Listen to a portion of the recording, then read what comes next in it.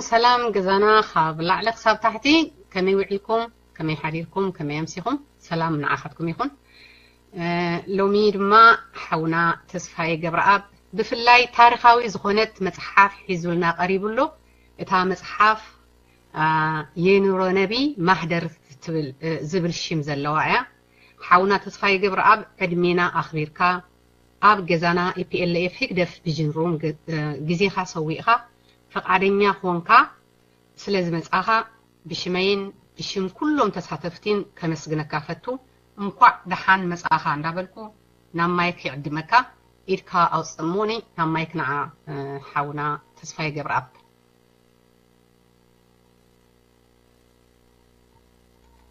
ኦኬ ሰላም በለናሞ ካው ገዛና ደሓለፈ ሰሙን ትፈልጡ ኢኹም ደሓለፈ ግዜ በቴክኒክ ምክንያት ያው እንታሽም ኢሉ ግን እሱ ከይ በቃ ንብዙሕ ትዕግስቲ እንደገና እቲ ፕሮግራም ክቅጽል ገይርዎ ማለት እዩ ነዚ ከዓ ካልኣይ ምስጋና ነቅርበሉ ከምቲ ጽቡቕ ልማድና ከዓ እንኳዕ ደሓን መጻኻ ንበሉ ብቃላት ይኹን ብኣበባ ይኹን ብድላይኩም ኦኬ ማይክ ንዓኻ ይስማዕ ድዩ ይስማዕ ድዩ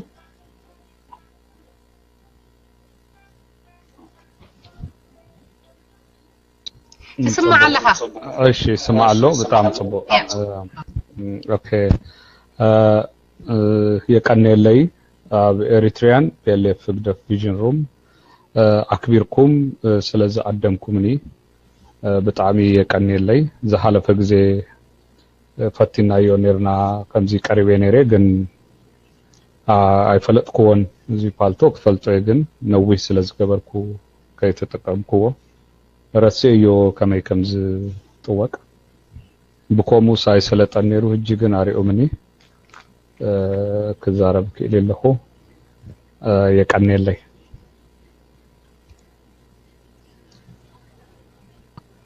حراي نروبي حوي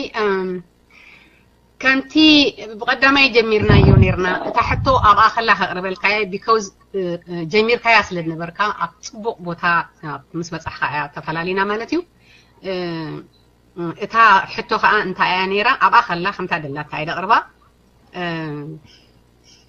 ازي اناي نزاناي نورو نبي مهدر مصحف نختصحف انتاي غفافيوكا ويكا انتاي مبدسيخا بزي أخن جمرينا thank you مايك نعخا ጽቡቕ ሰላም የቀነለይ again ቅድሚ እዚኣ የኑረ ነቢ ማህደር ትብል መጽሐፍ ንምንታይ ክጽፋ ተበጊሴ ዝብል ቅድሚ መምላሰይ ኣብ ብዙሕ ኤርትራውያን ዝፈልጡኒ ኣይመስለኒን መብዛሕቱ ዝፍለጥ ኣብ ኢትዮጵያ እዩ ሕጽር ኣቢለ ብዛዕባይ ክዛረብ ይፈቱ ማለት እዩ እሽመይ ኣብዚ ተጠቂሱሎ ተስፋይ ገብረአብ ይበሃል እዚ ስድራይ ዘውጽኡለይ ሽምዩ ድህሪኡ ግን ኣብ ኦሮሞ ምድሪ ኦሮሞ ኦሮሚያ ኣብ ቢሾፍቱ ትበሃል ቦታ ተወሊደ ዓብየ ብዛዕባ ህዝቢ ኦሮ ብዙሕ ስራሕቲ ስለ ዝሰራሕኩ ህዝቢ ኦሮሞ ኣክቢሩ ሞጋሳ ብዝብል ናይ ኦሮሞ ባህሊ ካልእ ሽም ይብልኒሎ እቲ ሽም ድማ ክገልጾ ይፈቱ ገዳ ገብረአብ ተባሂሉ ድማ ይጽዋዕ ስለዚ ክልቲኡ ሽመይ ምኳኑ ኣብዚ ክገልጽ ይደሊ ከምዚ ጠቀስክዎ ካብ ኤርትራውያን ስድራ ኣብ ቢሾፍቱ ኦሮሚያ ቢሾፍቱ ተወሊደ تا بشوفتو تبهال بوتا زيت فلطوا قدم شما دبر زيت تباهيلات تفلط نيرا اتي دبر زيت زبل شم اطي هايله سلاسي ذهبوا واشميو دهجي تلويتو بشوفتو يبهال بشوفتو كبابيا بال ادعا تحتي ادعا وردا زلا ጨፌ ዶንሳ የረር ጎቦ የረር ማውንቴን ከረዩ ጭቋላ ማውንቴን በአልበደገባቤ ድሬ ሆራ ኪሎሌ ሆራ አርሰዲ ዝባሉ ቀላያት ዝርከብሉ በጣም ጽቡቅ ቦታዩ አቡ ተወሊዴ አቤ ስድራ ኤርትራውያንም ሙሉ ከም ኩሉ ኤርትራዊ ናይ ኤርትራዊነት ስምዒት ኣለኒ at the same time ድማ am ኦሮሞ proudly am ኦሮሞ ንህዝቢ ኦሮሞም ዝቃለስ ሰብዬ ማዕረ ይስማዓኒ ኣሎ ስለዚ ኣነ ብሓፈሻዊ ከምዚ ሸሞንተ ከባቢ መጽሐፍቲ ጽሒፈ ኣለኹ ለሊ 10 ዓመት ኣብ ኢትዮጵያ as a journalist ሰርሄ ኣለኹ ሓፈሻዊ እዚኣየ ክብል ዝደለኩ ካብዚ ቀጽለ ንምንታይ የኑረ ነቢ ማህደር ንምንታይ ክጽሕፎ ደሌ ዝብል ቅድሚ ምግላጸይ ሓደ ከዛረብ ደሌ እቲ ጉዳይ ድማ እንታዩ በከባቢና ክብል ከለኩ ሆርን ኦፍ አፍሪካ ማለቴ ሶማል ጅቡቲ ኢትዮጵያ ሱዳን ደቡብ ሱዳን እዚኦም ከባቢታት ሓፈሻዊ ተወራራሲ ታሪክ ኣለና ዝተፈላለየ ታሪክ ድማ ኣለና ማለት ሓደ ዝገብረና ሪጂናል ሂስትሪ ኣለና ፍሉይ ዝገብረና ደግሞ ነናትና ታሪክ ኣለና ኣብዚ ታሪክ እዚ ብፍላይ ኢትዮጵያ ይመርሁዋ ዝነበሩ ፊውዳላዊ ወይ ንጉሳውያን ስርዓት ናይ ከባቢና ታሪክ በሐሶት ከም ዝጽሐፍ ክገብሩ ጸኒሆም ኣለው ጻዱ እንዳቆጸሩም ይኹን ናይ ሐሶት ጽውጽዋያት እንዳምጽኡ ናይ ከባቢና ታሪክ ብፍጹም ሐቂ ዘይኮነ ታሪክ ከም ጻባ ከስቲውና ነዊሕ ዓመት ገይሩ ልሊ 200 ዓመት ታሪክ ክጽፉ ካብ ዝጅምሩ ወይ 150 ዓመት ክኸውን ይኽእል እዩ ካብኡ ንላዕሊም ዝኸይድ ታሪክ ሐሶት ታሪክ ኣሎ ካብ አዱሊስ ይጅምር ናይ አዱሊስ አክሱም ታሪክ ይጅምር ናይ አክሱም ታሪክ ይፍለጥ እዩ ናይ አዱሊስ ትሕቲ መሬት ተቀቢሩ ዝርከብ ናይ ቀደም ስልጣኔ ዝነበረሉ ቦታ እዩ ብዙሕ አርኪኦሎጂስትስ ናብ ኤርትራ መጽኦም ናብ ኢትዮጵያ መጽኦም ንንጉስ ኃይለ ሥላሴ እዚ ክንኩእቶይና ኢሎም በተደጋጋሚ ሓቲቶም እቲ ታሪክ ከይቋዓት ይከላኸሉ ጸኒሆም ነይሮም ናይ አዱሊስ ታሪክ አይፍለጥን ሓደ ግዜ አፄ ቴዎድሮስ ምስ እንግሊዛውያን ምስተባዓሰ ናፒየር ዝበሃል እንግሊዛዊ መጽኡ ቴዎድሮስ ሲሩ ክምለስ ከሎ ንእሽተይ ክኩእት ፈቲኑ ገለገለ ሰናቲም ረኪቡ ተመሊሱ በድህሪኡ ግን ዝተተንከፈ አይኮነን ኣብ ኤርትራ መጠራ ዝበሃል ቦታ ኣሎ ኣነ ከይደይ በዓል ይርእዮ ወላሃንቲ ኣብቲ ክትከይድ ከለኻስ ናይ ገጠር ከባቢው ወላሃንቲ ዝረአይ ነገር የሎን ዝተሰባበሩ ጡብ ገለ ትርኢ ሓደ ሓለዋ ኣሎ ዋርዲያ ካውን ላሊ ኣብ ትርእዮ ነገር የሎን ክትፍትሾ ከለኻ ግን ብዙሕ ነገር ኣሎ ወሲዶም ቶም ናይ ቱሪዝም ከሪኡካ ከለው ኣብዚ አስኪ ንጠር ይብሉኻ ክትነጥር ከለኻ ትሕቲ መሬት ገዛ ከም ዘሎ ትፈልጥ ማለት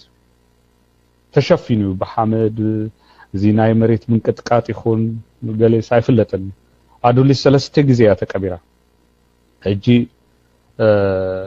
ንምንታዮም ኃይለ ሥላሴ አጤ ኃይለ ሥላሴ ነዚ ክቋዓት ዘይደልዩ ክበሃል ከሎ አዲኦም በዓል አዱሊስ አዲኦም አክሱምያ ዝብል አፈ ታሪክ ከይበላሸወሎም ይደልዮም ናይ ኤርትራ ታሪክ ናይ ኢትዮጵያ ታሪክ ጥራዩ ተባሂሉ ክእመን ይደልዩ ስለዝነበሩ ነቲ ህዝቢ ከጥፍዎ ይደልዩ ነይሮም ነቲ ታሪክ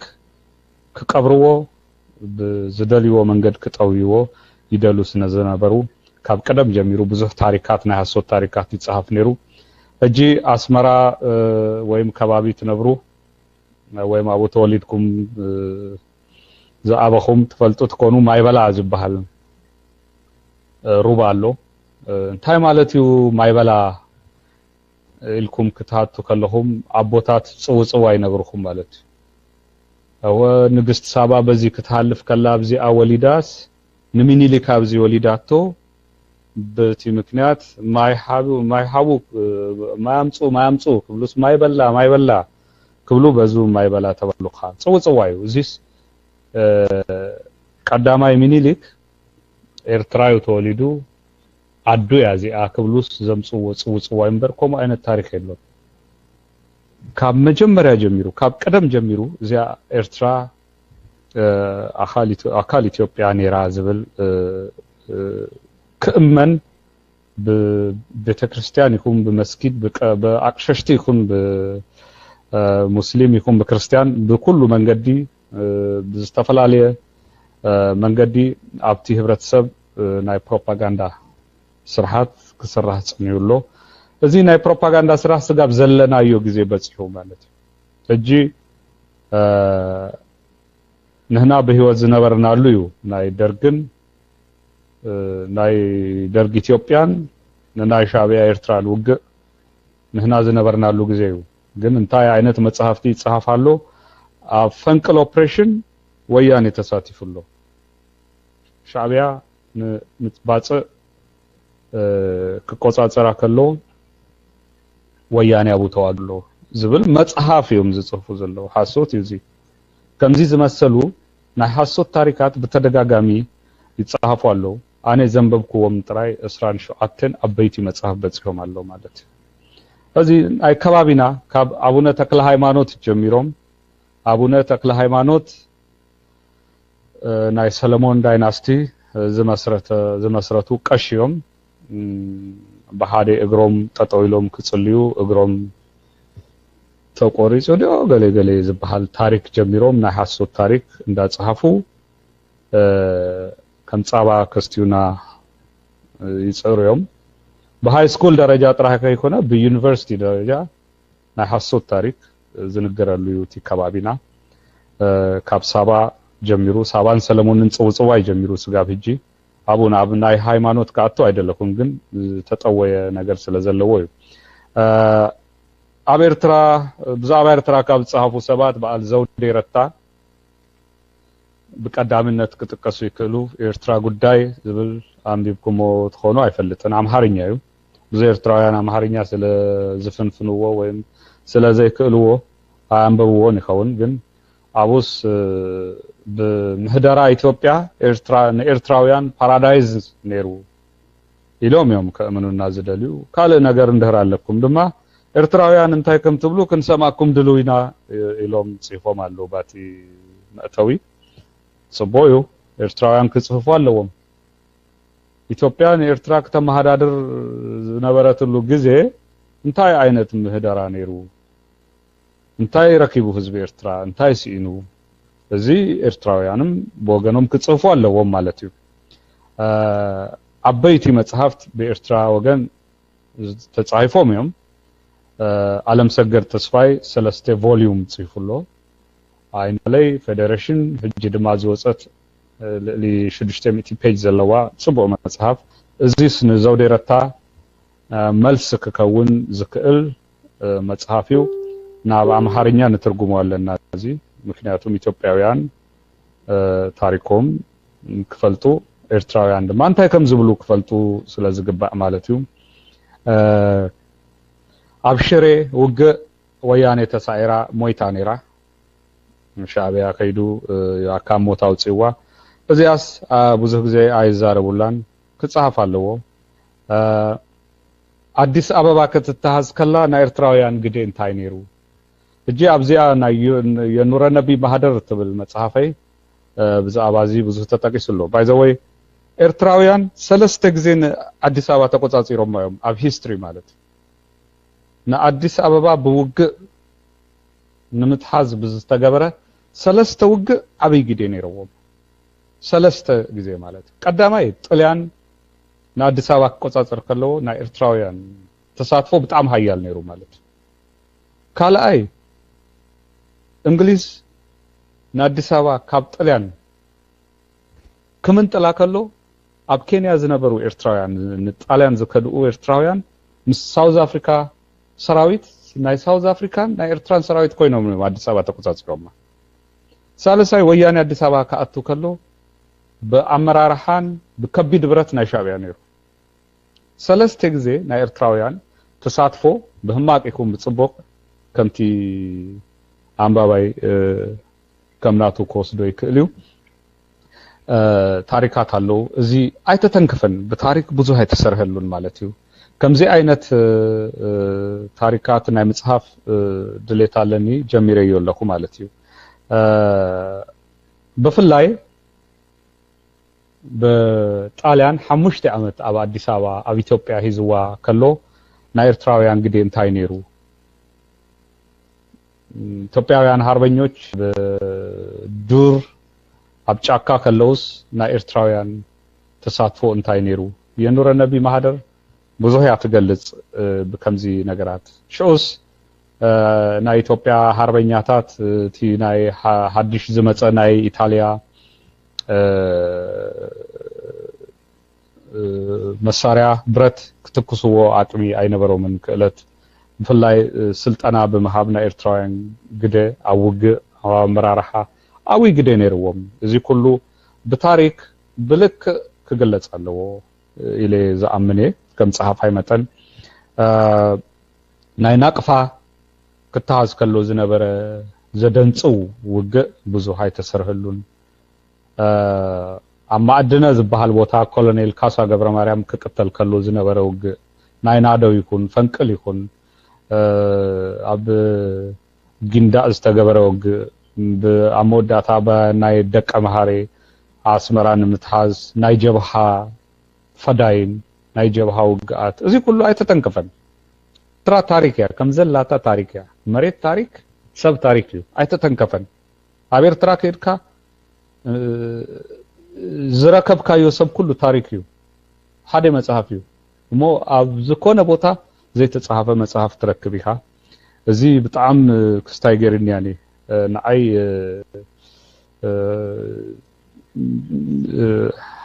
ሐፊስካ ዘይትውድኦ ነገር እዩ ኮይንኒ ኣብ ሆላንድ ይነብር ነይረ እጂ ጠቅሊለ ኣብ ኤርትራ አትየለኹ አስመራ የዝነብር ቲራቦሎ ዝበሃል ከባቢ መብዛህቱ ግዜ ይወጽእ ካብ አስመራ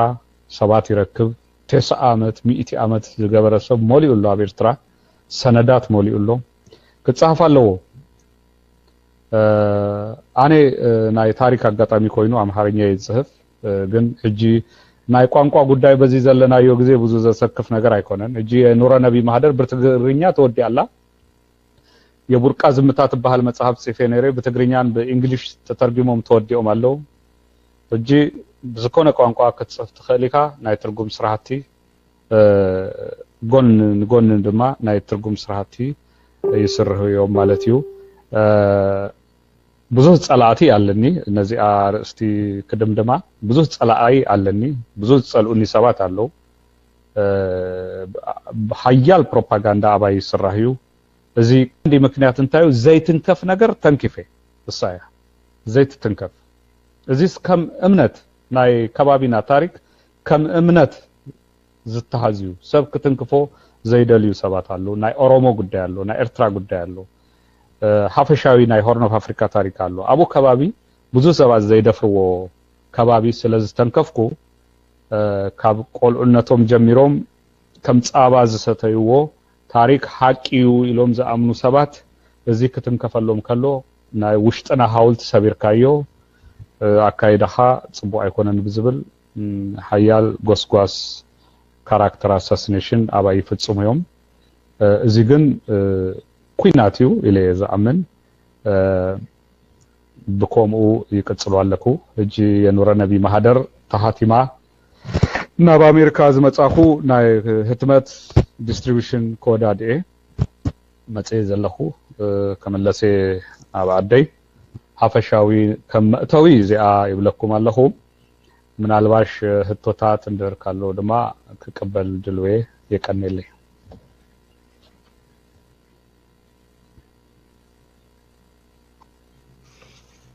حراي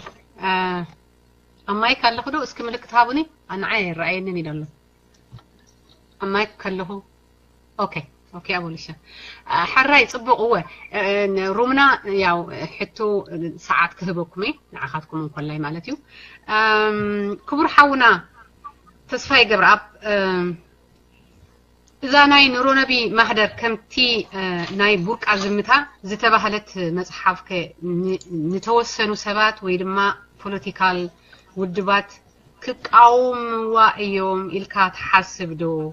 already بزح تقاوم لني إلكا إخاجن بحلف خاني إذا مصحف سي مصحفك كم عينة حساب لك هذا عند حر قالوا إلكا بخمي عينة مخنيات كقاوم خاي مسلكا thank you ما يكن عقاب የቡርቃ ዝምታ ንምንታያ ተቃዊሞማ ፍሉጥዩ ህዝቢ ኦሮሞ ኣብ ኢትዮጵያ ብዙሕ ግፍዒ ዝተፈጸመሉ ህዝቢ እዩ ኣብ ኣምሓርኛ ስነ ጽሁፍ ኩልሻ ጀግና ተባሂሉ ሜን ካራክተርስ ማለት እዩ መጽሐፍ ከተንብቡ ከለኹም ሜን ካራክተርስ አለው ብዙ ጊዜ ኩልሻ ኣብ ኣምሓርኛ ስነ ጽሁፍ ክንርኢ ከለና ኣምሃሩ እዮም ኩልሻ ሜን ካራክተርስ ኣምሃሩ እዮም ንኦሮሞ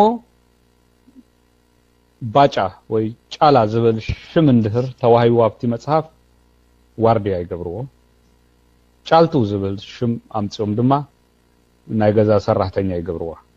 እዚዩ ኣብ ኢትዮጵያ ሊትሬቸር ዝተለምደ ዝፍለጥ እዚዩ ኣብ ቡርቃ ዝምታ ቶም ሜን ካራክተርስ ኦሮሞ እዮም ካብቲ መበገሲ እዚ ዘሰንብድ ነይሩ ነቶም ትምክህተኛታት ማለት እዩ ካልኣይ ሚኒሊክ ኣጤ ሚኒሊክ ዝበሃል ንጉስ ኣብ ህዝቢ ኦሮሞ ዘብጽሖ ግፍዕታት ኣብ ቡርቃ ዝምታ ብጽቡቅ ተዘርዚሩሉ ቡርቃ ዝምታ ኢትዮጵያ ኤርትራ ኩሉ ዝትንክፍ ታሪክ እዩ እዚ ዘይለመድዎ እቲ አንቶይ ዝገልጾ ዝነበርኩ ዘይትንከፍ ዝብልዎ ከም እምነት ከም ሃይማኖት ይዞሞ ጸንሁ እምነቶም ዘፍርሰሎም ስለ ዝነበረ መጀመሪያ እንታዮም ገይሮም ናይ ቡርቃ ዝምታ ካብ ዕዳጋ እንዳኣከቡ ከቃጽልዎ ጀሚሮም አዲስ አበባ ነይረ ያኔ ሹ ከተም ከለ አይፈለጥኩና ኔ መሊሴ አህቲሜዮ ዳሃራይ ግን ሰብ እንዳፈለጦ ከይዱ ኮፒ እንዳተገበረ ካብ ሰብ ናብ ሰብ መስከደ ኣብ ኦሮሞ መንእሰያት ክበጽሕ ኪሉቲ መጽሐፍ ሕጂ ለሊ 17 ዓመት ገይሩሉ ካብ ህዝብ ህተም የቡርቃ ዝምታ እንዳገደደ ይከይዳሉ ዘየንበቦ አምሃርኛ ዝክል ዘየንበቦ ኦሮሞ ክርከቢው ይልካስ ዘይህሰብ ኮይኑሎ ሚሊዮናት ናይ ቡርቃ ዝምታ አንብቦ ሞለው በኦሮሚኛ ቋንቋም ይተርጎማሉ ማለት ነው የኑረ ነቢ ማህደር ካብ ቡርቃ ዝምታ ዝከፈአዩ ዝከፈአ ሐቅታት ዘውፀ መጽሐፍ እዩ ሕጂውን ይቃለሱለው ኣብ አሜሪካ አካባቢ በብድኳናት እንዳኸዱ ናተይ መጽሐፍ ኑረ ነቢ መጽሐፍ እንድርትገዙ ኮይንኩም ጣይታን በርበሬን ሽሮን ካባኩም አይንገዝን አልገስዎ እንዳበሉ ይግስኩሱለው እንዳዞሩ ማለት ገሊኦም ፈሪሆም አይንገዝ እንዳበሉ ነቲ መጽሐፍ ይሃብዎ ነቲ ዝፈልጥዎ ጥራይ ይሸጡ ገሊኦም ድማ ካብ ሰብ ከተባሰና ኃይሎም ዝምልሱ አለው ገሊኦም ድማ መሰለዩ ክሸይጥ እንዳበሉ ዝሸጡ አለው ግን መጽሐፍ ከምዚ ኢልካ ጠጠው ከተብሎ አይትከልን አይካልኒው ስጋብ ህጂ ካብ ዘህተምናዮ ዳርጋ ፍርቂ ተሸይጡሎ ኣብ አውሮፓ አትዩሎ ኣብ ኢትዮጵያም በቀረባ ጊዜ ኣብ አዲስ አበባ ታህቲቡ ይዝርጋዩ ኣብ አስመራ ይዝርጋዩ ኣብ ኩሉ ቦታ እቲ ምዝርጋህና ንቅጽልና መጽሐፍ ከምዚ ጌርካ ጠጠው ከተብሎ አይትከልን ታህቲው ተጻይፉሎ ቀዳማይ ነገር ካላይ ነገር ታህቲሙሎ ካባይ ኢድ ወጽሎ እዚኦም ነዚ መጽሐፍ ዝሃዙ ሐቂ ከይወጽእ ዝጽሩ ሰባት ንግዚኡ ክወቱ ይኽእሉ እዮም ግን አይሰልጥን ኣብ ቡርቃ የቡርቃ ዝምታ ርኢናዮ ለና ጥሂሱ ይወጽዩ ናይቲ መጽሐፍ ኃይሊ ጥሂስዎም ከይዱ ማለት እጂ ኣብዚውን ዓበይቲ ነገራት ኣለው ዘሰንብዶም ክግለጽ ዘይደልይዎ ሰባት ኣለው ታሪካት ኣለው ናይ ከረን ታሪክ ኣለው እንግሊዝ ኤርትራ ኣትያ ኣብ ከረን አቡይ ወግእ ተገይሩሎ ታሪክ ትፈልጡ ሰባት ኣብ ከረን ቀንዲን እንግሊዛውያን ምስ ጣልያን ኮይኑ ዝተዋግእ ኣምሓራ እዩ ናይ ሸዋን ናይ ጎንደርን ኣምሓራ እዩ ኣሰርታለ ቦጦሎኒን ካልኣይ ቦጦሎኒን ዝበሃሉ እዚ ታሪክ እጂ ተዘሪቡ አይፈለጠን ማለት እዩ ኣብ ኢትዮጵያ ታሪክ አሉላ አባ ነጋ ኣብ ዶጋሊ ኣወት ክረክብ ከሎ ኣሲሮሞ ነይሮም በዓል ዮሐንስ ሚኒሊክ ዝጻሓፎ ደብዳቤ ንኣሉላ ኣነ ሪቬንጅ ክገብር ያ ኣሉላ ኢሉ ዝጻሓፎ ኣብዚ ተገሊጹሎ ኣብ አዲስ አበባ ዩኒቨርሲቲ ዘይንገሩ ዝነበሩ ሐቀኛ ናይ ከባቢና ታሪካት ኣብዚ ኣለው ብጻባ ሐጼ ዮሐንስ ይኩን ሚኒሊክ ይኩን ስጋብ ኣብዚ ዘለናዮ ናይ ሻዕብያን ጀብሃን ስጋብኡ ዝበጽሕ ታሪክ እዩ ናይ 100 ዓመት ታሪክ እዩ ሂዙ ዘሎ ሕጂ ቃለሱለው ነዚ መጽሐፍ አፊኖም ቀዳማይ ኣብ ድኳናት ከሽየጥ ይጽሩለው ካልኣይ ድማ ብዛዕባ እዚ መጽሐፍ ዝኮነ ነገር ዘይምዝራብ ታክቲክ ድማ ሂዞም ኣለው ዘይምዝራብ ኣበዳጋ ድማ ከይወጽእ ይጽሩለው ንሕናም ንጽር ኣለና ቃልሲዩ ኣብዚ መድረክ መጽ ክዛረብ ዝደልየሉ ዋና ምክንያትም አዌርነስ ንምፍጣር እዩ ኣብቲ ኩናት ኩሉ ሐቀኛ ታሪክ ንምፍላጥ ድሌት ዘለዎ ኩሉ ከምዚ አይነት ዝመሰሉ ኩናት ክዋሳ ኣለዎ ክዘራረብ ኣለዎ ብዛዕባቲ ተስቶ ጊዜናስ ከምዚ አይነት አድላይ አገዳሲ ነገራት ክነጥፍእ አዌርነስ ንምፍጣር እዩ ኣብዚ መጽ ዘለኹ እቲ ህቶ መሊሰዮ ይመስለኒ ናብ ካልእ ህቶ ክንሃልፍ ንኽእል ኢና ተስፋይ ሓቡና ተስፋይ ናይ በሓቂ ቴንክ ዩ በሓቂ መሊስካዮ ኢኻ ክቡር ሓው ተስፋይ እዛ መጽሓፍ እዚኣ ማለት እዚኣ ናይ ኑሮ ነብይ ከምቲ ዝሓሰብካዮ ንኩሉ ሸነኻት ታሪክ ብዝግባእ ትገልጽ ያልካዶ ትሓስብ ማይክ ንዓኻ ከምዚ አይነት ህቶታት ኣነ ማለት ከም ደራሳይ መጠን ናይ 100 ዓመት ካብ ባህሪ ካብ ሪቅ ሕፍንቲ ዝብልዎ ኣሎ ናይ ተኪኤ በየና አባሃላ ካብ ባህሪ ጭልፋ ማለት እዩ ካብቲ ዘሎ ታሪክ ሓደ ንሽተይ ክፋልያ ኣብዚያ መጽሐፍ ወጽያ በዚኣ ንሽተይ መጽሐፍ ግን ብዙህ ነገር ገሊጼ ብዙህ ነገራት ወጽዮም ኢለ ዝኣምን እዚ ግን እቲ ህቶ ክቀርብ ዘለዎ መብዛሕቱ ግዜ ነቲ አንባባዩ መጀመርያ ክንበብ ኣለዎ ትግርኛ ተማይ አምሓርኛ ዘይትከሉ ኣይተስከፉ ከይተስከፉ ኦክቶበር ትመጽያ ኣብ ኩሉ ዲያስፖራ ትመጽያ ኣብ ኤርትራም ትዝርጋያ ስለዚህ ተወዲ ኣላ ፋይናል ኤዲቲንግ ፋይናል ተች ኣባዮም ዘለው ቶም ተርጎምትን ቶም ኤዲተር መጽሐፍ ከም ደርፊ ኣይኮነን እቲ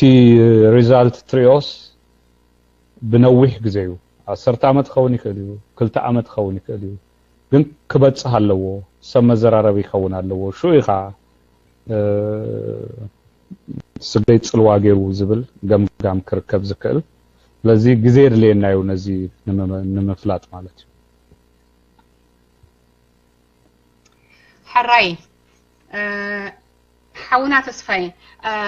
امونغو مالسي نسراح يكون بخال دوصو سبات كهلو سلدخلو اتا مصحف بخمي خرخوا خم دخلو دو امونغو كتزاربو مو حجي كمي بخمي كم درخوا ببرايفيت من دحاتو سلازلو بخمي كم تركب اسكي نزرومنا نزوم بنتنياتنا غلصلنا ثانك يو ኣብ አማዞን አውጽና ነርና ውሁድ ኮፒ ሃደ 500 አውጽና ነርና ቀልጢፋ ተወዲያ እጂ ግን መሊስና ሰድድና ኣሎ ማለና ድህሪ 3-4 መዓልቲ ኣብ ኣማዞን available ትከውን ያ ኣብ eBay ከምኡ ድህሪ 4-5 መዓልቲ ኣብኦም ሰባት ብሽመይ ሰርች ገይሮም ክገዝዋ ይክእልዮም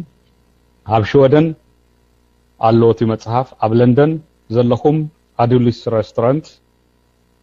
ኣዱሊስ ቡክሾፕ ድማ ዝበሃል ኣሎ ኣቡ ክርከብ ይክእል እዩ ኣብ ካናዳ ሎሚ ኣብ ፌስቲቫል ኣሎ ኣብ ቶሮንቶ ትሽየጥ ኣላ ኣብ ሲያትል ፌስቲቫል ኣሜሪካ ዘለው ናብ ሲያትል ፌስቲቫል ዝከዱ ኣብ ሲያትል ብብዝሒ ተዘርግሓ ኣብ ሜሪላንድ ኣብ ቨርጂኒያ ኣብ ዋሽንግተን ዲሲ ብድኳናት ኣለው ኣበይ ከም ዝርከቡ ኣብ ናተይ ብሎግ ምርኣይ ካል እታ ብሎግ ኣብዚ ሕጂ ቴክስት ገይረልኩም ኣለኹ www.tgindex.blogspot.com ሕጂ ፖስት ገይረይ ኣለኹ ኣብዚ ኣራይዋ ኣባ እቲ ኩሉ ቴሌፎናት ሕጂ ኣብ ስቶክሆልም ከባቢ ዘለው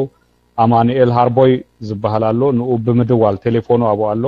ብምድዋል ክረክብዎ ይክእሉ እዮም ኣብ ለንደን ዘለው ኣብ ኣዱሊስ ሬስቶራንት እንዳኸዱ ክገዝዋ ይክእሉ እዮም ብዝተፈላለየ መንገዲ እቲ ንዝርግሆ ኣብ ናተይ ብሎግ ስለዚ ጠቅሶ ነዚያ ኣድሬስ ኣጸቢቅኩም ሃዝዋ ሞ ብፌስቡክ ብሶሻል ሚዲያ ብዝተፈላለየ መንገዲ እዚኣ ሊንክ መጽሐፍ ንምርካብ ኣብዚኣ ኢንፎርሜሽን ኣሎ ዝብልሲ ከተሰራጭዎ ድማ ይሓተኩም ማለት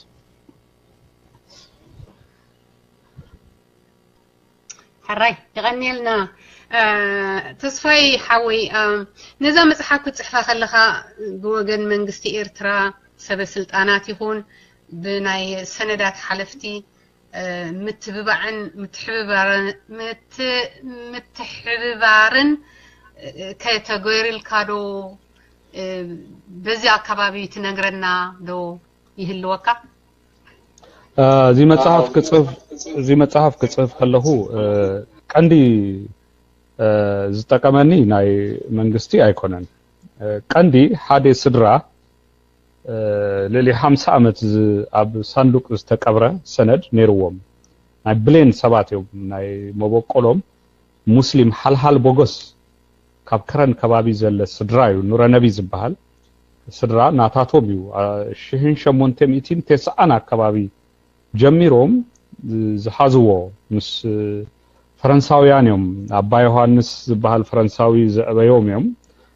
ብ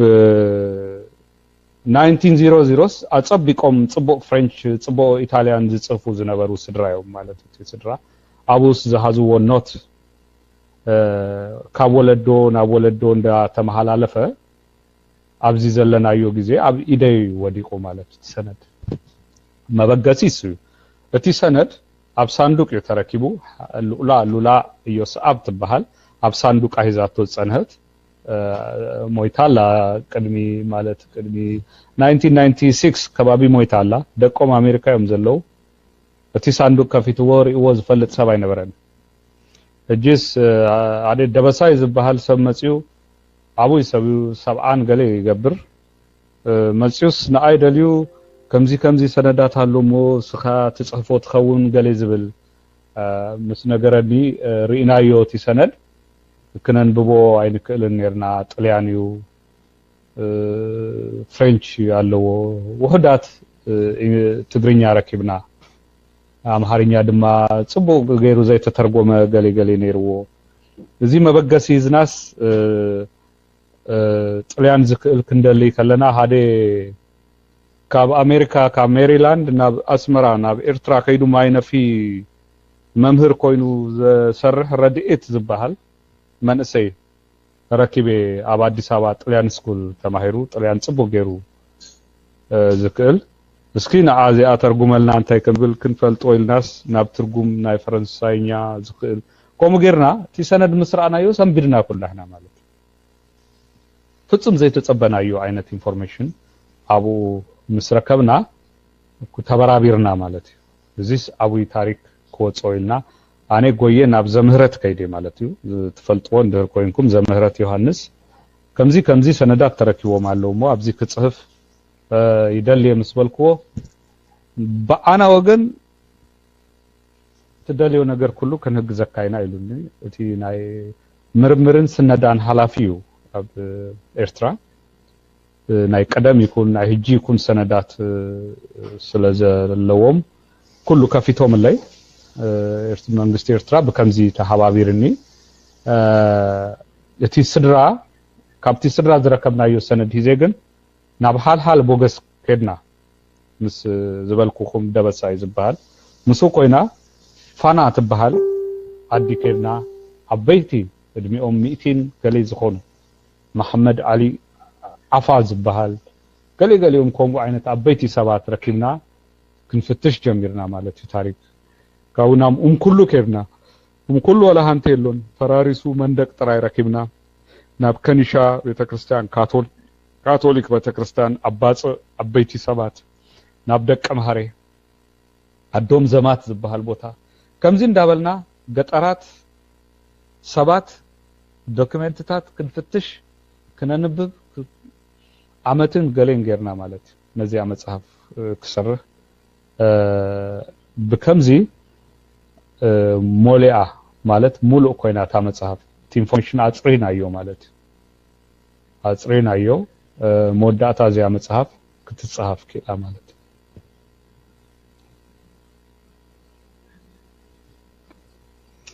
Wow. Thank you تسفاي حونا. تسفاي حونا نايز حلفة لعلي فرق زمن تاريخ إرترا كم سند زحازو والكسبات كم تعنتوي كل سب تاريخي وقتبلو نبركا قداماي كابزوم كوم كأنا قداماي كبور بريزيدنت إساياس أفورقي مخانو ردوئيو نزي متكأتا زي بروح ياو تاريخ نمسناد زجبر كايو سرح حلودو ويكعد وطنكايو مالتي بوغنكا كبر بريزيدنت زلو تاريخ حزب إرترا مسناد كتجبرو زحسب كايو بلان على كادو تردي خانو تسفا جبر تسفا حوي كدمي زي ناي نور نبي مهدر مصحفي نيسا حسابن نيرو حسابي مالت السو ركب كاس السو عيفتوني زبال اني ركب ايو يفلتني كمزي كوفيلنا تزراريبنا ينفلتن كمزي ايدو يطيو يفلتني تراكبنا ينفلتن مساي ግን يريو መንገዲ ካለፍ ገሌ በዚ ባዲ ሃልዋን ይخيد እሱ ተመሐላለፊካ በሶመን ሐሳብ ሲሪ ግን አዛሪብ እይዩ አይፈልጥነኝ ሞኑስ ግን እምቢ ከምዘይ ብለኒ ገሬስ ከሐትት አለን እንዳበለ ይሐስብ ነሬ እዚያ መስመጸት ግን እዚያ ከይደ ህጁን ቀጻሊ ነምህታት ከይኮነስ ብዘእምን መንገዲ ተራኺበዩስ ከእምኖ አለኒ ዝብል እምነት አለኒ ግን ኢሳያስ ጥራይ ከይኮነ ሐፈሻዊ እንዳሻዕቢያ ከምዚ ጸገም ማለት እዩ ከምዚ አይዛረቡን ኩሎም ናይ ዘረባ ናይ ውልቅካ ምዝራብ ባህሊ አይኮነን ቲ ሰራህናዮም ቲ ገድሊም ናይ ሓባሪዩ ዝብል እምነት ስለዘለዎም አይተሃባበሩካን እስኪ ከመይነሩ ይልካ አይተሃባበሩካን ሐፈሻዊ ታሪክ አኔ ድማ ኮሞ አይፈቱኒ አፈንቅል ከምዚ ነሩ ክስታይ ቦጦሎኒ ገሌ ከምዚ ተሰውዩ ከምዚ ሞይቶም ናይ ደርጊ ተደምሳት እዚ አናይ ታሪክ አይኮነን አኔ ዝፈቱ ብውልቀሰብ ጌርካዩ ናይ ሓባር ታሪክ ዝበሃል የሎን ኢለ ዘአምን ሶም ካሊዮም ዘአምን አኔ ዘአምን ግን ብዛዕባ ህጂ ውጩ ህጂ ተሰውዩ ውጩ አቡይ ገጅፍ ሽርንገለን ዝኸው መጽሐፍ ነሩ ባዕሉ ታሪኩ ውጩ ሰርሆ ይፈለጥዩ በይኑ ሰርሆ አይኮነን ናይ ተጋደልቲ ታሪክ እዩ ወላ ውጭ ተሰውዩ ተሰናዳት አለው ይብሉካ ማለት ይሶም አኔ ግን ኮሞ አይኮነን በቲሰብ ጌርካይኻ ይዝብል አብዚስ ከመይከም ተእምኖም ጸገም ይውነውቶም ሞ አይዛረቡን ግን ቲ ቀንዲ ነገር መጻሪዩ ካይ ሐለፉ ከለው ታሪክ ዛረቡ ናይ ውልቆም ይኹን ናይ ስድሮኦም ይኹን ናይ ንእስነቶም ይኹን ኩሉስ ቲ ዲቴይል ክሰርሁ ይመነው እዚኣ መጽሐፍም መዘከርታ ንኦም የገረሎም ታሪኮም ክጽፉ እንዳደለዩ ከይጽሐፉ ንዘይ ጽሐፉ የመዘከርታ ይለዮም ከበራብሮም ይለየkom ይለዮም ክዝረብ ኣለዎ አዘርዋይስ ጽዋይ ኮይኑ ይዝተር ወዲ ተኮል ከደርፍ ከሎ አዲሽሩም ታንኪ መስለቆታ ይበል እንታይ አዲሽሩም አዴ መንሰይ ታሐቶ እንታይ አዲሽሩም አይፈልጥም ከብለካ ይከሉ ህጂ አዲሽሩም አቡይ ቦታው ታሪክ ዩ አዲሽሩም ባሉ ዝካለ አዲሽሩም ታንኪ መስለቆታ አኔ አዲሽሩም ከይደስ ቶም ዝተቃጸሉ ታንክታት ክረይ ከለኩስ በቃ ታደርፍ ያመጽያትልኝ አዲሽሩም ታንኪ መስለቆታ አዲሽሩም ዝብል መጽሐፍ አይተጻፈተን ማለት ኤርትራ ቅድሜ ጂሃድ አርቲክል ጽፌ ነሪ ኤርትራ ዘይተጻፈት መጽሐፍያ አይተተንከፈተን ክንደይ መጽሐፍ አለው ዘይተጻፈ ህጂ ግን ጀሚሮም አለው ሸአቴ ቮሊዩም በጽፎም አለው ናቅፋ ግፍታት ሐመድ በናደው ፈንቅል ዝመሳሰሉ መጽሐፍ ይጀምሩ አለው ግን እኹ ላይ ኮነን ቅድሚ 10 ዓመት ዝጅመር ዝነበረ ዮም ህጂ ዝጅምሩ ዘለው ዝኮነ ኮይኑ ታሪክ ሰራሂን ታሪክ ጸሐፋይን ዝተፈላለዩ ናይ መጽሐፍ ተሰጥኦ ዘለና ናይ መጽሐፍ ድሌት ዘለና ከምዚ አይነት ታሪክ ንምርካብ በአልና ክንጽር ኣለና ምጻር እዚያ የኑረ ነቢ ማህደር በጻሪያ ተጻሒፋ በአመት ሓደ መጽሐፍ በአይ ወገን እንዳጻፍኩ ከቅጽለ ነቶም መንሰያት ድማ ከተባብኦም ይፍትኔ ኢለ ዘአመን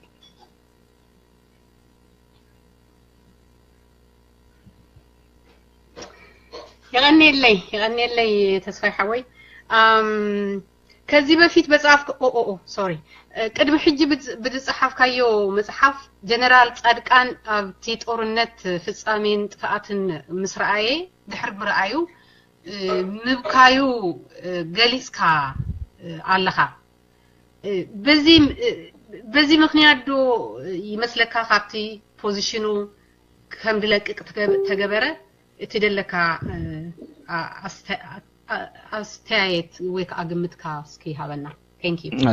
አስተያየት ሪቶ ማለት ጠፊያትክ ዲ አስተያየት ትብሊ ቴንክ ዩ እንታዩ ታ ናይ ጻድቃን ኮሞ አይኮነትን ሱካሊዩ ቲ ዝወረደሉ ቲ አመንጎ ምግመማዕ ዝተፈጠረ ምግመማዕ እዩ እንታዝበከየላ ታ ናይ ጾረና ከምዘይ ሓሰዋ ሕልቂት ምስኮነት ሰብን አድጊን በሃንሳ ዝሞተላ ወግያ ብኮምዩ ክልቲውስ ዝራከብ አይኮነን እዚያ ዝብለኩም ናይ ኤርትራውያን መብዛህቱ ግዜ ናይ ኢትዮጵያውያን ታሪክ ብዙህ አይከታተልዎን ኢለ ያአምን በቋንቋ ምክንያት ከከውን ይከልዩ በትግርኛ ብዙህ ስለዘይ ጻፍ ከውን ይከልዩ ክጻፍ አለው እጂስ ታ ጻድቃን ዝበከየላስ ሓንቲ ቻፕተር ያ ግን ብዙህ ክጻፍ ተካአለ ኢለ ያአምን ህጽረት አለና ብዙህ ከማኪ ትግርኛ ይጠፋን ይለው አንዩ ዊክ ፓርት አለና ከበልደለ እሺ ኦኬ ንበይነ خገርክዮ ከይብሉን ዘሚ ሓዋተይ ገዛና حتو ندحر لكم إلكم أوصو كساب شعو هانزا حوي نحتو خمدوس أخا يرد عنه مايك نعخا هانزا شمونته thank you okay thank you قدام الناس تشفاي جورا حونا تشفاي جورا بتعمي تمشون خا حلف هيدلن بحلف ورحي مشهان يركب اوكلاند تراخيبنا نرناري ناكان يرنا مصحف كون او تشيت نيرا مش نايداويت مصحف تشيت نيرا انا انت حتى زلات النسي ህዝባው ግንባርኒ ወያኔ ኢትዮጵያ ሒዛቶም መስኣቶት ንክንደይ ወርሕን ንክንደይ ግዜን ሆን ጸኒሖም መስኣት ቀቢላ ሓታ ዝደሊ ኢትዮጵያ ሲን 5 ዓመት ገዚና ነርና እንተንሆን ማሐሸዶልካት መስለካስ ወላ ሳይ ማሐሸን አነስ ገዚና ነርና እንተንሆን ጽቦ ነሩ ማሐዳዲርናና ታይዝናና ይብና ነርና ማና ሞ አውሪቶها انت ትብል بتوشاخيت كلايتي إذا متحفتا مبزحة وحزبنا بتقرنيا خنبيب سلد فتو أرتناي ميديا معكن دماغ سلد زي بلو في فستيفال سيالو كوا بتحان نيران هون بس الغلامي جن اشتغل على كابس قلت أفن ناي تقرنيا متحفتا بلوش شابيد سبيع الله إله الله وبكافتو زينا التيناتي thank you my friend تسفاي خمسة قارصة تحتو ترديات كارلا اب جيرمان اب اسرائيل اب من يدبلني خال اب فيسبوك حتى لو ماني اب او بوتا بخمي كم درخبو بجها حبرو ثانك يو اب سويس حريدو اب جيرمان اب سويس ان اسرائيل بخمي مقد خرخبو خم دخلو يحتى لو ስለዚህ አገዳስ ስለሆነ ያቋሪጻካ ሶሪ ማይክ ናኻ እሺ እንታ ቀዳማይ ህቶ እንታ ኤርትራ ህዝብ ኤርትራ ሰውራ ቃልሲ ህዝብ ኤርትራ ናይ ናጽነት ቃልሲዩ ንህዝብ ኤርትራ ነጻ ከውጽእ ካብ ገዛእቲ ክላቀቅ እዩ ተቃሊሱ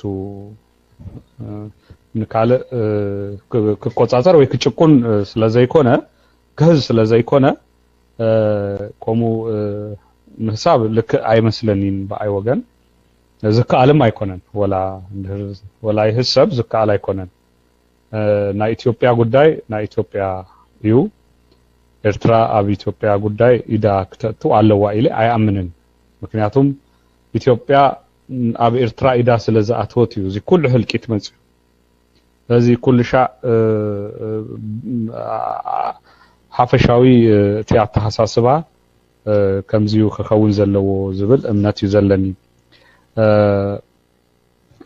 ዚኣያ ክንደይ ጸኒሆም ሻዕብያ ኣብ አዲስ አበባ عندك رسي يومبر سلمون بري وفري سغردو زبل مصحف احتمولو اباس غليصوا نيرو قدم ابيلو احتموا ግን አይዘክራ አንድ ረስያ ክንደይ ጸኒሆም ከምዝ ተመለሱ ግን ብዙ አይነበሩን እቲ ግዲኦም አባ አመራርሃን አብ ከቢድ ብረት ሊዮም ነይሮም እታ ትግርኛ አብዚያ ናይ ሲያትል አይተበጽህንያ ግን ቀጻሊ ኦክቶበር ምስወጸት ግን ብስተፈላለየ መንገዲ كم تركوا كنجبرينا ببزهي كنهتمينا كاب أسمرام دا سددونا دا بالكم تركوا تخلو يمثلني أب جرمن زلو أبناتي بلوج أتيوم أمانيل هاربوي زبل نايس شودن بو دويلوم كركوا يكليوم كبصحلوم يكليو أب إسرائيل زلو سجاب هجي من قد يبلنان ተወዲቦም ሓደ እስራ እንድህር በጽሆም እስራ መጽሐፍ ክንሰደሎም ንخلينا በሃደ ሰብ ገርና ግን እቲ ዝደልዩ ሰባት በኮሚኒቲ ይኹን በፍሬንድስ ምርካብ ይኹን እንዳተወደቡ ግን አብናተይ አባይ ኢሜል ፍሉጥዩ ጉግል ከገብሩ ይከልዮም ሽመይ ቦጌሮም ክሰዱልና ህቶታቶም ንህና ድማ ቀልጥፍና ክንሰደሎም ንخلينا ትቀንዲ ነገር ተበጋሲነት እዩ ተበግሶም እንድር ኮንታክት ገሮምናስ ቀልጥፍና ክንሰድድ ንخلينا እና እስራኤል ጥራይ ከይኮና ኣብ ኬንያ ዘለው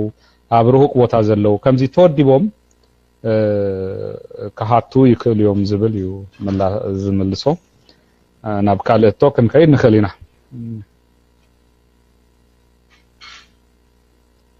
حري يغنيلنا دعرونا مايك نعخا هلا خير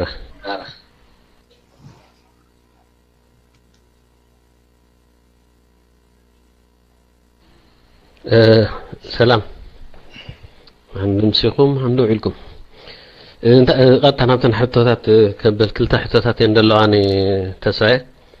حنتي كمتي تاريخنا إثيوبيا بتتخكل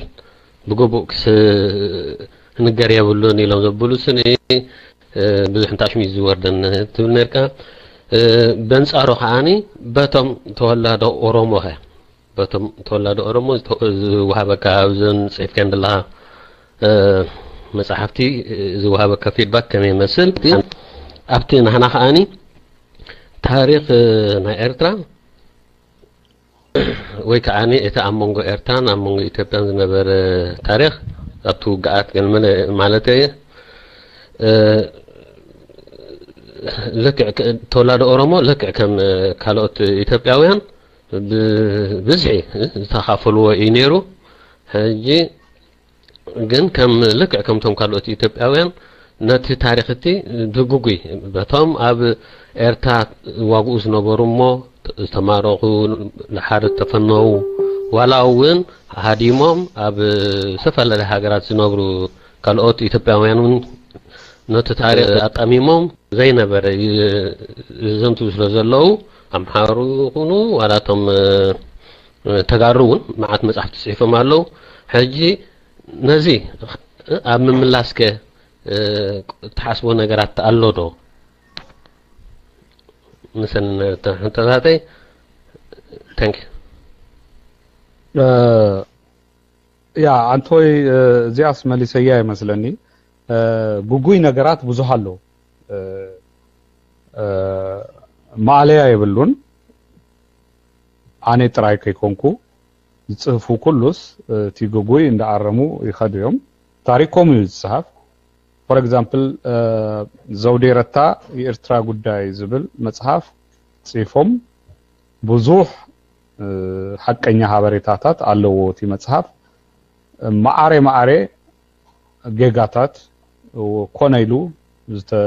ዘአቶ ሐሶታትም አለው ዓለም ሰገድ ጽቡቅ ገሩ መልስ ጽፎሎ ማለት 2000 ገለን ፔጅ ማለት ሰለስተ ቮሊዩም መጽሐፍ ጽፎሎ ኮሙንዳ አረምና አይና ነኸይድ እጂ ናይ ማዕድነውግ ዝነበረ ማለት እዩ እዚ ኮሎኔል ካሳ ዝተቀተለሉ ጓሉ ዶክተር ስንታየው ካሳ መጽሐፍ ጽፋ አንብቤዩ ያኔ ሐሶት አለው ማለት ስለዚህ ፈለጣት ይከውን አቦአ አብታውግ ነፍሱ ከም ዝቀተለ ጽፋላ ኮሙ ነጊሮማ እዚ ሐቅ አይኮነን ነፍሱ አይቀተለን ሐቅ ዝተዛረበ እንዲው መንግስቱ ኃይለ ማርያም እንታይሉ እታናይ ማዕድነውገ ውግ ጽውጽዋ ያኮይናትና ከመይ ከምዝ ተወደአት እንታይ ከም ዘጋጠመ ስጋብ እጂ ሚስጥር ኮይንናሎ ይሉ አብዚ ሐዳጅ ዝውጽት መጽሐፍ አይተረዳአናን ይሉት ይውግ ሻዕቢያቡ ነሩ ወይስ ለመጽም ከመይ ኮይኑት ይውግ ሐበሬታ ይብልናን ይሉ ተዛሪቡ እጂ ዝነግረኩም ዘለኹ ቅድሚያ እዚ 2017 ዝተዛረበ ወይ 2016 መወዳታ ዝተዛረበ አብ ኤርትራ ድማ تفلتوا تكون جنرال فيليبوس ولد يوحنس يصحفا مصحف الله سكالوت كوينو او تنتينو والو زيا زاوغ كمز تكايدت اني بتام زدنصوني كلتيو سلا زنببكوم مالتي ناي دكتور سنتايو كاسا اند ناي جنرال فيليبوس كلتيو امبيبيو فيليبوس ناي سنتايو امببن سنتايو ناي فيليبوس አያንበበት አኔ ናይ ክልቲኦ ማንብቤ መንግስቱ ኃይለ ማርያም ናይ ፊሊጶስ አያንበቦን አሞንጎስ ታቂ ተረዳአካ ማለት አብታ ለይቲ ፊሊጶስ ዝገበራ ውሳኔ ሓደ ውሳኔ ነቲ አመራርሃ በአሊ ኢሳያስም አይነገረን ፊሊጶስ አንደበት ወሲንዋ ዘይከውን ከምዚ ናይ ጀብዱ ሙቪ ትሪዩ ዝመስለካ አንደበት እታቦታ ይፈልጣ ስለዘነበረ ለይቲ ሓደ ጋንታ ድምጻ አጥፊአ አብቲ ትህቲኦም ካሳ ገብረ ማርያም ዝነበረሉ ጎቦ ሓንቲ ከምዚ ዋሻ ኬቫላ እሳይ ፈልጣዩ ፊሊጶስ ከባቢ ፈልጣዩ አባ ከይዶም ክህቡ ገርዎም ታጋንታ ሙሉ ማለት بفصل ከም ሚሊተሪ ሳይንስ ክትሪኦ ከለካ በጣም ደንጀረስ ውሳኔ ወሲኑ አይ ነገር እንደማነቶም ላዕሎት ሕጂ እታ ጋንታ ሰላሂላ አትያ ሐዲራ አጋ ወጋታ ኮሎኔል ካሳ ነቶም ወታደራት አዚዝዎም ከከዱ ማለት ነው ንቀድሚት በጣም ዘገርም ነገር እታ ጋንታ በታጥቃ ነይሮም ዝሃልፉ ኣብ ኬቭ ዘላ ዝኮነ ዘርአያ የለውነታ ሬዲዮ አጥፊኦም አለው ትንፋሶም አጥፊኦም አለው አባ አጥቂጦም ተጠቅጥቀም ተጨቅጨቆም አባ ኮፊሎም አለው ሐሊፎም መስከዱ ካሳን ወህዳት ሃሎዋን ተሪፎም ኣብቲ ጎቦ ማለት ሕጂ ተወዲኦም ንቅድሚት መስከዱ ፊሊጶስ ሬዲዮ ሰዓት ነይራቶም ማለት ቆጸራ ዝነበረሉም ሬዲዮ ምስተከፈተ አዚዝዎም እተውዎም ይሉ ሃንደበት አትዮም ማለት እዩ ናብ ካሳ ዝነበረሉ ምሳቶ ታውግ ተወዲያ ሕጂ ቅድሚት ዝከደ እቲ አመራርሃ ምስተደምሰሰ እቲ ቅድሚት ዝነበረ ኩሉ ፋሂልዎ ሳህል ነጻውጽ በከምዚያ ማለት እቲ ክልቲዮ ከተንብቦ ከለኩ በጣም ዘደንጸው ታሪክ ሕጂ ከምዚ አይነት አዋሃይድ ካዝ ሰራህ መጽሐፍ የድልዩ ማለት ሕጂ ነዚያ ዘህተማ ኤልያስ ወንድሙ ይባሃል ፀሐይ አሳታሚ ፍሉጥ ሰብዩ ከይደ ነሬ ሎስ አንጀለስ ክረክቦ ኦፊስ ከይደ ነጊሬዩ በጣም ይገርምዎ ሕጂ እዚያ ጽሕፈያ ክስታይ ገረያ ሕጂዮም ማለት ይባል መንግስቱ ኃይለማርያም ዝፈልጥዋ ከመይ ከም ዝኮነት ሕጂ ፊሊጶስ መጽሐፈዮም ዝፈልጥዋ ለካ ከምዚ ነራ ዝኮነት ይብሉ ማለት ከምዚ አይነት ስራሕቲ መስራ በጣም ደስ ይብል ክትሪኦ ከለኻም ከማይ ሕጂ ትግርኛ ዘንብብ አምሃርኛ ዘንብብ ካለ ዘንብብ እድል አለዎ ኩሉስ ክርዶ ባል መንግስቱ ኃይለማርያም ይኩን ካልኦት ንህና ተርጉምና እንደዛ ይቀርብናሎም ትግርኛ ስለዘይክሉ እንታዩ ዝጽውጽዋይ እንዳበሉ ይሃልፉ ማለት ኮሞ ከይከውን አሞንጎስ የድልዩ ዝብል ክስተያለኒ ማለት ካፕቲን እንዳገበረት ያሐቀኛ ዘውጽ ኮማ አይነት ስራሕቲዩ ናይ ኦሮሞ ኮሚኒቲ አብዝከድኩዎ ኩሉ በጣም አቡይ ሐገዝ ዝገብረለይ ዘሎ ሐገዝ ጥራይ ከይኮነን ነቲ መጽሐፍም ከምብቦ ይደልዮም በከምዚ ናይ ኦሮሞ ኮሚኒቲ በዚህ አጋጣሚ ከመስግኖም ይደልየ አብ ሚኒሶታ ከይደ ከለኹ አብ ኤርትራውያን ኮሚኒቲ አብ ዝተገበረ ቡክ ሳይኒንግ ናይ ኦሮሞ ወኪል የሺ ቶሎሳ መጽያ መደረ ገራላ በጣም ጽቦ መደረ ማለት አብ ኦሮሞ ኮሚኒቲ ቡክ ሳይኒንግ ከገብር ከለኹ ድማ 4 ኤርትራውያን አልአሚን ፈልጥዎት ኾኑ ወዲ ሐጂ አልአሚን መጽዩ ነይሩ ካለ 4 መጽዮም ነይሩ ከምዚ አይነት መጀመሪያ ጊዜ እንገብራለና ማለት እና ኦሮሞ ኮሚኒቲ እና ኤርትራውያን ኮሚኒቲ እንዳተራከቡ ከምዚ አይነት ምግባር አብ ላስ ቬጋስ መጽዮምና ነይሮም ናይ ኦሮሞ አብ ኤርትራውያን ኮሚኒቲ መጽዮም አቡ አፋሊጥናዮም ኮማ አይነት አባይሲ ሃደ አይነት ስምዒት አለዎም ከምዚ አይነት ስራሕቲ ይሰርሃለኹ በፍጹም ዘህሰብ ዝነበረ ማለት እዩ በቀጻሊም ኮሙ ክንቅጽለሉና ህዝቢ ኦሮሞ ለሊ 40 ሚሊዮን እዩ ኣብ ኢትዮጵያ ሀያል ድጋፍ አለኒ ዘይትንከፍ ሀያል ኃይሊ አልኒ ማለት እዩ አንቶይ አመተው ዝገለጽኩልኩም ካብ ኤርትራውያን ላሊ ኣብ ኢትዮጵያ ዝበልኩ በከምዚዩ ስለዚህ ዘሰክፍ ነገር ይብለይን ንሽታይ ዘሰክፍ ና ኤርትራዩ በቲ ቋንቋ ምክንያት እሱ ድማ በትግርኛ እንዳጻፍና ንጸራለና ማለት እዩ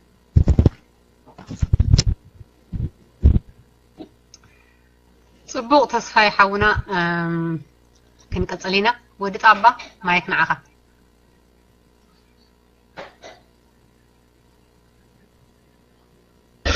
Thank you ሰላም ይቀኒለ ሰላም ጋሽ ተስፋዬ እንታይና ንብለካ አቶ ተስፋዬ ወንድም ተስፋዬ አይዶን እንታብሉካ ይብዳን ግን ደስናተይ ሰለስተ ሑተን ሓጸርተን ተሕር ዝፍቀድ ኮይኑ ማለት እዩ ሓደ ከም ኖርማል ደራሲ ክሪኦ ከለኹ ከም ደራሲስ ናይ ልቦወለድ ደራሲ ዲ ክብለካ ወይ ናይ ኣብ ሓቂ ዝተመርኮሰ ፖለቲካ ተንታኒ ዲ ክብለካ ይርዳእኒ እቲ ጽሓፋኻ ኩሉ ግዜ ግን ብዙሕ ግዜ እቲ ሓቂ ዝተመርኮሰ ስለትጽሕፍ كنت عنتو يزبلكاي تاريخ نا إثيوبيا نا إيرترا بزح كابخان المهرو نقر الله سو كمي عينت دراسي يخبلكا بس بزح جزي بلندي زي ناي فيكشن ولو ناي لبول درستي الله مخابهم زفلي كاسنتاي كاليزي مزي يا سلطان دولو سرعة ويانا انتاي مبأسيهم انتاي مبأسيهم تي حق سنتاي مالتي كال أمانغو سرعة ويانا كم زحجو بزحات سوا دوري ونقر الله أمانغو سرعة ويانا هزباو قنبار زنبره زمدنا نسخاء المبأس كام سرعة ويانا زنبره كاقمت لحري إزراء خاي حقتاتن كتصحفو تدلدو إذا حجي حدش جنريشن عملت يزبالكايو نهاية لسلاسي نهاية من الليك تاريخ كل جزيه كابزي ترى جميرنا بزي نا إثيوبيا بيت مرتبطات المهارون نبرنا كل جزيه نحاسو تاريخي زي عم مقيار تقبرو زلخا صعري بطعمي حقوس بهارور تخا نصبغن زي حدش جنريشن زي ناي هاي لسلاسي ناي من الليك تاريخ قديفنا زي حدش جنريشن زي ابز حجي زلنا ناي ويانه ابلعلي اعتراض قبرو جيجا بصوري يغلالصا بخمي كتغلصلنا تخيل نصبيكا مخنيات بزح دايلما زاتو وسبالو دي انت مليسكالي تملسلي تسفا قبر حرب هذه بلاخا اتقدفن ناتكارايتي مالتي كن كانكو دما نزي مجلس اختبارنا سبب المصخا بتعم يدمسلنكا هي انلي صبوه تويو ብዙ ሰባት ዝሃትዎ ቀድሚ ህጅም ቡልቂ ኮሙስ ይሃቱን እዮም ሰባት ህጅስ ፈላሊና ኢና ክንሪዮ ማለት እዩ የቡርቃ ዝምታ ወይ ድማ ስቅታ ቡርቃ ሂስቶሪካል ኖቨል እዩ ማለት ኣብታ ፔጅ 1 ተጻይፉሎ የቡርቃ ዝምታ ሂስቶሪካል ኖቨል ወይ ድማ በአማርኛ ታሪካዊ ልቦለድ ኣብ ሐቀኛ ሰባት ዝተመርከሰ ግን ፊክሽን ዝተሐወሶ ማለት እዩ ስለዚህ ብዛዕባ ቡርቃ የቡርቃ ዝምታ ንዘራረብ ከለና እዚያ ያ ማለት ናብየ ኑረ ነቢ ማህደር ክንመጽ ከለና it's history fiction አይኮነን ማለት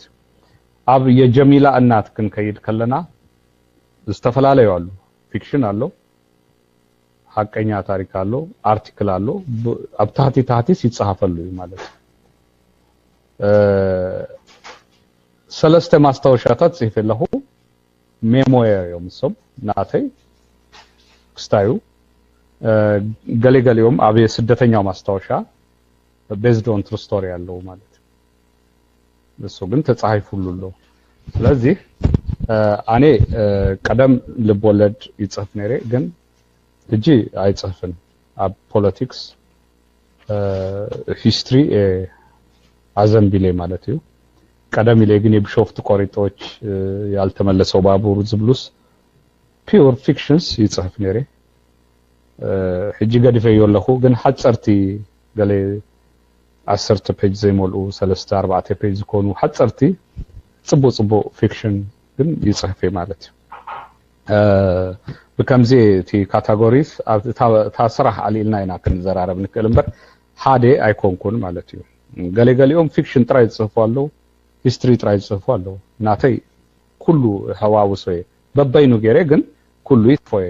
ግጥምታትም ይጽፍ ማለት ስለዚህ ገጣማይ ከተብለኛ አይተከለን ወይ ኖቨሊስት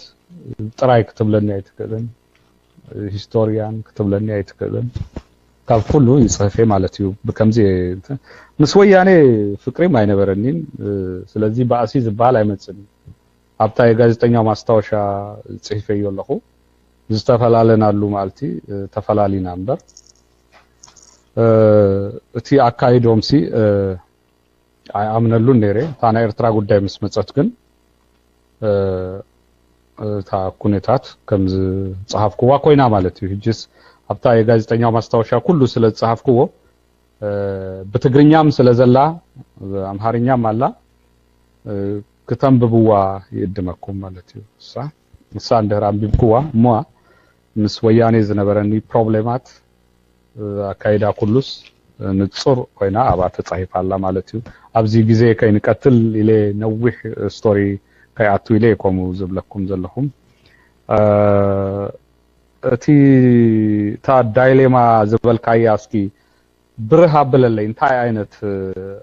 አራአያታት አለውሞ ካቡናተይ ርእይቶ ክውስክ ይክእለ ግን እንታያ ዘላ እንታይ አይነት ዳይሌማ እዩ ዘሎ እሳ አብርሃለይሞ ክንቀጽላ ንክእልና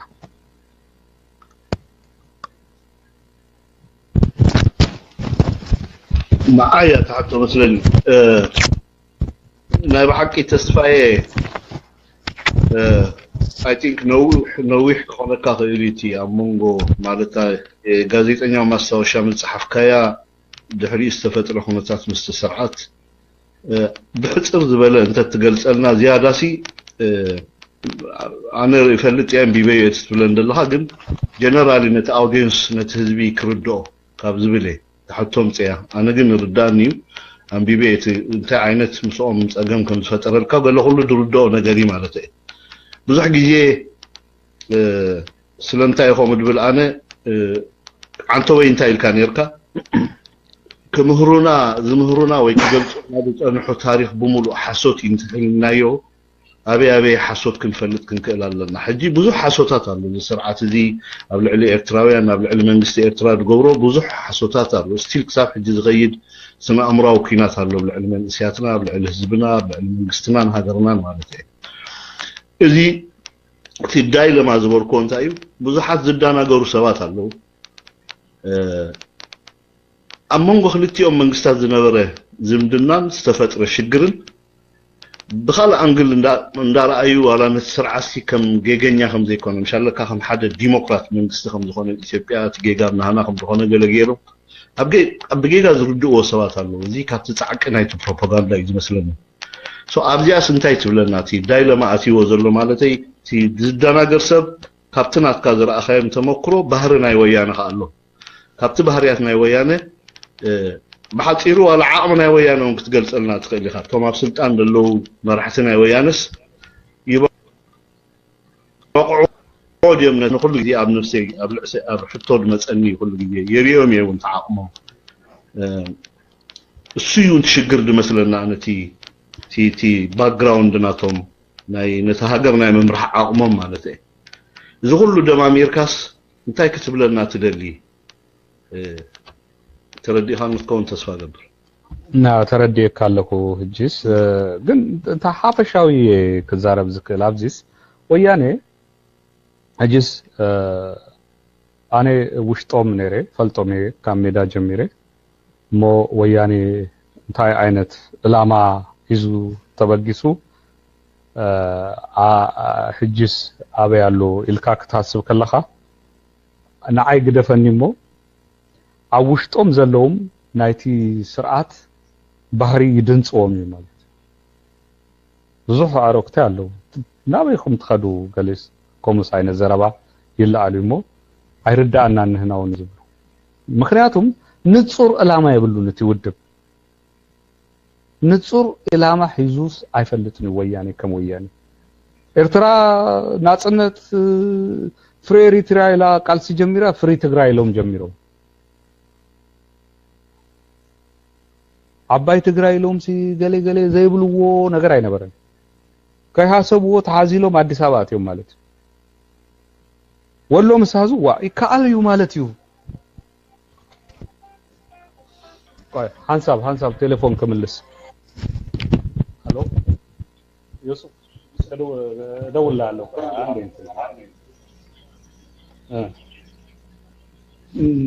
አይ አንችልም ማለት ነው እሺ ሶሪ አንዴ ፋንት ለሽ ሄሎ ሶሪ አገዳሲ ቴሌፎን መጽያትኒ ነዚህ መልሲቤ እጂ ንጹር ኢላማ ሂዙስ ዝተበገሰ ውድብ አይኮነን ገድሊ ትግራይ ዝበሃሉ ኣብ ጫ መስከበት ኣብ ሩባ ጫ መስከበት ኣብ ረሽንዎም ካብኡ ዝጅምር ትቅልውላው ማለት ዓባይ ትግራይ ዳህራይ ወሎ ምስ በጽሑ ዋይ ካሊው ማለት እዩ ኣምሓራይ ክንገዝኦ ኢና ኢሎም ሲሓሲቦም አይፈልጡን አይንክእሎም ኢትዮጵያ ክንመርሃ ኢና ዝብል ሐሳብ አይነበረም ተደፋፊኦም ከም ዝከኣል ምስራዕዎ እዚ ብሔር ብሔረሰቦች ብዝብል አትዮም ማለት ኣብ ቋንቋ ዝተመስረተ ኢሎም ናይ ሓሶት ፕሮግራም ነዲፎም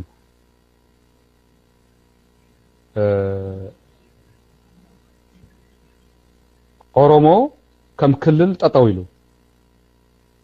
ግን አቅሚ ዘይብሎም ሰባት አምጽዮም ነቲ ህዝቢ ኦሮሞ ክመርህዎ ፈቲኖም አምሃራ ክልል ኢሎም መስሪቶም ኤርትራውያን ተጋሩ አቡ ዝተወለዱ አካኪቦም መራሂ አምሃራ ገይሮም ማለት በረከት ስምዖን ተበልካዩ ኤርትራዊው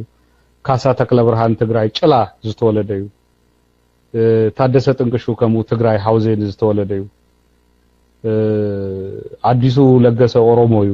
ህላዌ እንታይ ምዃኑ አይፈለጥን ክትሪኦም ከለካስ አምሃራ ዝበሃል መራሂ አይነበረን ሹ እቲ ዝገብርዎ ናይ ቅድሚት ሓደ ሰብ እንታይ ገልጾም ነው ወያኔ ኣብ ቅድሚት ነቲ ስልጣን ያበቃ ናታቶም ተገድሶም ነገር ስልጣን ነታ ስልጣን ክብሉ ኣብ ቅድሚት ዘሎ ጸገም ዝኮነ ነገር እንዳገበሩ ኸይዱ ቆሪጽካ ዝኮነ ነገር ክገብሩ ይኽእል እዮም ማለት ወቲ ዓዲ ይጥፋ ህዝቢ ይሙት አገድሶም እዚ ኩሉ ዝዛረቡ ገዲፎም ድማ ሕጂ ሚሊዮነራት ኮይኖም አለው ናብ ትግራይ ተዘግዝዎ እንኳን እንደሃን ነይሩ ሰልዶም ትሰርቆ ሰልዲ ኣብ አውሮፓን ኣብ አሜሪካን ቪላታት ይገዙ ሼር ይገዙ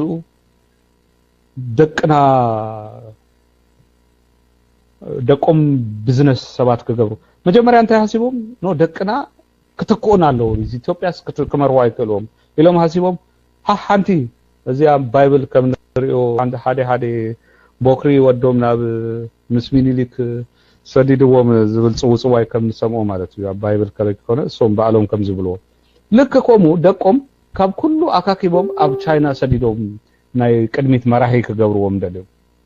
እቶም ቆሎት ድማ ፖለቲክስ ጸሊኦም ናብ ቢዝነስ ምስተጠወዩ ፋሂልዎም ድማ ታይና ንገብር ሕጂ ኦሮሞ ህዝቢ ኦሮሞ ምስተሰ ምሶማል ከባእስዎ ጀሚሮም ጠመንጃ ንሶማል አዲሎም በቦርደር ትንፋስ ክረክቡ ማለት እዚ ናይ በሐቂ ሃገሮም እዩ ኢኻ ተብል ማለት መንግስቱ ኃይለ ማርያም እዚያ ጠመኔ ማለት ቾክ ማለት እዩ ጠመኔ እንኳን ጠመኔ ማታመርት ደሃ ክልል ኢሉ ተዛሪቡ መንግስቱ ኃይለ ማርያም እዚያ አህሪቃቶም ፋብሪካ በፋብሪካ ክንገብራይና ትግራይና ዝብል ድማ ተስኦም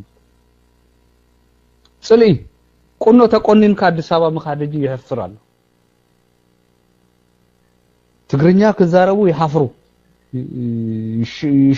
ይሽቁራሩ ኣብ አዲስ አበባ ማለት እነዚህ ደም ተቃሊሶ ማለት ወያኔ ከም ስርዓት መትከል ዘለዎ ዕላማ ዘለዎ ክትብሎ ሳይትክልን ሰረቅቲ ጋንግስተርስ እዮም በሐጽሩ ምዚኦም እንታይ ካተዘራረብ ሐቂ ነው ምዝራብ መንግስቱ ኃይለ ማርያም እኮ እዚ ኩሉ ይቀተል እንበር ሰራቂ አይኮን አይነበረን እኮ ተዋሃደ አቡ እንኳን ዘይህሹ ቆይም ኮይኑ ቀተልቲ ሰረቅቲ ሐሰውቲ ዮም ኮይኖም ምዚኦም ሲ እንታይ ካተዛረበሉ እንታይ መትከላለው ካብ ስልጣን ከይወርዱ ኢሎም ሲ አሜሪካ ይኹን ገለ ይኹን ኩላትዮም ኢዶም አፋቢሎም ተዓዲሂቦማ እጂ ኣብ ኢትዮጵያ እንታይ ዝመጽ ዘሎ ዝኮነ ናይ ፖለቲካ ሳይንቲስት ክትንትኖ ዘይክእለሉ ሁኔታ ያዘላት ሀገር ተፈርስ ዲያ እንታይ አትኸውን ዛገር የተሐሳስበካ ነቲ ሪጅን ያተለከቡ ህጂውን እንታይ ከም ዝደልዩ አይፈለጥን ቀቅድሚኦም ታስልጣን ከይስንዋ ጥራይ ቀቅድሚኦም እንዳፈትሁ ከዱ ነታ ጸገም ዝሃልፉላ ጥራይ እንዳገበሩ ዝከዱ ስርዓት እዩ ምዚኦም ተሃባቢርካ እንታይ ካ ትገብር እዚ ሓፈሻዊ እዚ ስርዓት ብጣዕሚ ድሁር እዩ ክሪሚናል እዩ ቪዥን ዘይብሎም ነቲ ዝጻሕፍዎ ህገ መንግስት እንኳን ዘይፈልጡ ሰባት እዮም ምርጫ ይብሉ ሓሶት እዩ ምርጫ ዝበሃል ኣብ ኢትዮጵያ የለን ፍሪ ፕሬስ ኣብ ኢትዮጵያ የለን ዝደለካዮ ዌብሳይት ከፊትካ ተዓጽሎ ሓሶት እዩ እና ገለ ፓላሶታት ይራይ ህዝቢ ኦሮሞ ናይ ፓላሶ ሕርፋና ይኮነን ዘለዎ 40 ዝከውን ላዕሊ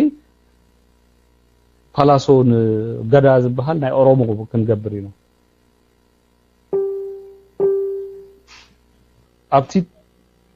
ኣብቲ እንታይ ዝበሃል ኣብዚ ሰብ ግን ጉርሻ ተፈልጡ እንታይ ኩላስ ይሽየጥ ኣብ ኢትዮጵያ ዝጋብጅ ፓላሶ በዚ የሪኡካ በዚ በደሪኡ ድማ መርካቶ ኩላስ ይሽየጥ ኣብ ኩላስ ድማ ኮራፕሽን ተጀሚሩ ተባሂሉስ ከምዚ መጋረጃ ገይሮም ኣብ መንጎ ዝኩልስን ዝተቆልስን ቀዳድ ከምዚ ከፊቶም ኢዳ ጥራይ ይወጽእ ምክንያቱም ተቆልስ ኮራፕሽን ጀሚራ ነቲ ተፈልጦ ዓብይ ኩላስ እንደሃበት ከምዚ አይነት ህብረተሰብ ዝተፈጠረሉ ዓዲ ብዛዕባ ክልተ ዲጂት ይዛረቡ ትግራይ ተከድካ ኮሞ አይኮነን ሰብ ዝነብር ዘሎ ትግራይ ፓሪስ መሲላ ሓሶት እዩ አይመሰለትን ክልተ መዓልቲ ሓዲረ ኣብ ኤርትራ ምስተጋሩ ደምሂት ዝነበረሉ ይሃቶም ነሬቶም መንስያት ከመይ እንታዮም ጸገሞም ናው ዝመስ ክነግሩካ የደንግጸካ እዩ በቃ ሞ እዚ ወያኔ ዝበሃል ስርዓት ንስልጣኑ ካብ ስልጣኑ ከይልገስ ኢሉ ካበይ ከም ዘምጾ ዘይፍለጥ ሰልዲ ይእድል ኣሎ እታ ሰልዲ ሪኡ ድማ ዝኣቱ ብዙሕ ሰብ ከም ዘሎ ንፈልጥ ኢና ግን ግዚያዊ እዩ ንውልቅካ ዝግበር ጥቅም እዩ እምበር እዚ ከም ዓብይ ቁም ነገር ዝዝረበሉ የለውን ኣነ ኣምነ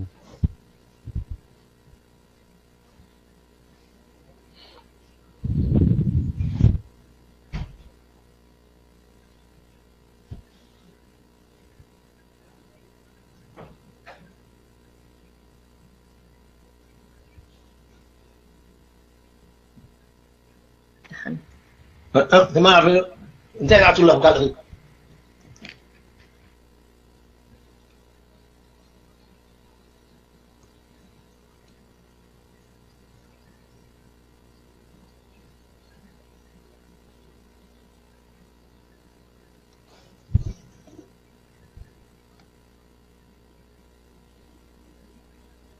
اوكي ثانك يو السلام عليكم سبحان الله سلم على حد سلمة مرحبا بسم سلمة يسمع الله خدو مرحبا هو حنزة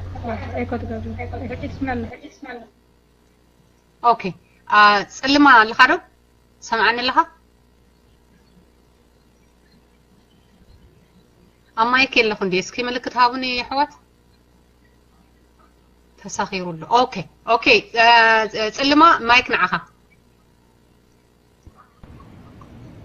Thank you, سلام يا thank you حاولنا تسمعي أنا واحد تبغى كان نزل هكذا عجيب I'm also an admirer of you for those wonderful books صحاف كايوم من هذا حلفت جازت إني مستوشة تا مصحف كوف كيبلكوا يودي very interesting البوكس تاعها كان حضرتها هاتي حتى كل شيء أنت كمان سلام قرب تنكفات علينا زعباتنا يكونت 1998 2000 دولار من بو ويانين حزبنا المنقسنا دولار كونت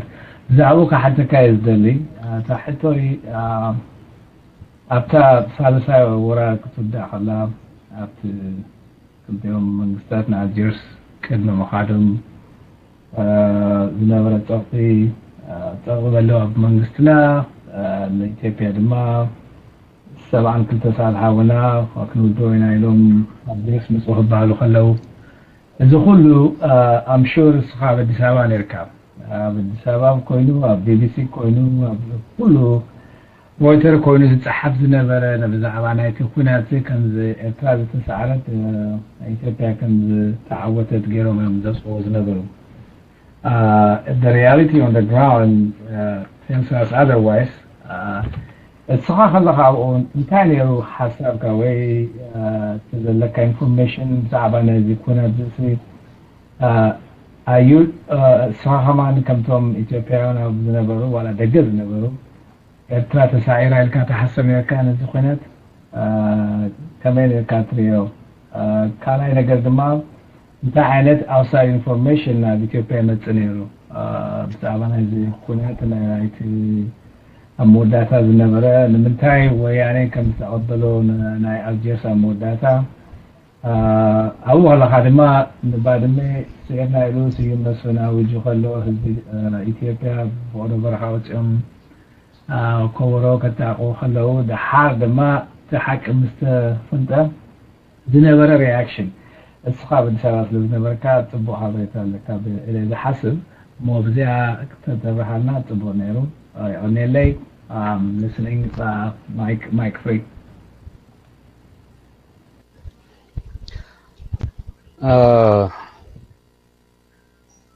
እቲ ፕሮፓጋንዳ ምስቲ ሓቂ ክፈላለይ ኣለዎ ኣነ ኣብኡ ነይረ ብዙሕ ነገር ንፈልጥ ነርና ወላ ሓንቲ ቅድሚ ኣልጀርስ ምካዶም ዝተዓወቱሉ ነገር ኣይነበረን ምስዓር ማለት እንታይ ማለት ኣብቲ ናይ ዓበይቲ ኣኬባታት ነይረ ያኔ ኩሎም ወራራት ቅድሚ ከይተገብሩ ከለው ወራራት ቅድሚ ምግባሮም ኣብቲ ከም ሚድያ ኮሚቴ መጠን ውሁዳት ሰባት ኢና ንርከብ ምሳና ዝነበሩ ካብ በረኻ ኢሎም እንግዲህ ኣነውን ኣቴ ኣምሃሩ ፍላይ ኣቀቦምን ነይሮም ጋዜጠኛታት ኣይኣምንዎምን ነይሮም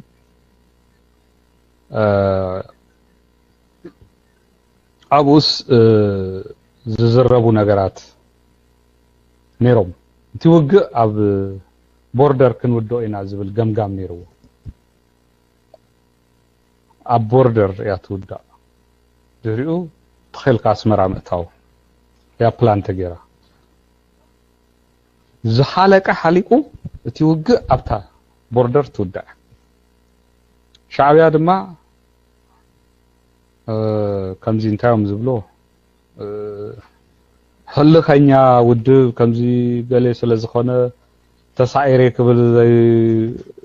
ደሊ ውድብ ስለ ዝኾነ ኣይዛረብን ስቂልና ተኺልና ንኣቱ ኢና ናብ ኣስመራ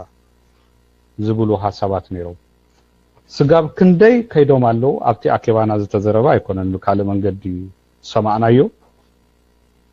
እታ ሓንቲ እንታይ ፀገም ኣላቶም ከምዚ ይንዕቁናዮም ከምዚ ሓደ ኤርትራውያን ሲ ገለ ይዛረቡ መስለኒ ኣነ ብዙሕ ኣምነሉን ከምዚ ናይ ምንዓቅ ሓደ ኣጋመ ገለ ዝብል ወርዲ ይጥቀሙ ኣጋመ ኣውራጃ ማለት እዩ ወላ ሓንቲ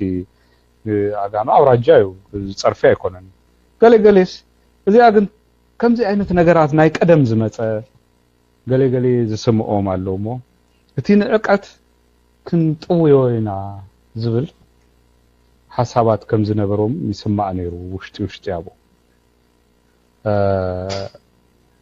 ስጋብ እቲ ወተሃደር ኣንስቲ እንዳጥነሰ ስጋብ ዝከይድ ዓይነት ጎስጓሳት ውሽጢ በቃ እቲ ኤርትራዊ ማንነት ዝበሃል ኣጥፊእካ እቲ ዝንቀካ ኣጥፊእካዮ ሪቨንጅ ምግባር ዝብል ከምኡ ነይርዎም በዓል መለስ ኣይመስሉኒን ከምዚ ዝነበረው ከምዚ በዓል ስዬ መለስ ሹ ኣይሰርሕን ፓራላይዝድ ገይሮሞ ነይሮም በዓል ስዬ ከምኡ ዓይነት በዚ በዓል ጻድቃን ከምኡ ዓይነት ነይርዎም ቲስ ዝንዕቁና እቲ ማንነት ክነዋርዶ ዝብል እቲ ባእሲ ዘሎ ምስቲ ኤርትራዊ ህዝቢ እዩ ናይ ስርዓት ገለ ኣይኮነን እጅስ ባእሲና ምስ ሻዕብያዩ ገለ ይብሉ ሓሶት እዩ ምስቲ ኤርትራዊ እዩ ባእሲ እዩ በዓል ገብሩ አስራት በዓል ስየ ምስቲ ኤርትራዊ እምበር ባእሶ ምስ ሻዕብያ ኣይኮነን እዚያ ሰባት ዘይርድኡዎም ገለ ገለ ሕጂውን ወያኔ ካምቲ ምስቲ ስርዓት ምስቲ ኢሳያስ እምበር ባእሲና ገለ ሓሶት እዩ ከምኡ የብሎምን ምስቲ ህዝቢ እዩ ባእሲ እዩ እቲ ሻዕብያ ድማ እዚያ ይፈልጥ ነይሩ እዚያ ዝፈልጣ እዩ እንታይ እቲ ናታቶም ድሌት ገለ ሲፈልጥዎ ነይሮም ባሬንቱ ኣትዮም ተባሂሉ ወላ ሓንቲ ኣይረከቡን ኣብ እቲ ሰብ ሒዙ ወፂኡ ምክንያቱም ውሁድ ህዝቢ እንድህር ኣለካ ኮፍ ኢልካ ኣይትዋጋእን እዚ ሚሊተሪ ሳይንስ ዝፈልጥ ይፈልጦ እዩ እንድህር ውሁድ ህዝቢ ኣለካ ትዋጋእ እንዳነቀልካ ትኸይድ ተዳኽሞ ሻዕብያ ከምኡ ነይሩ ኣብ ምስ ደርግም ዝዋጋእ ዝነበረ ሸመንተ ወራራት ዝሃለፉ ብከምኡ እዩ እግሪ እንዳነቀለ ይኸይድ ሓይሉ ክቁጥብ ኣለዎ መምህራን ገሌዮም ኣትዮም ኣብቲ ውግእ ናይ መንግስቲ ሰራሕተኛ እዮም ኣትዩ ኣብ ኤርትራ ውግእ ወያኔ ድማ ነቲ ህዝቢ ሓረስቶት ዘይውዳእ ከምኡ ኢሉ ነይሩ ስዩ መስፍን ተዛሪቡ 2 ሚሊዮን ወታደር ክነምጽእ ንኽእል ኢና ኢሉ እቲ ዘይፈልጥዎ ስድራ ማለት ነቲ 2 ሚሊዮን ኣብቲ ውግእ ሞይቱ ህዝቢ ኤርትራ ሞራል ተተንኪፉ እሶም ድማ እቲ ዝነበረ ናይ ቀደም ቅርንሒ ድዩ ዝበሃል እዚ ነቆናዮም ገለ ዝብል ሲ ክነጥፎ ኢና ዓይነት በጣም ዘሰንብድ ዓይነት እቲ ኣመራርሓ እዩ እምበር ህዝቢ ኤርትራን ህዝቢ ትግራይን ዘባእሶ ነገር የለውም እጂ እንኳን ኖ ዋር ኖ ፒስ ኮይን እንኳን ተራኺቡስ ኣብቲ ቦርደር አካባቢ ወይ ኣብ ሱዳን ክራከብ ሰላም ይዘራረብ ህዝቢ እዩ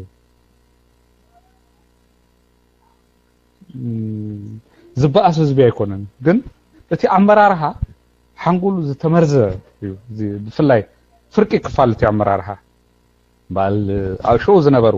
ቀድቶ ናይ ወራር ስለንዘራረብ ማለት እዩ እሞ ባሬንቱ ኣትዮም ወላ ሓንቲ ኣይረከቡን ናይ ግድን ክምለሱ ነይርዎም ኣብ ኣሰብ ስጋብ 10,000 ቁስላት እዩ ተረኪቦም ማለት ተሳኢሮም እዮም ተመልሱ እጂ እንታይ ገይሮም ስዒርና ዝብል ፕሮፓጋንዳ ሰሪሖም ማለት ኣብ መሬት ከምኡ ኣይኮነን እቲ ሓቂ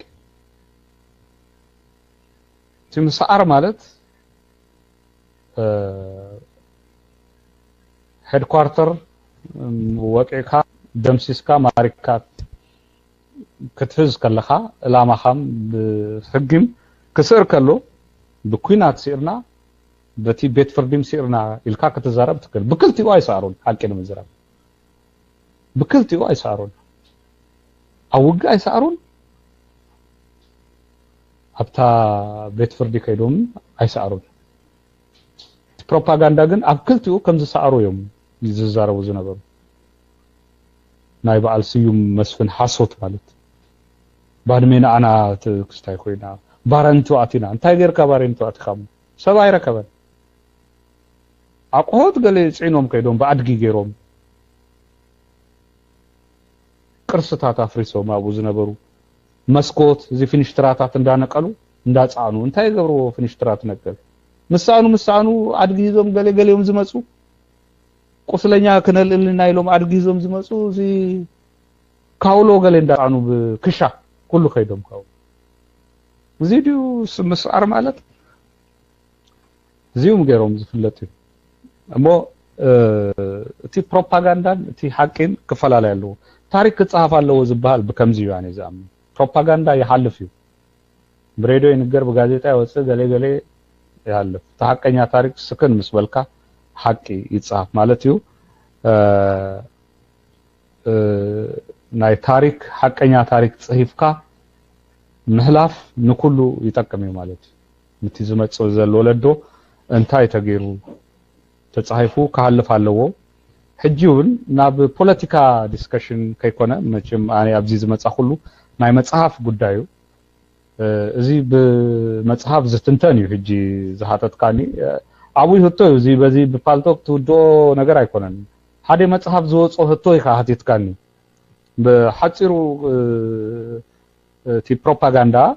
يقدمالو تي متصحف دما هدي إلو يمتص بكومينا نريو نولو أبز حلف تاريخنا كلنا أبركتو كلنا زجبا إلى زعم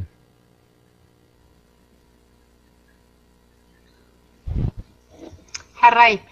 تسفاي حوي عرفت إن حد اللي خا نقرنا خنا عرفت كان مخنياتو بزح يدي دلو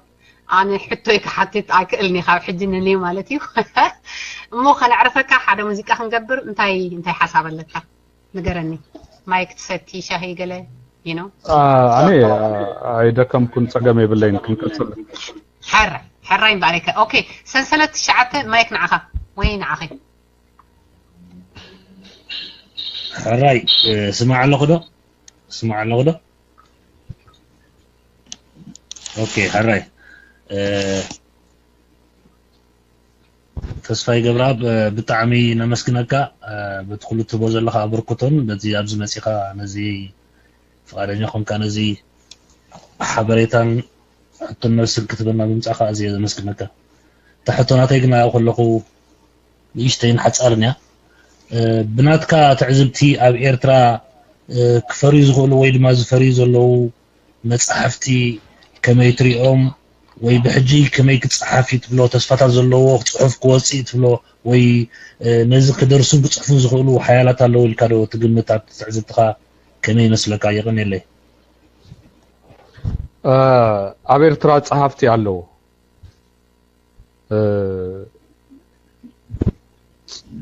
كيلاتات الله منسيات الله عبيتي الله كن بتي حكموا من درجات صحيفهم يميلي أمنن مالتي بتي مخنيات كمتي دراسي كفلالي كليو قاليو مستي سرح تدراري بو خوني كليو قاليو عقبلو نكون تزحفلو كوفا بيلو خوني كليو زكلو سبات كم زلو غن فلت ግን ከምቲ ክእለቶም አይንርኢን ብዙሕ አይንርኢን ሕጂ የበጋግስዎም ኣለው ብፍላይ መንእሰያት ክጽሕፉ እቲ ባህሊ ሕማቅ ነይሩ ማለት እዩ ማለት ጽሑፋት ኩሉ ሻ ካብ ውልቅካ አውቶባዮግራፊ ክጽሕፍ ኣለዎ እቲ አውቶባዮግራፊ ተኣኪቡ ሶርስ ይከውን ታሪክ ጸሐፍቲ ሶርስ كوني كلي ازي زي مصلح حجي رايو نايدرغ زنبرو جنرالات كولونيلات زصفو مصحف رايو بزحي بتاع بزحي كاب بإرتراو كان حدا يلون مالت استصحف اتي ባህሊ አይጸናህን ሞሱ ጎዲኦ ቀደም ሕጂ ናይ ምንባብ ባህል ጽቡቅ ነይሩ ገለ ከባህል ሰምዕ ማለት ኣብ ኤርትራ ጋዜጣታት ናይ ቀደም ገለ ክትሪኦም ከለኻ ከምኡ ባል ወልደ ኣብ ወልደ ማርያም ይጽሕፍሉ ዝነበሩሉ ግዜታት ክትርኢ ከለኻ እቲ ሐሳባት የደንጽወካ እዩ ማለት ሕጂ እቲ ፌስቡክ ጀነሬሽን ጽልዋ ገይሩ ይኸውን ይክእል እዚ ናይ ኤሌክትሮኒክስ ነገራት ምምጻእ እሱን ኣዳኺሞ ኤርትራ ጥራይ ከይኮነ ኣብ ኩሉ ኣብ ኢትዮጵያ ጋዜጣ ይመውታሉ ኩሉ ሰብ ኣብ ሞባይሉ ኮይኑሎ ጋዜጣ እሱ በጣም ሓሲዎዩ ኢልካ ተሓስብ ኣብ ኢትዮጵያ ኤርትራ ጥራይ ገለ ከይኮነስ ኣብ ሙሉ ዓለም እዚ ናይ ኢንተርኔት available ምኳን ኣብ ኩሉ ኣብ ኢድካ available ምኳን ናይ መጽሐፍት ናይ መንባብ መጽሐፍ ናይ መጽሐፍ ዝነበረ እድል ይቀትሉ አሉ ማለት በጣም ሓደገኛ ኩነታት ይቀትሉ አሉ በዘይ መጽሐፍ ድማ ዝኾነ ነገር የለን ኣብዚ ዓለም ብፍላይቲ ናይ መንባብ ባህሊ እንድህር ሞይቱ በጣም ሓደገኛ እዩ ሞ ኤርትራ ነጽልካ ክትሪኣ አይትክልን ናይ ዓለም part of the world ያ በዚ ቆሙ ጸገም ዘሎ ይመስለኒ ዝኾነ ኮይኑ ግን እቲ ዝምልከቶ አካል ማለት ነው አኔ ናይ መንግስቲ አካል አይኮንኩን እቲ ዝምልከቶ አካል ከም ዝሰርሃሉ ግን ይዘበ ማለት ነው for example book fairs ይግበርዮም በበአመቱ በሕሱር መጽሐፍቲ ሰብሲዳይዝ እንዳተገበረ ሰባት ክገዝኡ ይግበሩ ግን ማህተሚ ዋጋ ክቡር ምዃኑ ድማ ይተሐሳስበኒ ማለት አሜሪካ ይሐስር ማለት ካብ ኤርትራ ከተህትም ሲ ሃደ መጽሐፍ ከተህትም ሲ አሜሪካ ይሐስር እዚ በጣም የሰንበደካ ማለት እዩ መጽሐፍ እንታዩ ጸገም ብዙ አይፈልጦኔ ግን ዝኮነ ኮይኑ ወረቀት ጸገም ዲዩ ገሌ እንታዩ ሰብ ድማ ናይ ምግዛእ አቅሙ ያደ መጽሐፍ አቲም ካስ ሚቲንግ ገሌ ክትሸይጥ አቤርትራ ከቢድ እዩ ማለት ደሞዝ ክንደዩ አደ ሰብ ደሞዙ ክንደዩ ሞ ሚቲ ክልተ ሚቲ ያውጽዩ መጽሐፍ ገዛል ካቤርትራ ከመገርካ ታስብ ማለት ብኮሙ ጸገም አለው ህጅስ ሃደ ደረስቲ ዝፈልጦም አለው ይጽሁፉሞ አበዳጋ ውሁድ ምስተሸጠ ተበሳጭም ይደርብዩ ወቲ ፔን ሃይጽፍን ገሌ ዝብሉ አለ ስለዚህ እዚ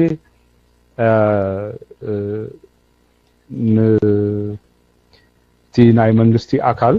ካስበሉ ዝግባ ነገር ይመስለኒ ጸገም ግን አሎ ጸገም አሎ ኢሌዛ አመን ኦኬ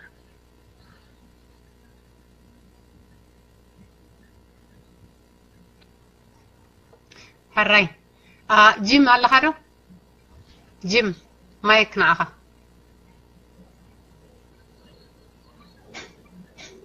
اوكي جيم حدا جيم كلته جيم ثلاثه اوكي تمسجن ادونا يا الله خيرو سوري هتقول له مع له اوكي ثانك يو سلامات كلهم بفلاي تعالي تقول غاشانا هاك حوش تزي اللي هادي سبب له مجلسه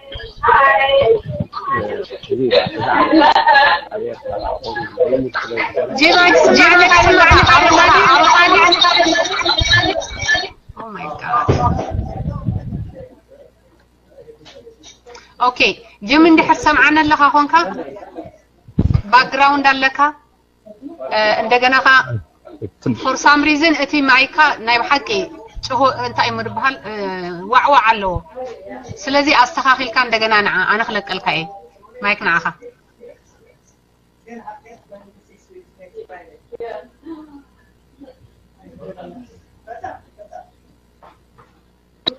كلكم كتوردوا يالكم برناتي مايك كما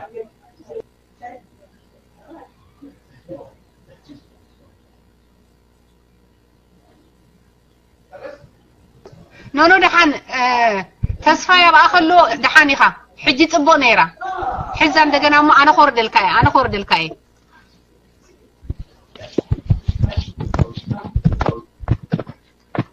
اوكي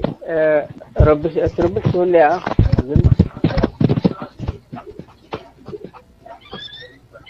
تسفا دحانا لها ربش كوهان نو ربش كان اوكي ما طبعنا ማለት حراي مجمرتا كلهم والسلام كلاي كاني كبر تسفاي كاني زعابه السلامتا ምክንያቱ حوس سب مسزبو እስቲፋት خبرت ናይ ሞዳት ዓበይ ሚዛን ዘለዎ ማለት እዩ እዚ ኻትና ካኻኒ ሪና አብሪሱ ኻኒ እዚ ተታሒካ ዘለኻ ዓበይ ስራሕ ናብ ሓቂ ዘሰክፈና ነገር ነይሩ እጅግ ንስኻ ብኩሉ እንትናኻ ሙሉእ ስለ ዘሎ በተተኸትካ ነዚ በስ ከምታ ገል ገር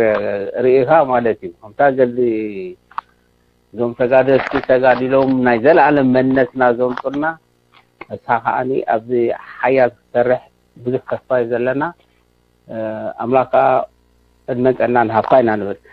በቃ ፍትሕተይ ከኣቱ ኣነ ሓደ ነገር ኣሎ ብዛዕባ ዞም ናይ ኦሮሞ ዝበሃሉሲ ካብ ዝሓለፈ መራሕቲ ናይ ገዛእቲ ናይ ኢትዮጵያ ዝነበሩ ብዙሕ ጨፍጨፋ እዩ ወሪድዎም ከም ህዝብሲ ናብ ሓቂ ዘስካሕካሕ ነገር እዩ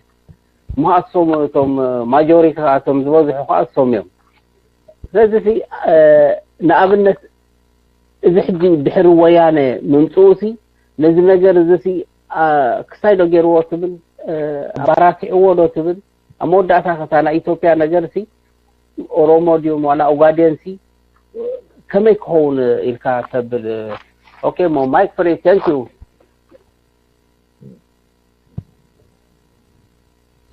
اوكي ازي ناي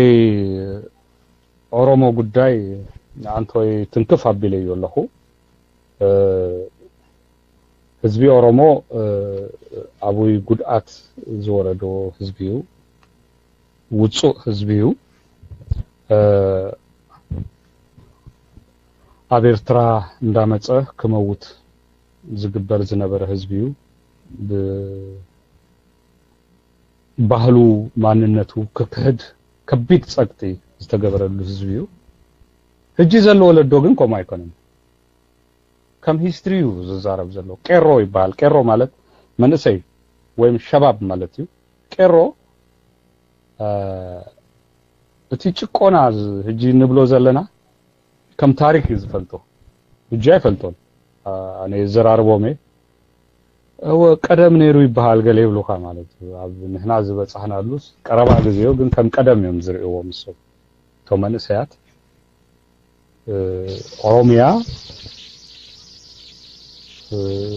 ሓደ ኤርትራዊ ከፍ ዘለዎ ስምዒት ሃገራዊ ስምዒት ናይ ኦሮሚያ ስምዒት ኣብ ደረት ኣፍልቡ በጽሁሎ ማለት ሞ ንድህሪት ከመለስ አይከብም እቲ ዘተሐሳስብ ቀንዲ ነገር ህጅ እንታዩ ሰላማዊ ሽግግር ክህልው ክግበር ይከኣል እዩ ዝብል እዩ ክትሪኦ ከለኻ እቲ ሓድነት ሓይሊ ሓድነት ኢሉ ንነብሱ ዝጽዋዓ ሓይሊ አምሃርኛ ኢትዮጵያዊነት ክብል ከሎ ወይም ኢትዮጵያ ክብል ከሎ አምሃራ አምሃራ ባህሊ አምሃርኛ ኦርቶዶክስ ሃይማኖት አረንጓዴ ቢጫ ቀይ ባንዲራ እዚያ ኢትዮጵያ ዝፈልግ ካብዚ ወጻይ ዛለ ኢትዮጵያ አይመስሎን ሁሉ ነዚ ከሰግድ ዝደሊ ኃይሊ አለ ሓደ አርሲ ዝተወለደ ኦሮሞ ጸዊካ ካብዚዮ ምስኪ ሓደ መረጽ ተበልካዮ ሓደ አይመርጽልካን ናታ ይኮኑኒ ብለካ ሓሙሽቲው ወይ አርባዕቱ ኩሉ ናታ ይኮነን ይብለካ ከመይጌ እንታይ አይነት ኢትዮጵያ የማሞ ትመስረት አህመድ ኢብራሂም በተለምዶ ድማ ግራኝ አህመድ ተባሂሉ ዝጽዋዕ ናይ ቀደም መራሂ ነይሩ እዚ አቦናዩ መራሂናዩ ዝብል ኢትዮጵያ ዝነብር ህዝብ ያለው እሱ ወረራዩ ፈጽሙ ዝብል ድማ አሎ ማለት አጤ ምኒልክ ዝባል መራሂ ነይሩ ኣብ ኢትዮጵያ እዚ ቅዱስ ሰብዩ ካብ አምላክ ትህቲ አምላክ ማዕረ ኢየሱስ ክርስቶስ ዝኮነ ሰብዩ ዝብለካሎ የሎን እዚማ ጨካን በህይወት ተዝነብር አፍ ቤት ፍርዲ ከቀርብ ዝግብኦ አውሬ ሸይጣን ይዝብለካሎ ኣብ ታሪክ ስምም የለን ታሪክ ንግደፎ ዝብላሎ ሞት መጽ ዘላ ኢትዮጵያ እንታይ አትኸው እዚ ኣብዚ አድማ ዝገደደት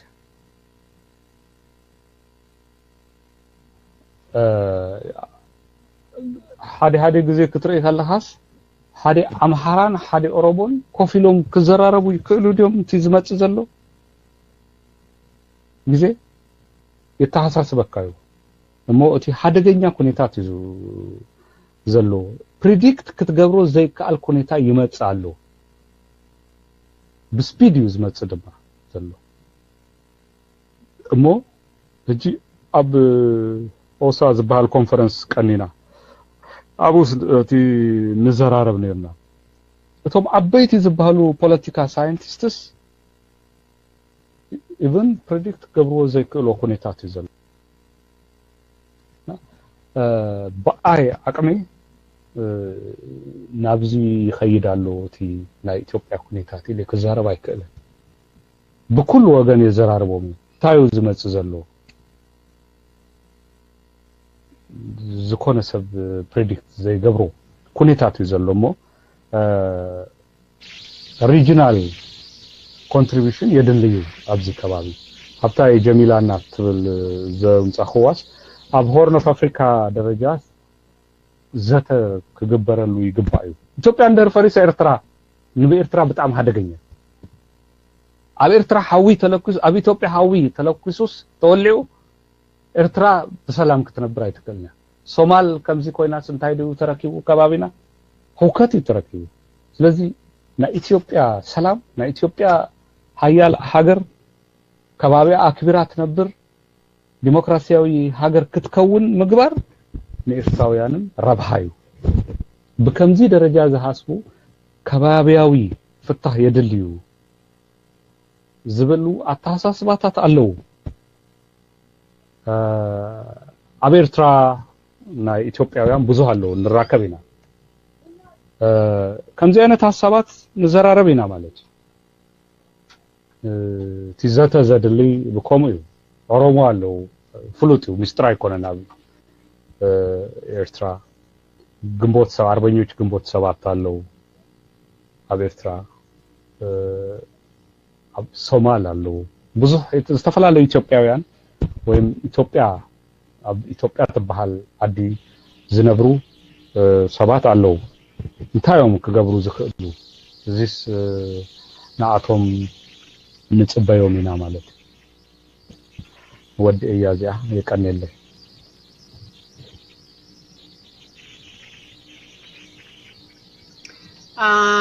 የቀነልና ተስፋይ ሓውና ተመስገን አዶናይ አለኻዶ ተመስገን አዶናይ ማይክ معها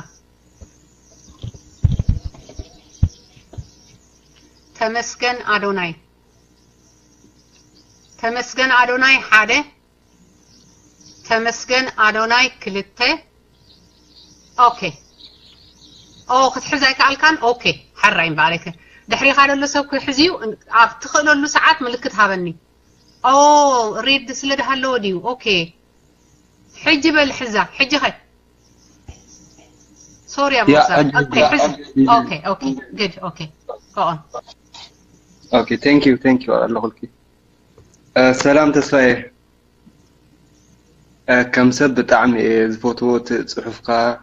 تاريخكا تا مصحف حنت راي خنب ادر رخيبه زل خناتكا امحارኛ ስለዘክል تا مذكرت ጋዜጠኛ ጥራይም ቢብያ بطعم دس بالزانتاي زلك ورات صحبات كمارات ايه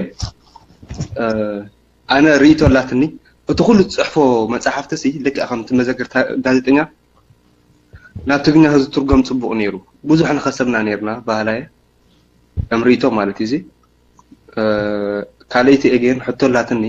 ሰኻኸም ታሪኻዊ ተመራማሪ መጠን ፎጥ ኢኻይለ ስለዝገሙት ዝሓተካ ዘለኹ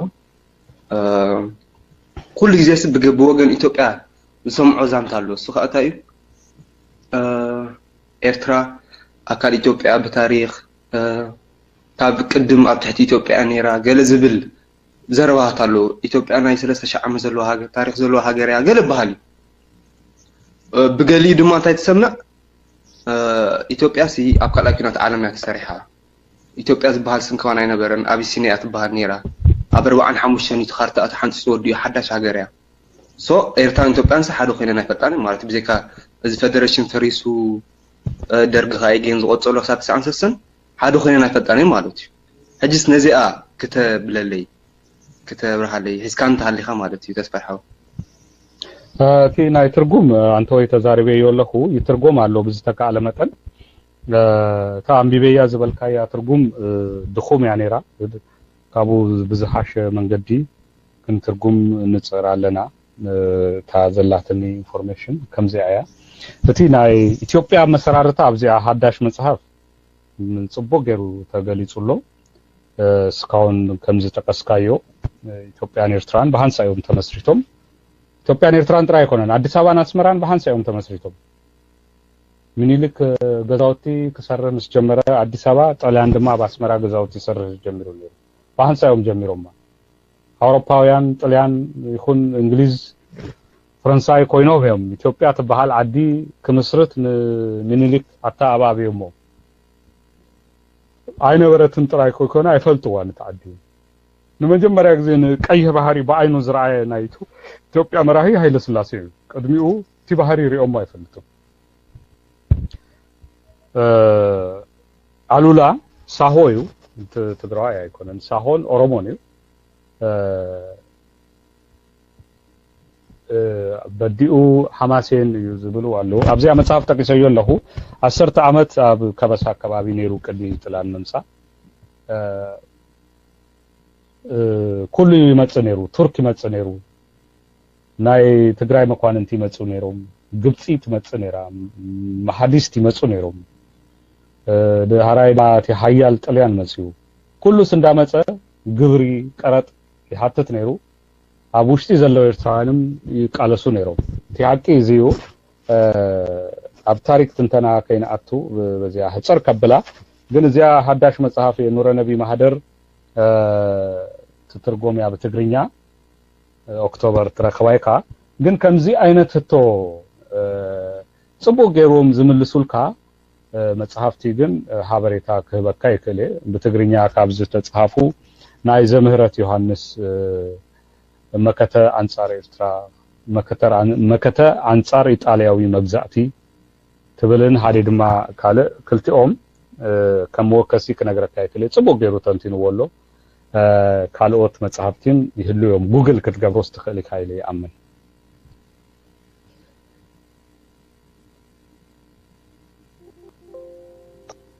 حراي امانيل الخدو امانيل تصفي حوي اندحر اشوف لكمها نغرنيها اوكي go on اوكي ثانك يو تصفي انا احط لني تصفي كم صحافن كم لاي تاريخ تمارمارن ابزوان زي في جيوبوليتيك اتخابينا نغيرو ترايو دوي مسلك اولاس حجي تسفارو لو خناتات مخير متبيلو خناتات يدلو ابرسيوخا تسفاي اب اورومو توليدو عاديو دحر خناتات نيويانا نسمرا مزيو اب اورومو دي تمرعو ولاس ايرترانس نتي حدار غيرو ابو خندي قولتيو خندي بيتسبالو بخمي كنبر بخمي كتمرعو يا هاورتي تتجلسلنا تبونيرو ما يخري ثانك يو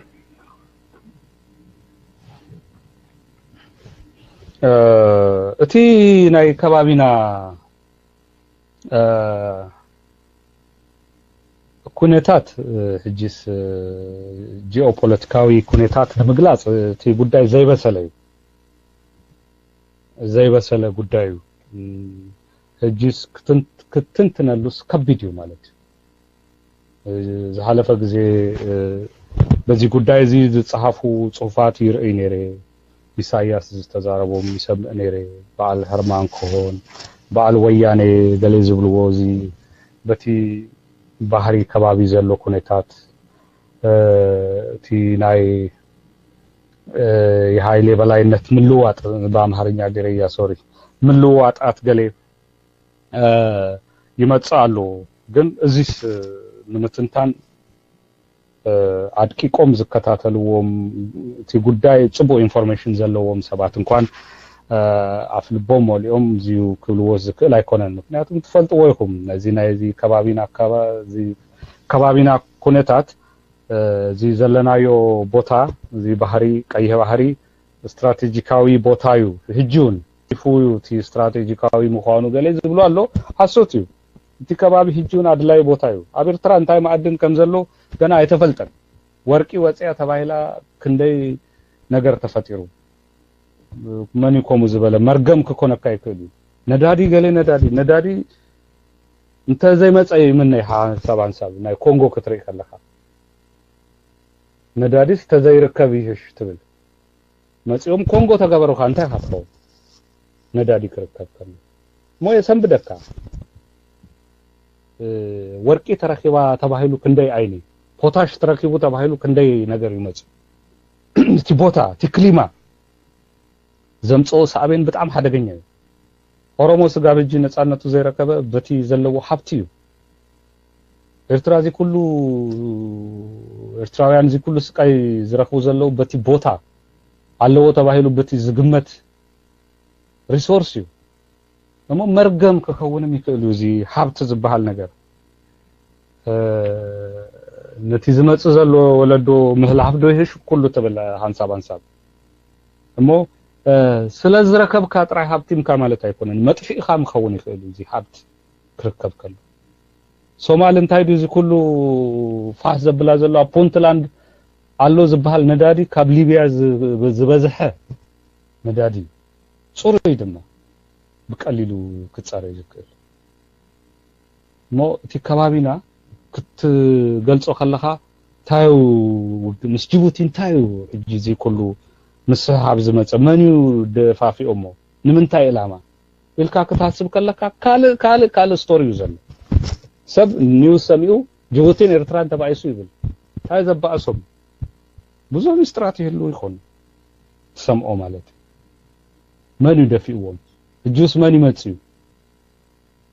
በዚ ተበሉካ በቲ ተበሉካ በቲ ይመጽዮም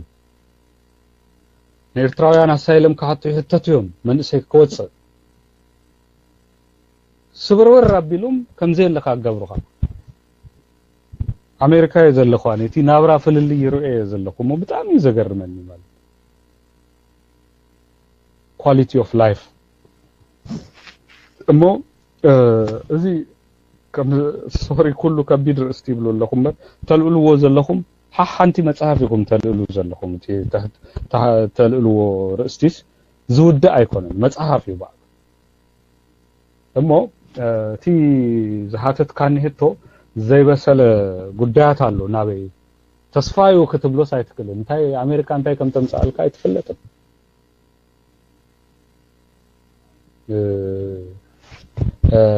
ስለዚህ እዚኣ ከምዚ ዝሓልፋ እቲ ናይ ውልቀይ ዝሓተትካኒ ወተመርኤ እዚ ትግርኛ ዘጽረኽዎ ድማ በቶም ቆልኡት እዩ ብዙ نزرارب علينا بتجرينيا جس يتري الله جانا كتري لزامن أمهرنيا يكلون توم قلوت با إرترا سلزي يكلو مسوم بتجرينيا عند تزارب كوي زي عز تزارب كم زلكو كوليجيو ناي زي عزم السلكة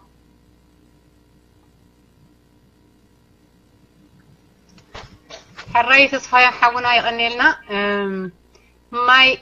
متكلاويت قدمي ماي بلاي دي خنيركي دحري اسكي ريبنا حوي ابزي حقزني قدمي دي انيرا دحري ماي بلا اوكي زين ماي بلا اوكي مايك لاغيه قد فيها مايك متكلاويت حفتي اوكي ماي بلا مايك نعخه ثانك يو اوكي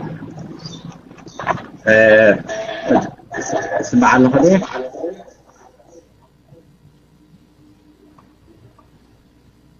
اوكي مجمرة كمس كنا كيفتو اتو دراسي تسلاي جبراب بزح غزي مصحفتها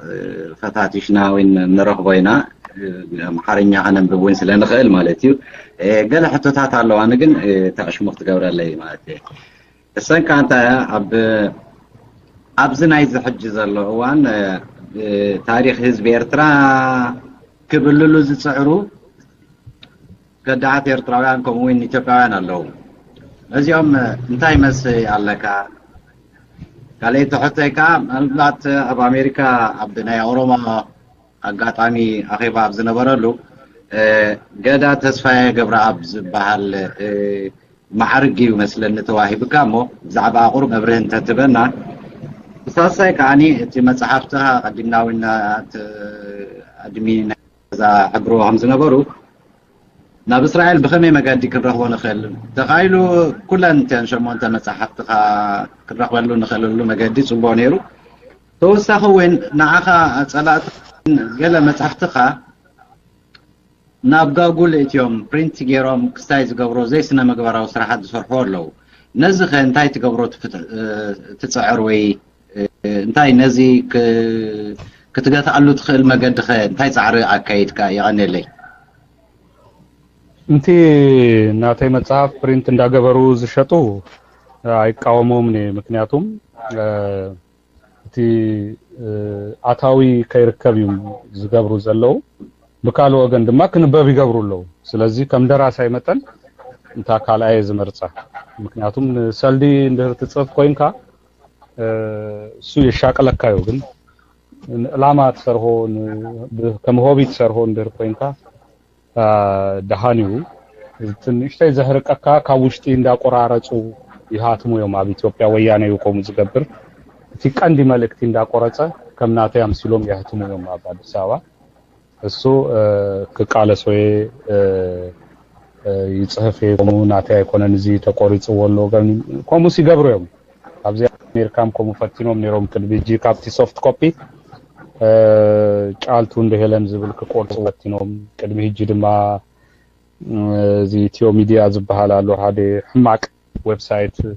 እሱ ቆሙ ገሩ ናቱ ሽም ቆራሪጹ ናይ ባልሲዬ ሽም ከአቱ ገሩ ቆሙ ገሩ ፈትኑ ነሩ ከምዚያ ዝመሰሉ ነገራት ግበር ከሎ ይቃለሶም ግን እቲ ጻፍኮ ከምዘላታ ከይተንከፉ ዝርግሆ ከሎ አይቃወምኒ እንደም እኮ አገበርኩም ገለ ዝብሎም ብዙ ስታይ እቲ ናብራይ አخلኒዩ እቲ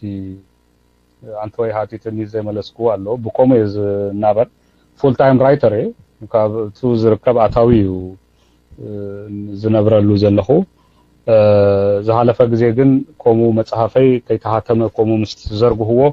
አሙሉ ዓለም ዘለው ናይ ኦሮሞ ህብረተሰብ ሰልዲ አዋጽው ናብ አስመራ ተሰዲዶም ላይ ብዙ ማላይ አዘብሉ በቆሙ ነው ይሄ ጊዜ አጽንህኒ በከምዚ ከመልሶይ ከለቲ ገዳ ዝብል ሽም ገዳ ናይ ኦሮሞ ሲስተም ዩ ፕሮፌሰር አስመሮም ለገሰ መጽሐፍ ጽፎሎ ገዳ ዝብል መጽሐፍ አለው ዲሞክራሲያዊ ሲስተም ዩ ባህላዊን ጥንታዊን ዲሞክራሲያዊ ሲስተም ዩ ገዳ ዝብል ቃል at the same time ድማ ሰባት ገዳ ዝብል ሽም አለው ማለት ዩ ኦቦ ዝብል ሽም ረክቤ ኦቦ ማለት ኢኩቫለንት ቱ ሰር አድ እንግሊዝ ሰር ዝብልዎ ቆሙ ዩ እዚ በባህላዊ መንገድ ዝተዋሃበኒ ሽም ዩ በቆሙ መጠን ድማ መብዛቶም ኦሮሞ ኦቦ ገዳ ኢሎም ያምጽውኒ እዚ በክብሪ ተቀብለዮ አኔ ናይ መጀመሪያ ኢኮኖን ከምዚ ናይ ኦሮሞ ሽም ኮስድ ከለኹ ቅድመይ ብዙ አሜሪካውያን ታሪክ ጸሐፍቲ ዛባ ኦሮሞ ዝተቃለሱ ከሙ ተዋህይዎም አለው ካብ ኤርትራ ግን ያኔ ቅድመይ ፕሮፌሰር አስመሮም ለገሰ ሃዩ ዝብል ሽም ወሲዶም አለው ኦሮሞ ኮይኖም አለው ከማይ በሞጋሳ ማለት ዩ እቲ ባህላዊ መንገዲ በከምዚያ ዝገልጾም ካለ ዘሃተትካኒ ብዛዕባ ኤርትራውያን ገሌ ዝበልካን ያሎ እሱ ካባኻትኩም ከሰም እንበር አኔ አብ ብዙ ሃይኮንኩን አብዚ አብ ታሪክ ከባቢ አብ ኢትዮጵያ ስለዚ መጻኹም አቡ ከባቢ ሙሉ ጊዜ ዘጥፍሞ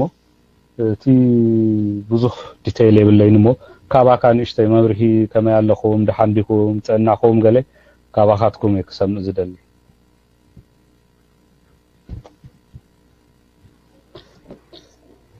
حراي نفقر اسرا مايك ناخا او نو سوري ما نو متكل سب متكل سمع لهم اوكي التصفاي كم جرتا ساعه كالا يفلطني حد قلت قربنا يقطو هاي اورميا كحتى كاف دلي نتكاغي ارمني مجمريا ابتا مصحف نورن نبي الا لا مونغو يعقوبن ميكائيل نبيل ادموندون الال بزعبا ناي ورار طليانا بإثيوبيا كعلو خلو تحدي ኢትዮጵያ ይድግፍ ያሱ ሚካኤል ካኒ ገብርኤል ካኒ ናይ ጣሊያን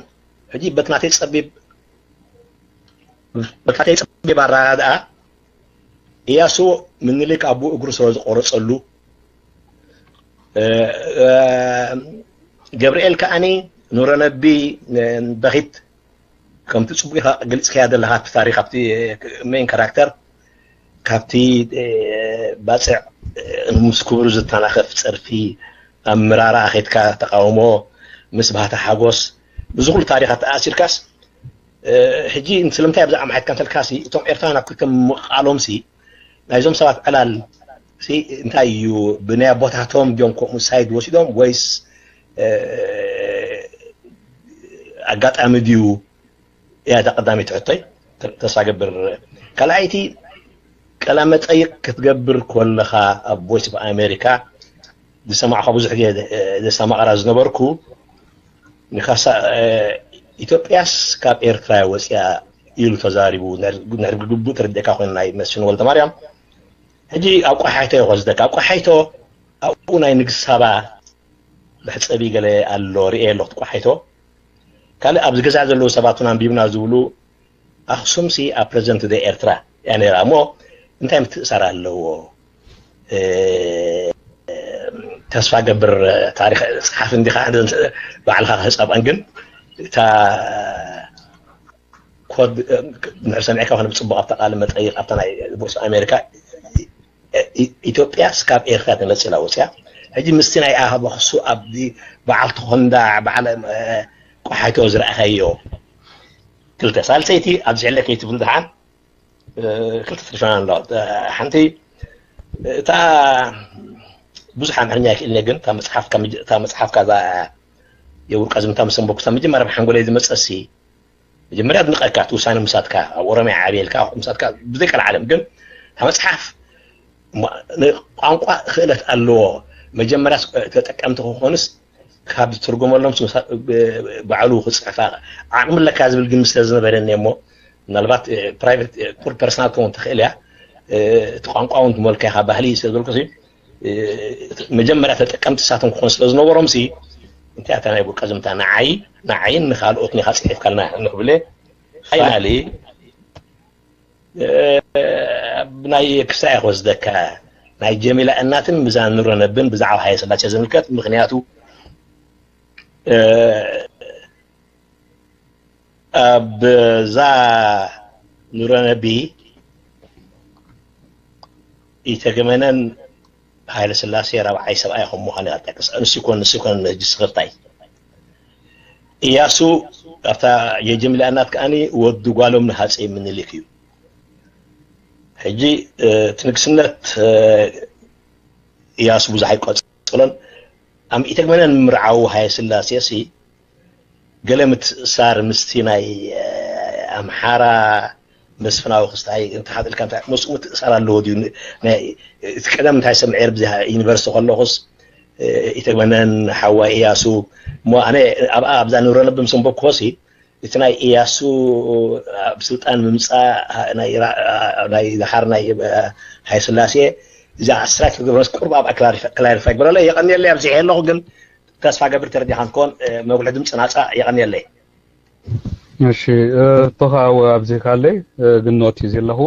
እንታይ እዩ እዚ ካብታ መወዳእታ ንምጅማር ተገ መነን ሰብኣይ ነይርዋ ማለት እዩ ሳልሳይ ሰብኣይ ኣርባዕተ ቆሉት ነይርዋ ምስቲ ራብዓይ ሳልሳይ ሰብኣያ ብሰላም ብፍቅሪ ብሓጎስ ትነብር ነይራ ማለት ካኡስ ሃይለ ስላሴ ሽዎ ሃይለ ስላሴ አይነበረን ሽሙ ተፈሪ መኮንን እዩ ኣብ ሃረር ነይሩ ቴሌፎን ኣትዩ ነይሩ ሽኡ ኢያሱ ይድውለሉ ሃደ ማለት ኢያሱ ማለት ልጅ ኢያሱ ይድውለሉ ሞ ንመነን ትምርዖ ኣይካ ይብሉ ሃይለ ስላሴ በጣም ሰንቢዱ ማለት ዋ ሰብኣያ ዓብይ ሰብኣይ እዩ ፍሉጥ ሰብ እዩ ካብቶም መሳፍንቲ እዩ ናይ መነን ሰብኣያ እሱ ድማ ክምርዓዋ ድሌት የብሉን ዘመዱም ያነቲ ልጅ ኢያሱ በተዘዋዋሪ ድማ ሃይለ ስላሴ ባዕሉ ዘመዱ ያ ከመይ ገይረ ንዓ ክምርዓው ሳሰብዓ ኣለዋ ከምዚ ምስ በለ እዚ ተወሲኑ ብተመንግስቲ ውሳኔው እጂ አፍለጠኒ ትምራው ዲካይ ትምራው እዚያ ብቻ ንገረኒ ኢልዎ ህራይ ተበልኩማ ከምራዋይ ኢሉ ማለት ሕልስላስ እጂ ከይዶ ምሳ በቃ ምዚ ሰብዓይ ያእኽለኪ እጂ ንተፈሪኺ ትምራው ኢሉማ በቃ አምላክ ማአሱ ያእኽለኪ ዝብለኒ ኢላ ራብዓይ ግዜዮም ዘፋትዋ ዘለዉ እዚያ ሰበይቲ አፋቲሆም እቲ ሰብዓይ ውግእ ከይጅምር ኢሎም ኣብ ካልእ ቦታ ሚሽን ሰዲዶሞ እሳ አውጽኦም ንሃይለ ስላሴ ብባቡር ነው በበቅሊ ገረ ገሎም ሰዲዶሞ አዋሽ ወጽዩ ነሩቲ ባቡር ሾ ካብ አዋሽ ድማ ሃይለ ስላሴ 1500 ወታደራት ሰዲዱ ብባቡር ገሮም ድሬዳዋ ካብ ድሬዳዋ ናብቲ አትያ በከምዚኦም ተመሪዖማ እቲ ናይ ንጉሳውያን ኮሙዩ ባህሎም ነሩ ኩሉ ፖለቲክስ ዝስራሕ ብመርዓ ስለ ዝነበረ ሃይለ ስላሴ ጸገም ከይፈጥረሉ ኢያሱ ሃፍቱ ንዘመዱ ቀረባ ዘመዱ አመርኢዋ ማለት ንሃይለ ስላሴ ቆሙ ነው ይረው ሐሲቡ ግን አይሰለጦን ሳቤኑ አጥፊ ወኑን ማለት እዩ እቲ መፈንቅለ ዙፋን ቢዝባል ካቡስ ክድህን አይካለን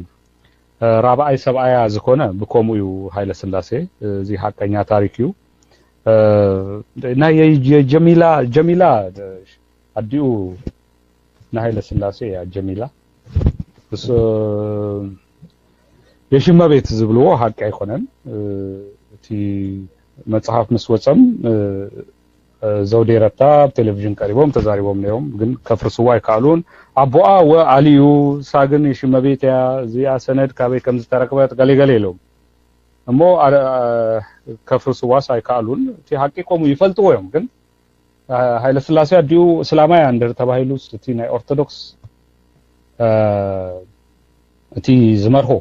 እቲ ቢሮክራሲ ኦርቶዶክስ ተዋህዶ እዩ ካብ ኦርቶዶክስ ተዋህዶ ውጽእ ዝበለ ነገር ስለዘይጠሞም ሓደጋ ከኢኮኖሚሎም እዮም ሽም ቀያይሮም የሽመ ቤት እንዳበሉ ጸኒሆም ይፈልጥዎም ኩሎም እቲ ፍሉልይ አኔ ቀድሜ ጽሂፈዮ አጸብቄ ጽሂፈዮ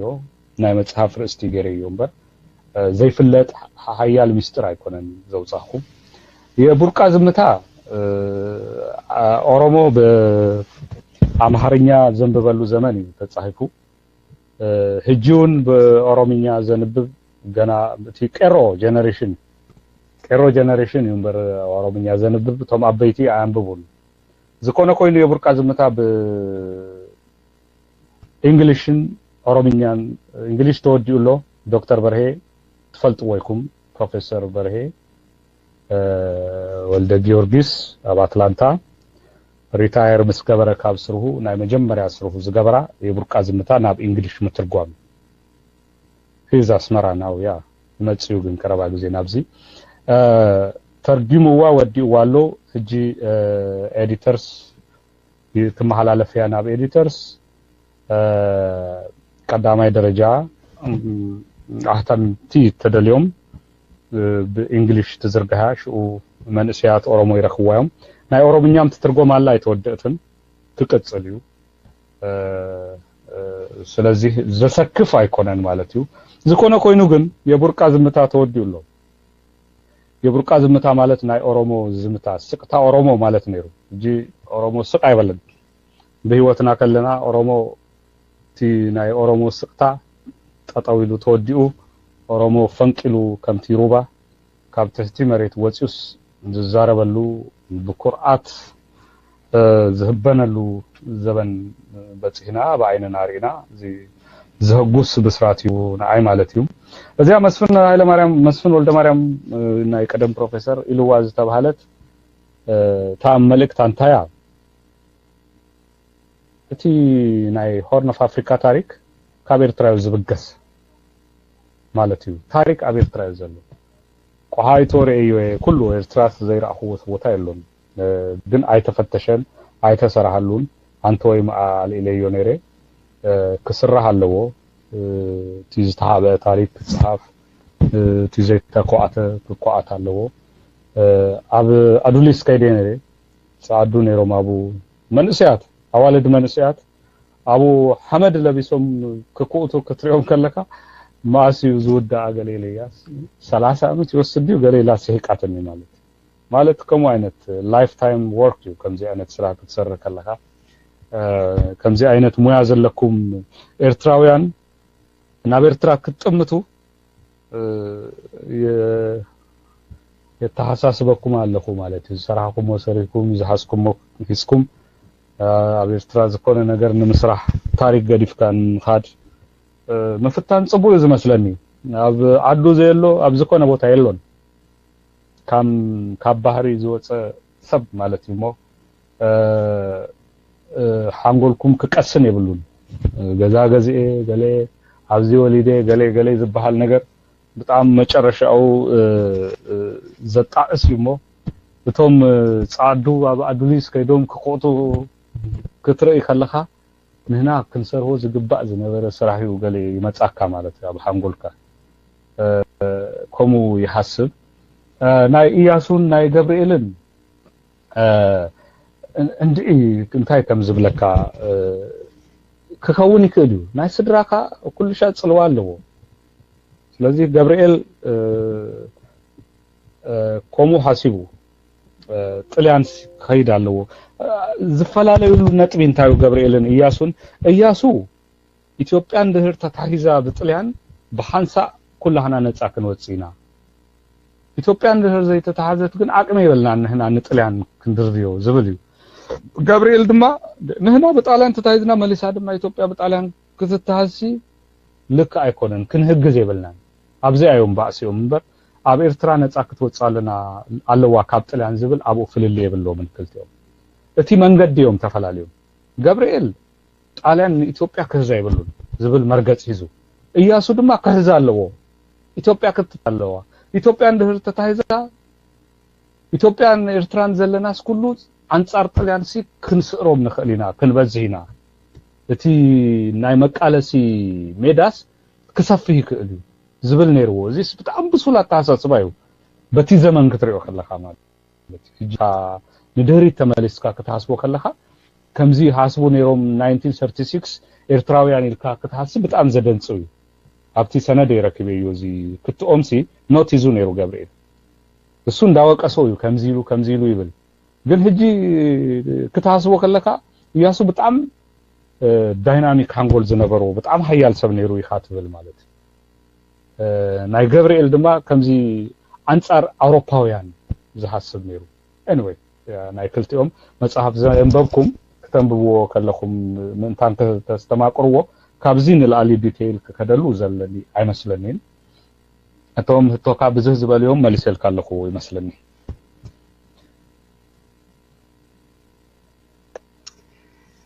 ዋው ይቀኒልና ጽቡቅ ትምህርቲ ጽቡቅ ሕቶ ይቀርባሉ ንፈቀር 10 ማይክ ንዓኻ ዝሐወይ نفقر سمعنا خدو نفقر حاده نفقر كلته اوكي نو سمت كلكو تزاريبيو بسبيتو شمي نيرو تزاريبيو نعو حزات له نيرا سلازي السخا يا حجي السخا دحان حزا يا اوكي يا انا لا بحري هذا لا دحان هون مقاله حقير لي دحان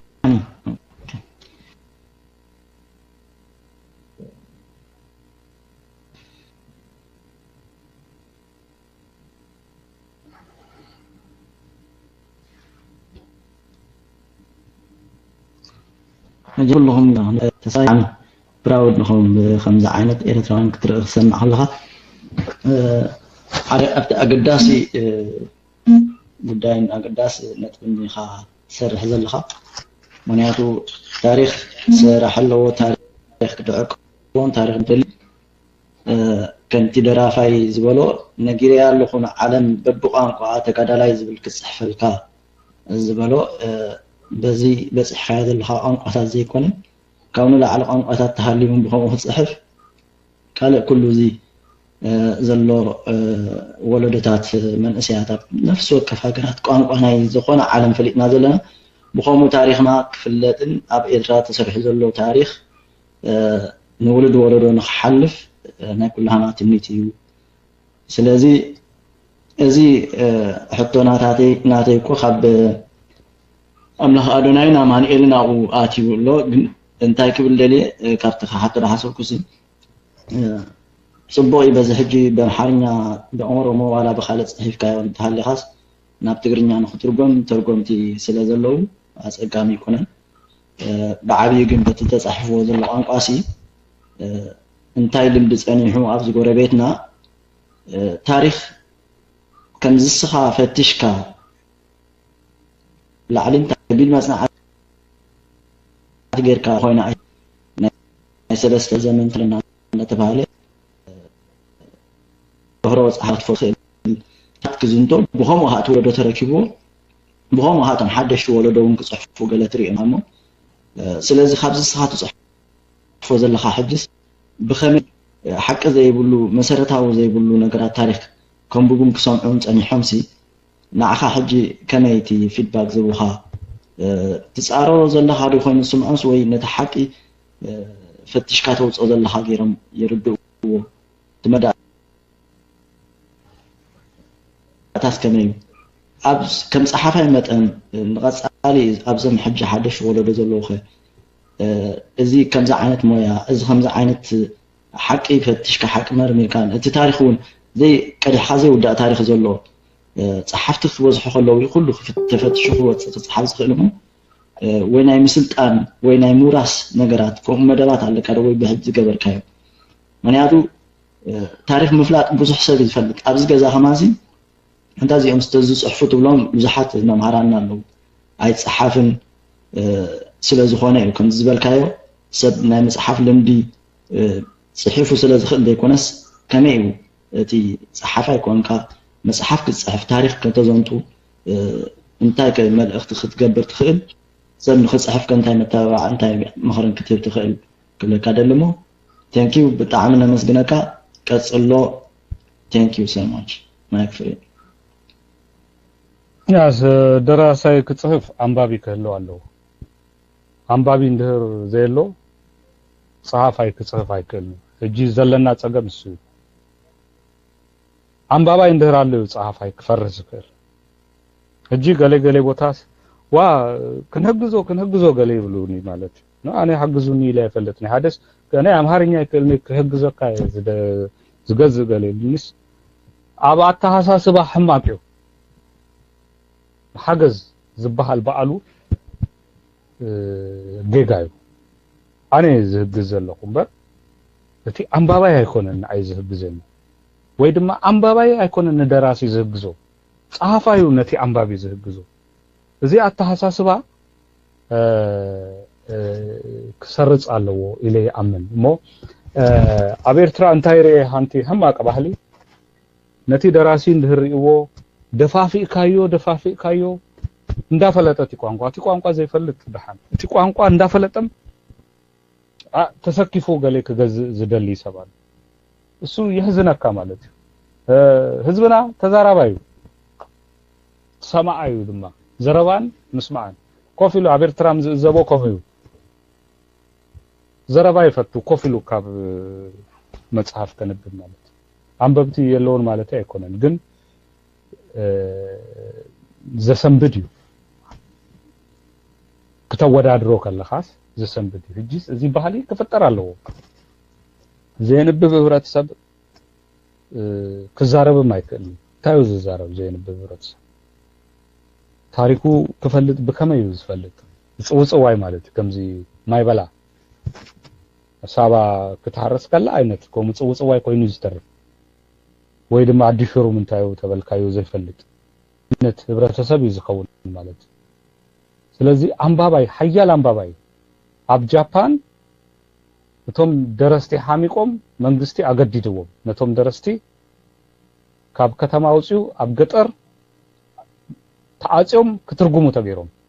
ሲኢና ዝነበብሉ ወዲዎቲ ህዝቢ ተመልከት ከምዚ አይነት ህዝቢ አለ እቲ ኣብ ሾፕ ዘሎ ወዲዎስ እንታይ ከነነበብ ኢሎምሲ ሰልፍ ገይሮም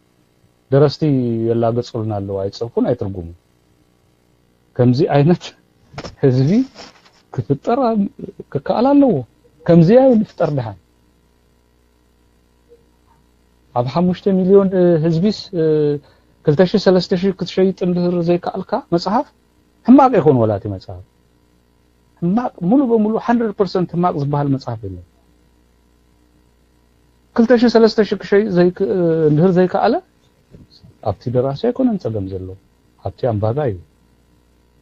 بزي ابتي صحافاي صغم كله يخلو ግን ቀንዲ እቲ አንባባይ አንባቢ ክፍጠር አለው እጂስ ክንደይና ናይ በሐቅ ንብገስ እቲ ቋንቋ ንክእል ማለት ኣብዚያ ሰሜና እዚያ እስከገዛ ኣለኒ ከንብባ ኣለኒ ዝብል ንህ ዘለዎ ድሌት ዘለዎ ክንደይ እስኪ ኩላህና ነፍስና ንምርምሮ ማለት ስለዚህ እቲ ባህሊ ክፍጠር አለው ኣብ ኩሉ ቦታ እንዳኸድኩ ኮሜ ዝዛረብ ቱርክ ገብር ከለኹ አንባባይ ክፍጠር ከአላለው ዘንብብ ኃይሉ ክስር ዘከል ከካታ ዘከል ስለዚህ አቡ አኔውን ናይ አቅመይ ይገብር ግን ከም ተፈልጥዎ አነ ኤርትራ የተወለድኩን ኣብ ኦሮሚያ የተወለደ አቤ ትግርኛ ህጄ كيليو همو ناتي انفلونس ناي مغبار حقمي تهوتيو ابتي عدي زلو ابيرتراز تولدو مور ابزي كسر ሁሉ يغبايو እዚህ መንግስትም ከሰርሆ አይከልን ህብረተሰብ ይከሰርሆ ዝክል እጂ አብደገ ተነብሩ ሰባት ከምዚ መጽሐፍ አክብኩም ናይ መስዳድ ሕጂ ጀርመን ዝነብሩ ኤርትራውያን ተአክቦም ሐሰርተ መጽሐፍ አብገዝኦም ዘሎ ማለት አንቢቦም ዝደርበይዎ ወይ ኮፍ ዘበልዎ አክቦም ኣብ ጀርመን ነበርቲ ኢሎም ሃደ ላይብረሪ ተጣው ከብሉ አይከሉን ወይ ጊፍት ከህቡ አይከሉን ክንዳይ ቆሙ ገሮም ይፈልጡ ቤት ትምህርቲ ያኔ ኤርትራ ገጠር ይኸይደ ብዙ መጽሐፍ ዝውዳ አይኮነን ውህደት አለው አብሃዴ ቦታ አብሃዴ ላይብረሪ 10 መጽሐፍ እንደራላ ተለቃቂሆም ያምዘንብቡ መጽሐፍ ከአቶ አለው እቲ ህብረተሰብ ክዋሳ አለው ዝብል እምነት አለን ናይ ቆሉት መጽሐፍ ከምዚ ክውደብ አለው ማለት እቲ ቃልሲ ከመይ ከምዚ ተገበረት ኩልኩም ተፈልጡ ወይኩም ሰብ ይስዋዕ ነይሩ ማለት እዚያ ድማ ካብኡ ዝተሓተት ስራሕያ ማለት እቲ አንባባይ ህብረተሰብ ምፍጣር ኣብ አውቶቡሳት ኣብ ከዱ ከለው ሰባት ከንብቡ ምግባር ቮለንቲርስ ኣብ ኤርትራ ከዱ ከለው ቆሙ ክገብሩ አይክእሉ እንዶ ዝብል ይመጻኒ ማለት ብፍላይ ኣብ ደገ ቀዳማይ ነገር ነፍስካ ምልዋጥ የድል ዘንብብ ሰብ አንባባይ ክፈጥር አይክእሉ ማለት እቲ ዘንብብ ግን ክብገስ አለው ኣብ ስድርኡ ይጅምር ማለት ካቡ ተከባቢው ካቡ ናብ ሃገር ደረጃ ቁሸታት ቆሙ እንዳበልካ ክበር ካሊዩ ዝብል አለኒ ቴንክ ዩ حراي جمحوي قدميخا حد سبالو سبد مسكرولو سلازي ودي مدري بحري ما يكنعخا دحريو جيم كتحزيخا ودي مدري بحري سمعنا له هذا ودي مدري بحري وا حيس امو صقم على كمالتي امو خالق سب كحلفي مخنياتو سكالوت يسمعون لو سخاغنا يسمعني هذا لها تي شغرسي ابا خايب مسيها لها اوكي داروكراسي نعنا ما يكن باريكني حجي حوات السوق انتوي شغر سلازنبر ايه حيز اني تايم انت اشو مسبلكا نغرني سلدبلكو ما يكنعو ايه حجي اوكي داروكراسي نعم داروكراسي ما يكنعها حزه امو تولو نبلبا داروكراسي ما يكنعها قبلك الله اوكي اون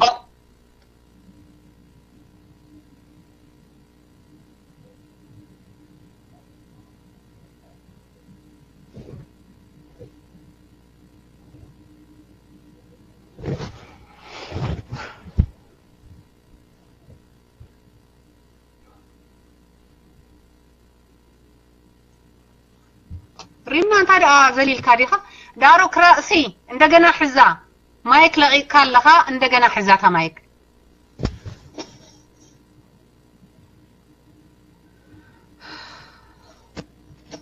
داروكراسي تسمعنا اندحر لها اسكي حدا هابني جهاتكم عم مጨረሻን ታሽሙ ይትበሉ ሰብ ማይክ ክሕዝ ከሎ አይተውርዱ ኦኬ እቲ ሲስተም ንፈልጦ ኢና ንሕና ኦኬ ዳሮክራሲ ማይክ ሕዛ ዳሮክራሲ ማይ ጉድነስ ኦኬ ጂም እንባርስኻ ሕዛ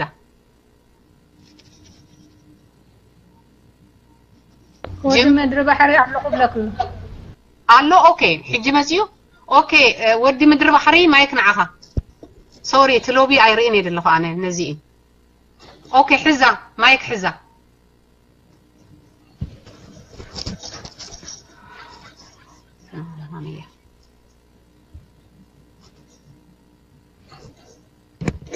ودي مدر بحري مايك نعها ابقيح لي خدلخا هولدون اسكي إدكا أوردو إدكا مخريو اندحر قيح لكا he isn't okay then زغاجي اوكي بس يلا okay go on أرى مجمرتا سلام كلكم من يعونا تسفاي تانكيو أبتي كي نوحتا زحاتت قول يوسي دوم لهم ዝቅርና አፍሪካ ዝበሃል ታሪኽ ሲ ፍላይ ካብናትናን ኢትዮጵያን ዝበዝሑ ዋን ዝመጽእ ክልተ ነገር ኣሎ ብዚ ስኻ ቁርብ ከም ጻሓፋይ መጠን ትፈልጦ ትኸውን ካብ ነዊሕ እዋን ጀሚሩ ካብ ሃፀይ ፋሲል በሎ ዋላ ናብ ሽዋ ንኺድ ናብ እጓድየን ንመለስ ናብ ካልእ ንምጻእ ውልቀ ሰባት ይኹኑ ብጉጅለ ስውያት ኣብቲ ታሪኽ ቀንዲ ዝኾኑ ኤርትራውያን ኣለዉ ክሳብ ዘበነ ደርጊ ክንመጽእ ንኽእል ኢና በንጻሩ ግን ኩሉቲ ታሪኽ ክስረቕ ንሪኦ ኢና ሕጂ ኣብዚ እስኻ እንታይ ኣለካ ናትና ኸ እንታይ ድኻምና ካልኣይቲ ኣነ ብዙሕ ግዜ ዝዛረበላ ኣብቲ ታሪኽ ንዓይ ትኹርኩሓኒ ብግብርኻ ዝፈልጠ ዝደጋገም ነገር ኣሎ ንሕና ከምዚ ዘይንሕዞ ግን ንገብሮ እሶም ዝብለፁሉ ነዊሕ እዋን ዝመፀሎ ብሕፅር ዝበለ እሶም ዝተፀውዕሉ ማእለ ያብሉን እቲ ኩሉ ታሪኽ እንተሪኢኻ ኢኻ ዋላ ናብ ጎንደር ተመሊስና ነዊሕ ክንከይድ ንኽእል ኢና ናይ ኤርትራውያን ወይ ከዓ ካብ ምድረ ባሕሪ ዝውለዱ ሰባት ኣክሽን ወይ ተግባር ዘይብሉ ኢትዮጵያ ኣይቆመትን ፖለቲካ ገዲፍና ማለት እዩ ሕጂ እዚ ናበይ ኣምፂና ኣብ መወዳእታታ ትግራይ ይዛረቡላ ዘረባላ ድሓን ሰብ ከይፀልኣ ንግደፋ ግን ናብ ጉርሕን ናብ ምድንጋርን እስቲ ብዝደጋገም ዘሎ ወይ ናብ ጥልመትን ዝመጽእ ነገር እዩ ብሕፅር ዝበለ እታ ዕሽነት ሓማሸን ዝብልዋ እሶምን እታ ንሕና ልቢ ትግራይ ንብላን ኣብ ታሪኽና ሲነዊሕ መፅኡ ስቲል ይደጋገም ኣሎ ኣብዚ ቁሩብ ከም ፍልጠት ዘለካ ወይ ሓበሬታ ሲ እንታይ ክትብል ትኽእል ያዋኒ ያለ እሺ ሰዓት ተአክል አላ 12 ቆጸራ አላትኒ እሞ ህጂ 15 ደቂቃ ያተሪፋትና ሞዚያ ናይ ሞዳታ ህቶያ ማለት ትኸውን ኮሙ ይመስለኒ ዝኮነ ኮይኑ እዚ ከምዚ ህጂ ዘልአልካዮ ሃወይ እዚ እሽነት ሃማሲ ልቢ ትግራይ አጋሜዶ ገሌዶ ዝበሃል ሲስ ናይ ድሑር አተሐሳስባዩ ለይ ዝሐስብ ናይ ቀደም ዝነበረ ህጂስ ኣብዚ ዘለናዮ ዘመን ክንጥቀመሉ ዘይንክእል አዘራርባዩ ስለዚህ ገሌ ኣብ ሶሻል ሚዲያ ኮሙ አይነት ሰባት ክትጥቀሙ በጣም ይዝሐዝን ማለት ስጋብ ህጂ አቡ አለው ደም ህጂና አውራጃዊነት እንዳልአሉ እዚ ቀደም ኃይለ ሥላሴ ዝፈጠሩ ፖለቲካ ማለት እዩ ሐማሴንን አከለ ጉዛይን አባይ እስካስ ኤርትራ ከምዘይ ትከውን ምግባር ሰራይ ገሊ ብኩሶ ዲካጌርካ በከምዚ ዝመሰለ ቀደም ዝተሰርሐ ስራሕ አባ ኣብቲ አቦታትና ዝተሰርሐ ስራሕ ኑ ተቀቢሉ መሊሱሱ ክትቀመሉ ክትረይ ከለኻስ በጣም ተሐዝን ማለት እጂ ኤርትራውያንም ኮሙ ይገብሩ ተጋሩ ኮሙ ይገብሩ ይርኢ ኣብ ሶሻል ሚዲያ እስክጸራረፉ ጸርፊ ድሁር ቀዳማይ ነገር ኣብ ጸርፊ መታው አይደለም ማለት ጊዜም ሰብ ከቃጸለ ይብሉና ኣብ ጸርፊ ዝበዝሆ ቦታ ታይ ክገብር ያቱ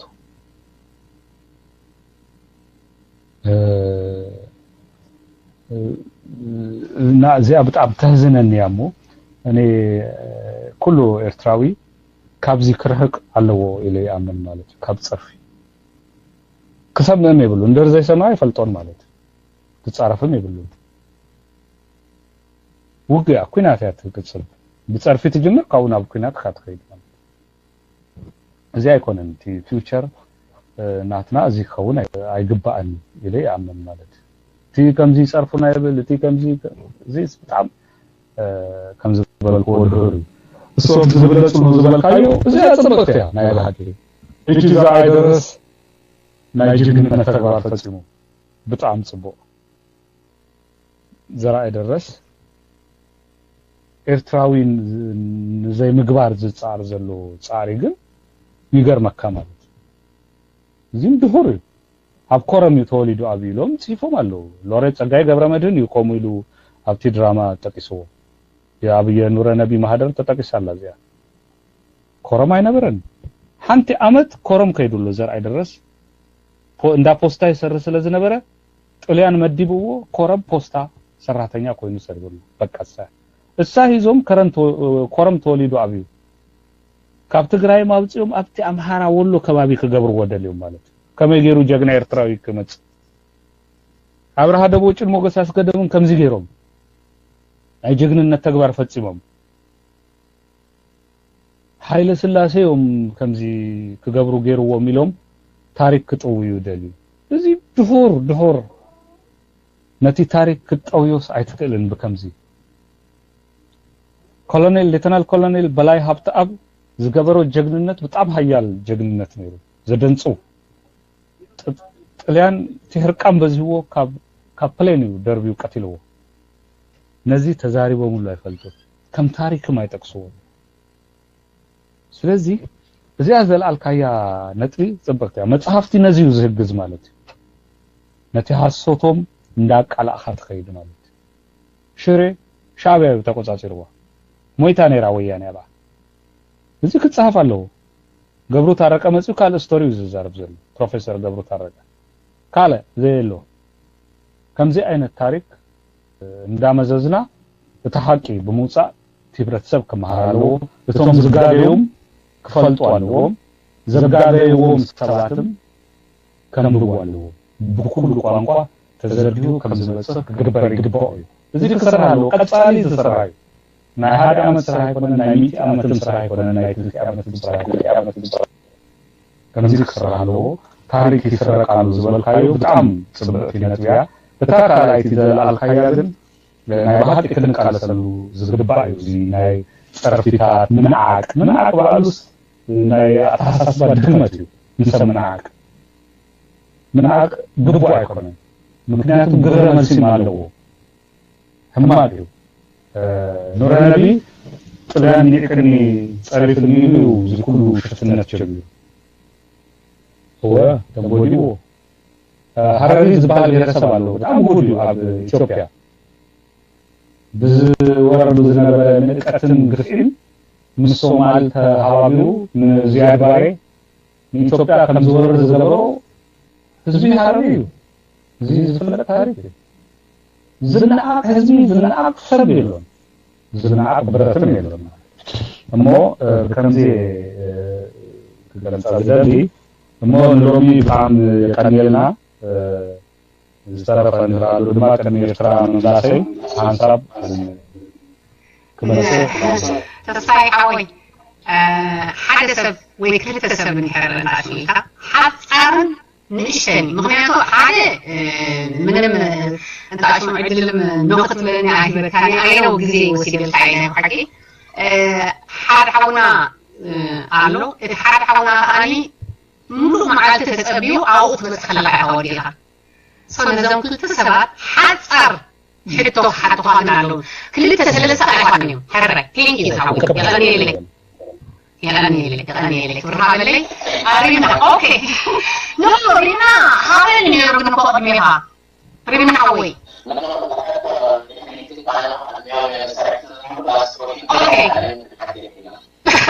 No, no, okay, go on then. Didn't say anything.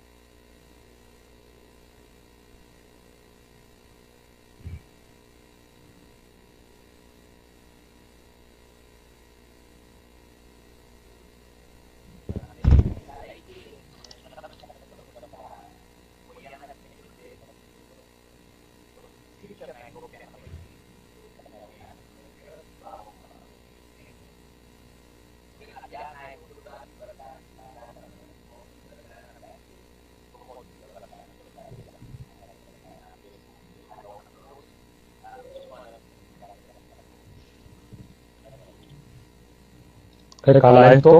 በአንሳር ተመልሰው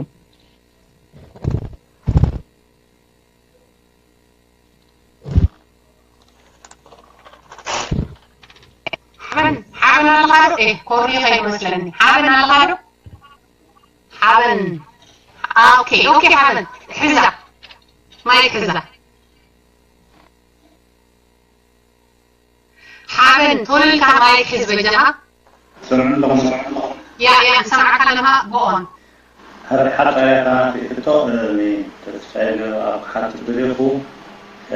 ኣብ ኢትዮጵያ ነይሩ ኣብ ኤርትራ ከዓ ነይሩ ሕጂ እቲ ንቕሓት ኣብ መንጎ ክልቲኡ ህዝብታት ከመይ ይረኺብካዮ ምክንያቱ እሳቶም ክመፁ ከለዉ ገመድ ሒዞም ክሳብ ብገመድ ዝኣስሩና ይመፁ ነይሮም እሞ እዚ ክሳብ ክንደይ ንሕና ብንቕሓት ቀዲምና ከም ዘለና እዚኣስ ቁርብ ክተብራህርሃልና ዘይ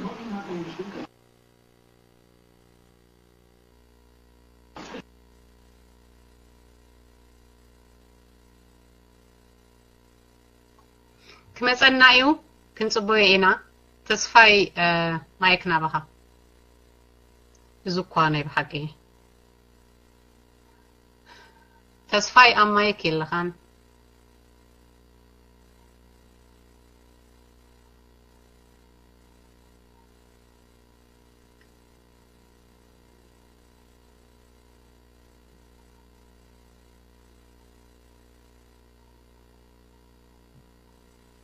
كمصنا يحواتني اللي نتعقس حريده تسفاي ام مايك يلا خان مايك حزه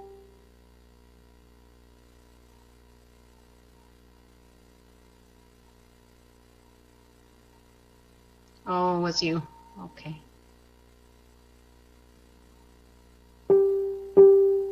تمليسو كمصنا تسفالنا وصيلو فيات ودينا اينا حجي يتكايتوصو بليز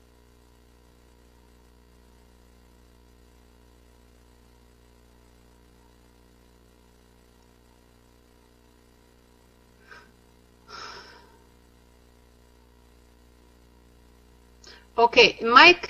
حزامنا انا خدولو ليه هرايدو ريمنا سمعني لهادو اني ام مايك يلخون دي او ኣለኹ ኦኬ እሞ ማይክ ሒዛሞ ኣነ ክድውለሉ ተስፋይ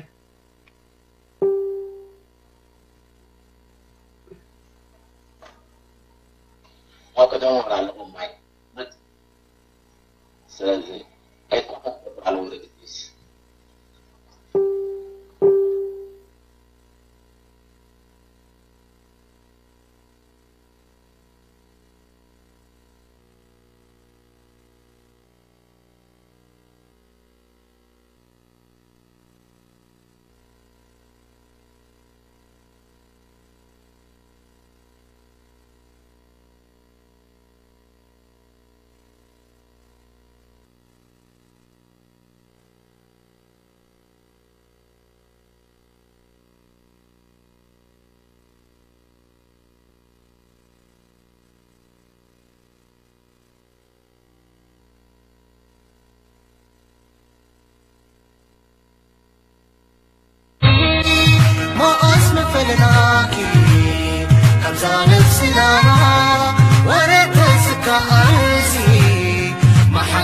نكيب موقفنا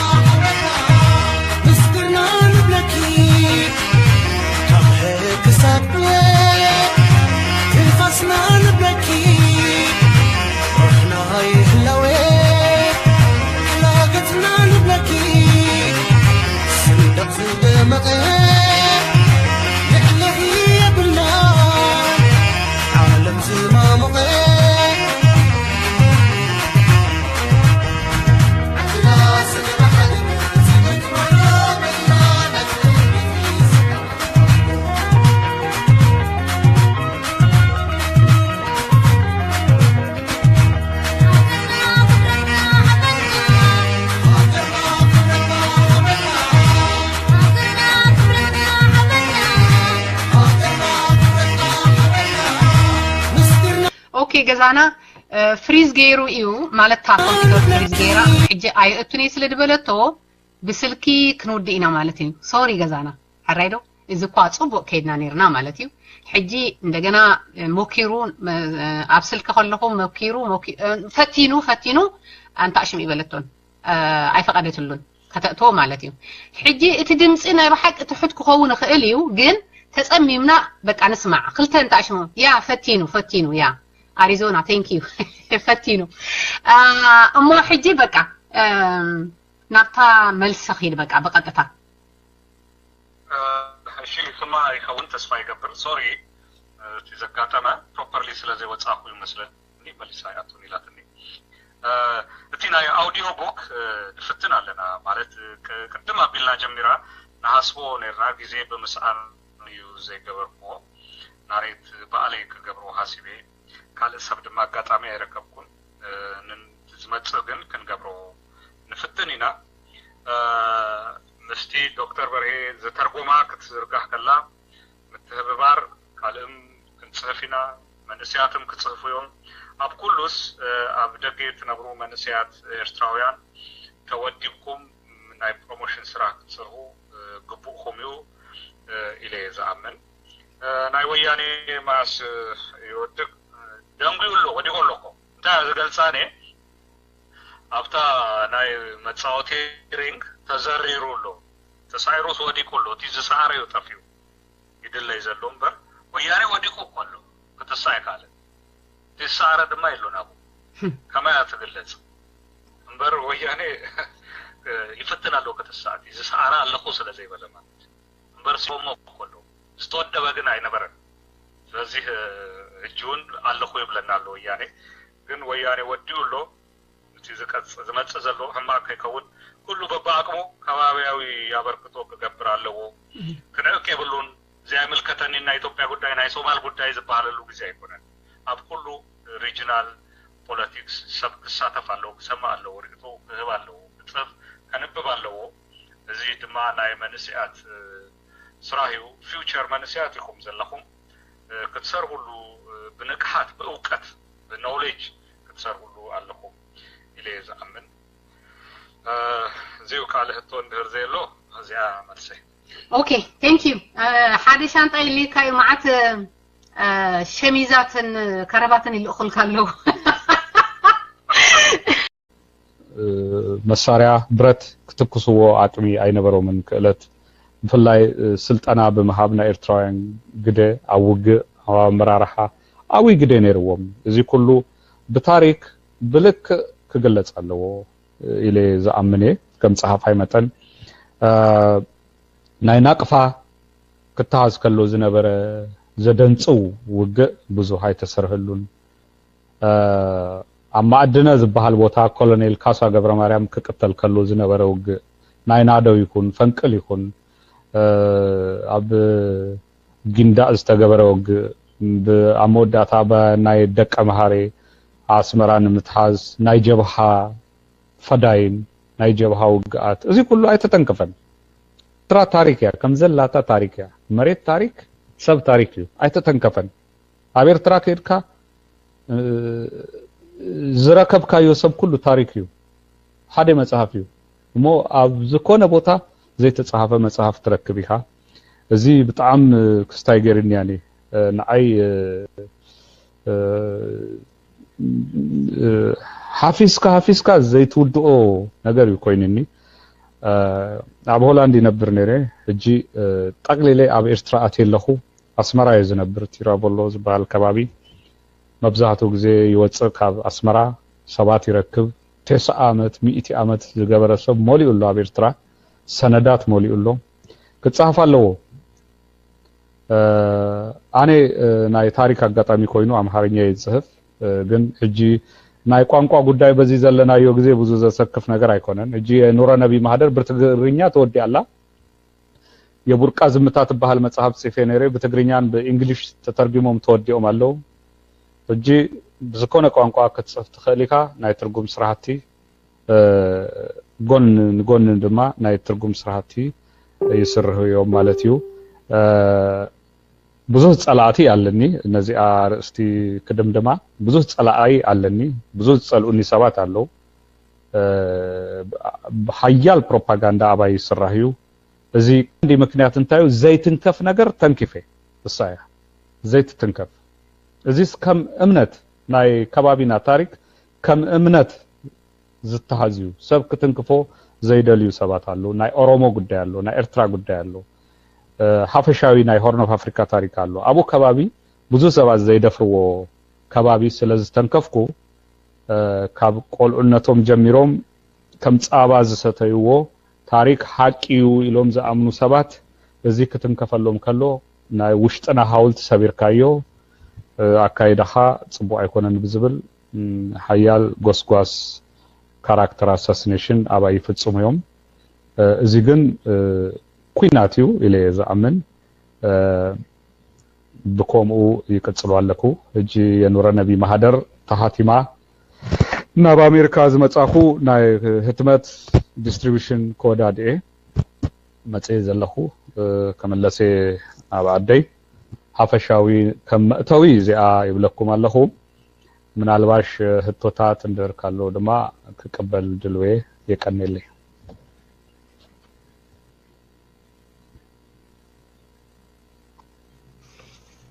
حراي أماي كله ده اسكي ملك تابوني أنا عاير رأيني ميدلو أماي كله أوكي أبو ليشا حراي صبوا قوة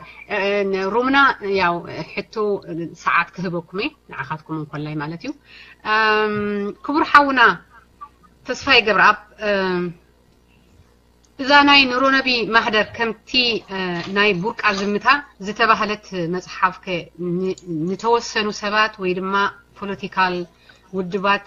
ክቃወምዋ እዮም ኢልካ ትሓስብ ዶ ኦሬዲ ብዙሕ ተቃውሞለኒ ኢልካ ኢኻ ግን ብሕልፊ ከኣኒ እዛ መጽሓፍ እዚኣ መጽሓፍካ ከምኡ ዓይነት ሓሳብ ኣለካ ዶ እንድሕር ኣሎ ኢልካ ብኸመይ ዓይነት ምክንያት ክቃወሙኻ ይመስለካ ቴንክ ዩ ማይክ ንዓኻ የቡርቃ ዝምታ ንምንታያ ተቃዊሞማ ፍሉጥ እዩ ህዝቢ ኦሮሞ ኣብ ኢትዮጵያ ብዙሕ ግፍዒ ዝተፈጸመሉ ህዝቢ እዩ ኣብ ኣምሓርኛ ስነ ጽሁፍ ኩልሻ ጀግና ተባሂሉ ሜን ካራክተርስ ማለት እዩ መጽሐፍ ከተንብቡ ከለኹም ሜን ካራክተርስ አለው ብዙሕ ግዜ ኩልሻ ኣብ ኣምሓርኛ ስነ ጽሁፍ ክንርኢ ከለና ኣምሃሩ እዮም ኩልሻ ሜን ካራክተርስ ኣምሃሩ እዮም ንኦሮሞ ባጫ ወይ ጫላ ዝብል ሽም እንድህር ተዋሂቡ ኣብቲ መጽሐፍ ዋርድያ ይገብርዎ ጫልቱ ዝብል ሽም ኣምጽኦም ድማ ናይ ገዛ ሰራሕተኛ ይገብርዋ እዚዩ ኣብ ኢትዮጵያ ሊትሬቸር ዝተለምደ ዝፍለጥ እዚዩ ኣብ ቡርቃ ዝምታ ቶም ሜን ካራክተርስ ኦሮሞ እዮም ካብቲ መበገሲ እዚ ዘሰንብድ ነይሩ ነቶም ትምክህተኛታት ማለት እዩ ካልኣይ ሚኒሊክ ኣጤ ሚኒሊክ ዝበሃል ንጉስ ኣብ ህዝቢ ኦሮሞ ዘብጽሖ ግፍዕታት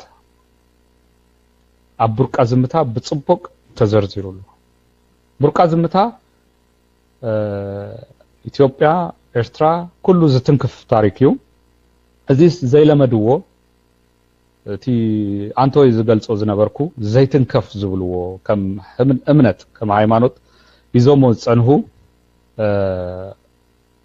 እምነቶም ዘፍርሰሎም ስለ ዝነበረ መጀመርያ እንታዮም ገይሮም ናይ ቡርቃ ዝምታ ካብ ዕዳጋ እንዳኣከቡ ከቃጽልዎ ጀሚሮም አዲስ አበባ ነይርያ ነሹ ከተም ከሎ አይፈለጥኩና ነ መሊሴ አህቲሜዮ ዳሃራይ ግን ሰብ እንዳፈለጦ ከይዱ ኮፒ እንዳተገበረ ካብ ሰብ ናብ ሰብ መስከደ ኣብ ኦሮሞ መንእሰያት ክበጽሕ ኪሉቲ መጽሐፍ ሕጂ ለሊ 17 ዓመት ገይሩሉ ካብ ህዝብ ህተም የቡርቃ ዝምታ እንዳገደደ ይከይዳሉ ዘየንበቦ አምሃርኛ ዝክእል ዘየንበቦ ኦሮሞ ክርከቢው ኢልካስ ዘይህሰብ ኮይኑሎ ሚሊዮናት ናይ ቡርቃ ዝምታ አንቢቦም ሞለው በኦሮሚኛ ቋንቋም ይተርጎማሉ ማለት ነው የኑረ ነቢ ማህደር ካብ ቡርቃ ዝምታ ዝከፈአዩ ዝከፈአ ሐቅታት ዘውፀ መጽሐፍ እዩ ሕጂውን ይቃለሱለው ኣብ አሜሪካ አካባቢ በብድኳናት እንዳኸዱ ናተይ መጽሐፍ ኑረ ነቢ መጽሐፍ እንድርትገዙ ኮይንኩም ጣይታን በርበሬን ሽሮን ካባኩም አይንገዝን አልግስዎ እንዳበሉ ይግስግሱለው እንዳዞሩ ማለት ገሊኦም ፈሪሆም አይንገዝ እንዳበሉ ነቲ መጽሐፍ ይሃብዎ ነቲ ዝፈልጥዎ ጥራይ ይሸጡ ገሊኦም ድማ ካብ ሰብ ከተባሰና ኃይሎም ዝምልሱ አለው ገሊኦም ድማ መሰለዩ ክሸይጥ እንዳበሉ ዝሸጡ አለው ግን መጽሐፍ ከምዚ ኢልካ ጠጠው ከተብሉ አይትከልን አይካልኒው ስጋብ ህጂ ካብ ዘህተምናዮ ዳርጋ ፍርቂ ተሸይጡሎ ኣብ አውሮፓ አትዩሎ ኣብ ኢትዮጵያ በቀረባ ጊዜ ኣብ አዲስ አበባ ታህቲቡ ይዝርጋዩ ኣብ አስመራ ይዝርጋዩ ኣብ ኩሉ ቦታ እቲ ምዝርጋህና ንቅጽልና መጽሐፍ ከምዚ ጌርካ ጠጠው ከተብሉ አይትከልን ታህቲው ተጻይፉሎ ቀዳማይ ነገር ካላይ ነገር ታህቲሙሎ ካባይ ኢድ ወጽሎ እዚኦም ነዚ መጽሐፍ ዝሃዙ ሐቂ ከይወጽእ ዝጽሩ ሰባት ንግዚኡ ክወቱ ይክእሉ እዮም ግን አይሰልጥን ኣብ ቡርቃ የቡርቃ ዝምታ ርኢናዮ ለና ጥሂሱ ይወጽዩ ናይቲ መጽሐፍ ኃይሊ ጥሂሱዎም ከይዱ ማለት እጂ ኣብዚውን አበይቲ ነገራት አለው ዘሰንብዶም ክግለጽ ዘይደልይዎ ሰባት አለው ታሪካት አለው ናይ ከረን ታሪክ አለው እንግሊዝ ኤርትራ አትያ አብከረን አቡይ ወግእ ተገይሩሎ ታሪክ ትፈልጡ ሰባት አብከረን ቀንዲን እንግሊዛውያን ምስጥልያን ኮይኑ ዝተዋገ አምሃራዩ ናይ ሸዋን ናይ ጎንደርን አምሃራዩ አሰርታለ ቦጦሎኒን ካላይ ቦጦሎኒን ዝባሉ እዚ ታሪክ እጂ ተዘሪቡ አይፈለጠን ማለት እዩ ኣብ ኢትዮጵያ ታሪክ አሉላ አባነጋ ዶጋሊ አወት ክረክብ ከሎ አሲሮሞ ነይሮም በዓል ዮሐንስ ሚኒሊክ ዝጻሐፎ ደብዳቤ ናአሉላ እኔ ሪቬንጅ ክገብር ያብ አሉላ ይሉ ዝጻሐፎ ኣብዚ ተገሊጹሎ ኣብ አዲስ አበባ ዩኒቨርሲቲ ዘይንገሩ ዝነበሩ ሐቀኛ ናይ ከባቢና ታሪካት ኣብዚ ያለው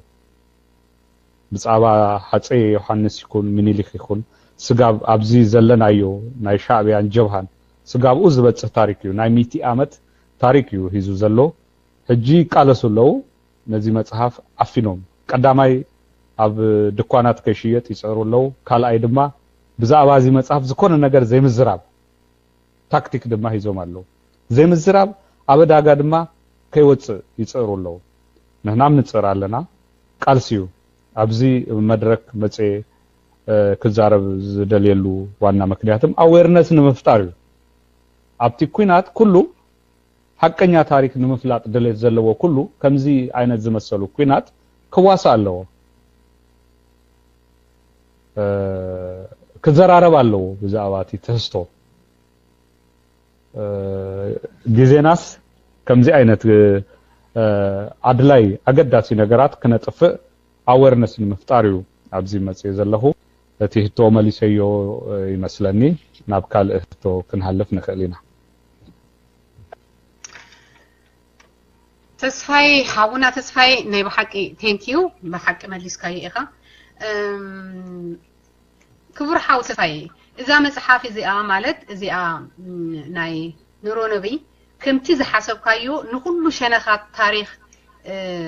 ብዝግባእ ትገልጽ ያልካ ዶ ትሓስብ ማይክ ንዓኻ ከምዚ አይነት ህቶታት አኔ ማለት ከም ደራሳይ መጠን ናይ 100 ዓመት ካብ ባህሪ ካብ ሪቅ ሕፍንቲ ዝብልዎ ኣሎ ናይ ተኪኤ በየና ባህላ ካብ ባህሪ ጭልፋ ማለት እዩ ካብቲ ዘሎ ታሪክ ሓደ ንሽተይ ክፋልያ ኣብዚያ መጽሐፍ ወጽያ በዚኣ ንሽተይ መጽሐፍ ግን ብዙህ ነገር ገሊጼ ብዙህ ነገራት ወጽዮም ኢለ ዝኣምን እዚ ግን እቲ ህቶ ክቀርብ ዘለዎ መብዛሕትኡ ግዜ ነቲ አንባባዩ መጀመሪያ ክንበብ ኣለዎ ትግርኛ ተተማይ አማርኛ ዘይትክሉ ኣይተሰከፉ ከይተሰከፉ ኦክቶበር ትመጽያ ኣብ ኩሉ ዲያስፖራ ትመጽያ ኣብ ኤርትራም ትዝርጋያ ስለዚህ ተወዲ ኣላ ፋይናል ኤዲቲንግ ፋይናል ተች አባዮም ዘለው ቶም ተርጎምትን ቶም ኤዲተር መጽሐፍ ከም ደርፊ አይኮነን እቲ ሪዛልት ትሪኦስ ብነዊሕ ግዜ እዩ 10 ዓመት ኸውን ይኽእል እዩ 2 ዓመት ኸውን ይኽእል እዩ ግን ክበጽሕ ኣለዎ ሰብ መዘራረብ ይኸውን ኣለዎ ሹኢኻ ስበይ ጽልዋ ገይሩ ዝብል ገምጋም ክርከብ ዝክእል ስለዚ ግዜ ድልየና እዩ ነዚ ንምፍላጥ ማለት እዩ حراي حاونا تسفاي امونغو مالسي نسراح يكون بخال دوص سبات كهلو سلدخلو اتا مصحف بخمي خرخوا خم دخلو دو امونغو مونغو كتزاربو مو حجي كمي بخمي كم درخوا ببرايفيت من دحاتو سلازلو بخمي كم تركب اسكي نزرومنا نزوم بنتنياتنا غلصلنا ثانك يو ኣብ አማዞን አውጽና ነርና ውሁድ ኮፒ ሃዲ 500 አውጽና ነርና ቀልጢፋ ተወዲያ እጂ ግን መሊስና ሰዲድና ኣሎ ማለና ድህሪ 3-4 መዓልቲ ኣብ አማዞን available ትከውንያ ኣብ ኢቤይ ኮሙ ድህሪ 4-5 መዓልቲ ኣብኦም ሰባት ብሽማይ ሰርች ገይሮም ክገዝዋ ይክእልዮም ኣብ ሽወደን አሎቲ መጽሐፍ ኣብ ለንደን ዘለኹም አዱሊስ ሬስቶራንት አዱሊስ ቡክሾፕ ድማ ዝበሃል ኣሎ አቡ ክርከብ ይክእል እዩ ኣብ ካናዳ ሎሚ ኣብ ፌስቲቫል ኣሎ ኣብ ቶሮንቶ ትሽየጥ ኣላ ኣብ ሲያትል ፌስቲቫል ኣሜሪካ ዘለው ናብ ሲያትል ፌስቲቫል ዝከዱ ኣብ ሲያትል ብብዝሒ ትዝርግሓ ኣብ ሜሪላንድ ኣብ ቨርጂኒያ ኣብ ዋሽንግተን ዲሲ ብድኳናት ኣለው ኣበይ ከም ዝርከቡ ኣብ ናተይ ብሎግ ምርኣይ ካል እታ ብሎግ ኣብዚ ሕጂ ቴክስት ገይረልኩም ኣለኹ www.tgindex.blogspot.com ሕጂ ፖስት ገይረይ ኣለኹ ኣብዚ ኣራይዋ ኣባ እቲ ኩሉ ቴሌፎናት ሕጂ ኣብ ስቶክሆልም ከባቢ ዘለው ኣማኑኤል ሃርቦይ ዝበሃል ኣሎ ንኡ ብምድዋል ቴሌፎኑ ኣብኡ ኣሎ ብምድዋል ክረክብዎ ይክእሉ እዮም ኣብ ለንደን ዘለው ኣብ አዱሊስ ሬስቶራንት እንዳኸዱ ክገዝዋ ይክእሉ እዮም ብዝተፈላለየ መንገዲ እቲ ንዝርግሆ ኣብ ናተይ ብሎግ ስለዚ ጠቅሶ ነዚያ አድሬስ አጸብቅኩም ሃዝዋ ሞ በፌስቡክ በሶሻል ሚዲያ ብዝተፈላለየ መንገዲ እዚኣ ሊንክ መጽሐፍ ንምርካብ ኣብዚኣ ኢንፎርሜሽን አሎ ዝብልሲ ከተሰራጭዎ ድማ ይሓተኩም ማለት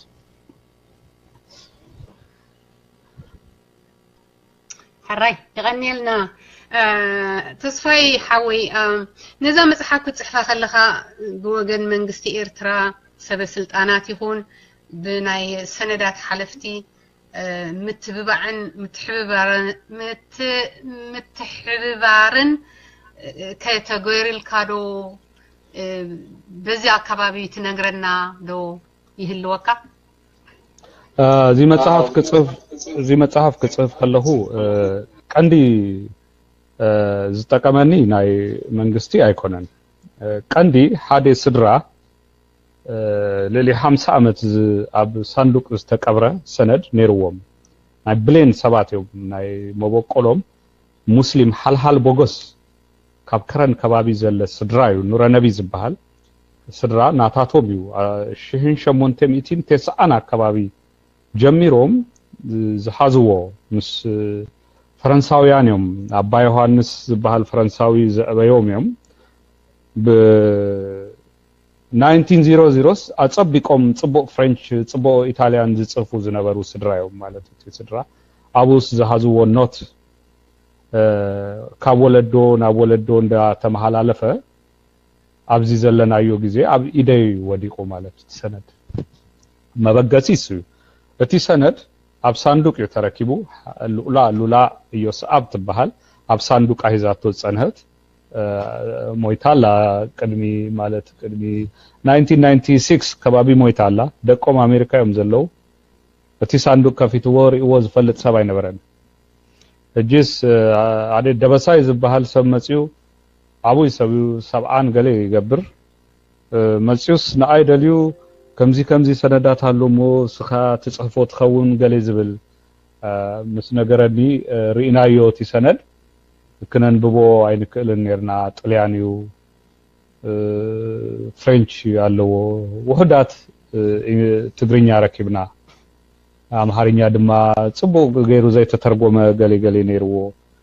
እዚ መበገሲ ዝናስ ጣልያን ዝክእል ክንደሊ ከለና ሃደ ካብ አሜሪካ ካብ ሜሪላንድ ናብ አስመራ ናብ ኤርትራ ከይዱ ማይነፊ መምህር ኮይኑ ዘሰርሕ ረድኤት ዝበሃል መንእሰይ ረኪቤ ኣብ አዲስ አበባ ጣልያን ስኩል ተማሂሩ ጣልያን ጽቡቅ ገይሩ ዝክእል እስኪ ንዓዚኣ ተርጉመልና እንታይ ከብል ክንፈልጦ ኢልናስ ናብ ትርጉም ናይ ፈረንሳይኛ ዝክእል ከምኡ ጌርና እቲ ሰነድ ምስራናዮ ሰንቢድና ኩላህና ማለት ፍጹም ዘይተጸበናዮ አይነት ኢንፎርሜሽን አቡ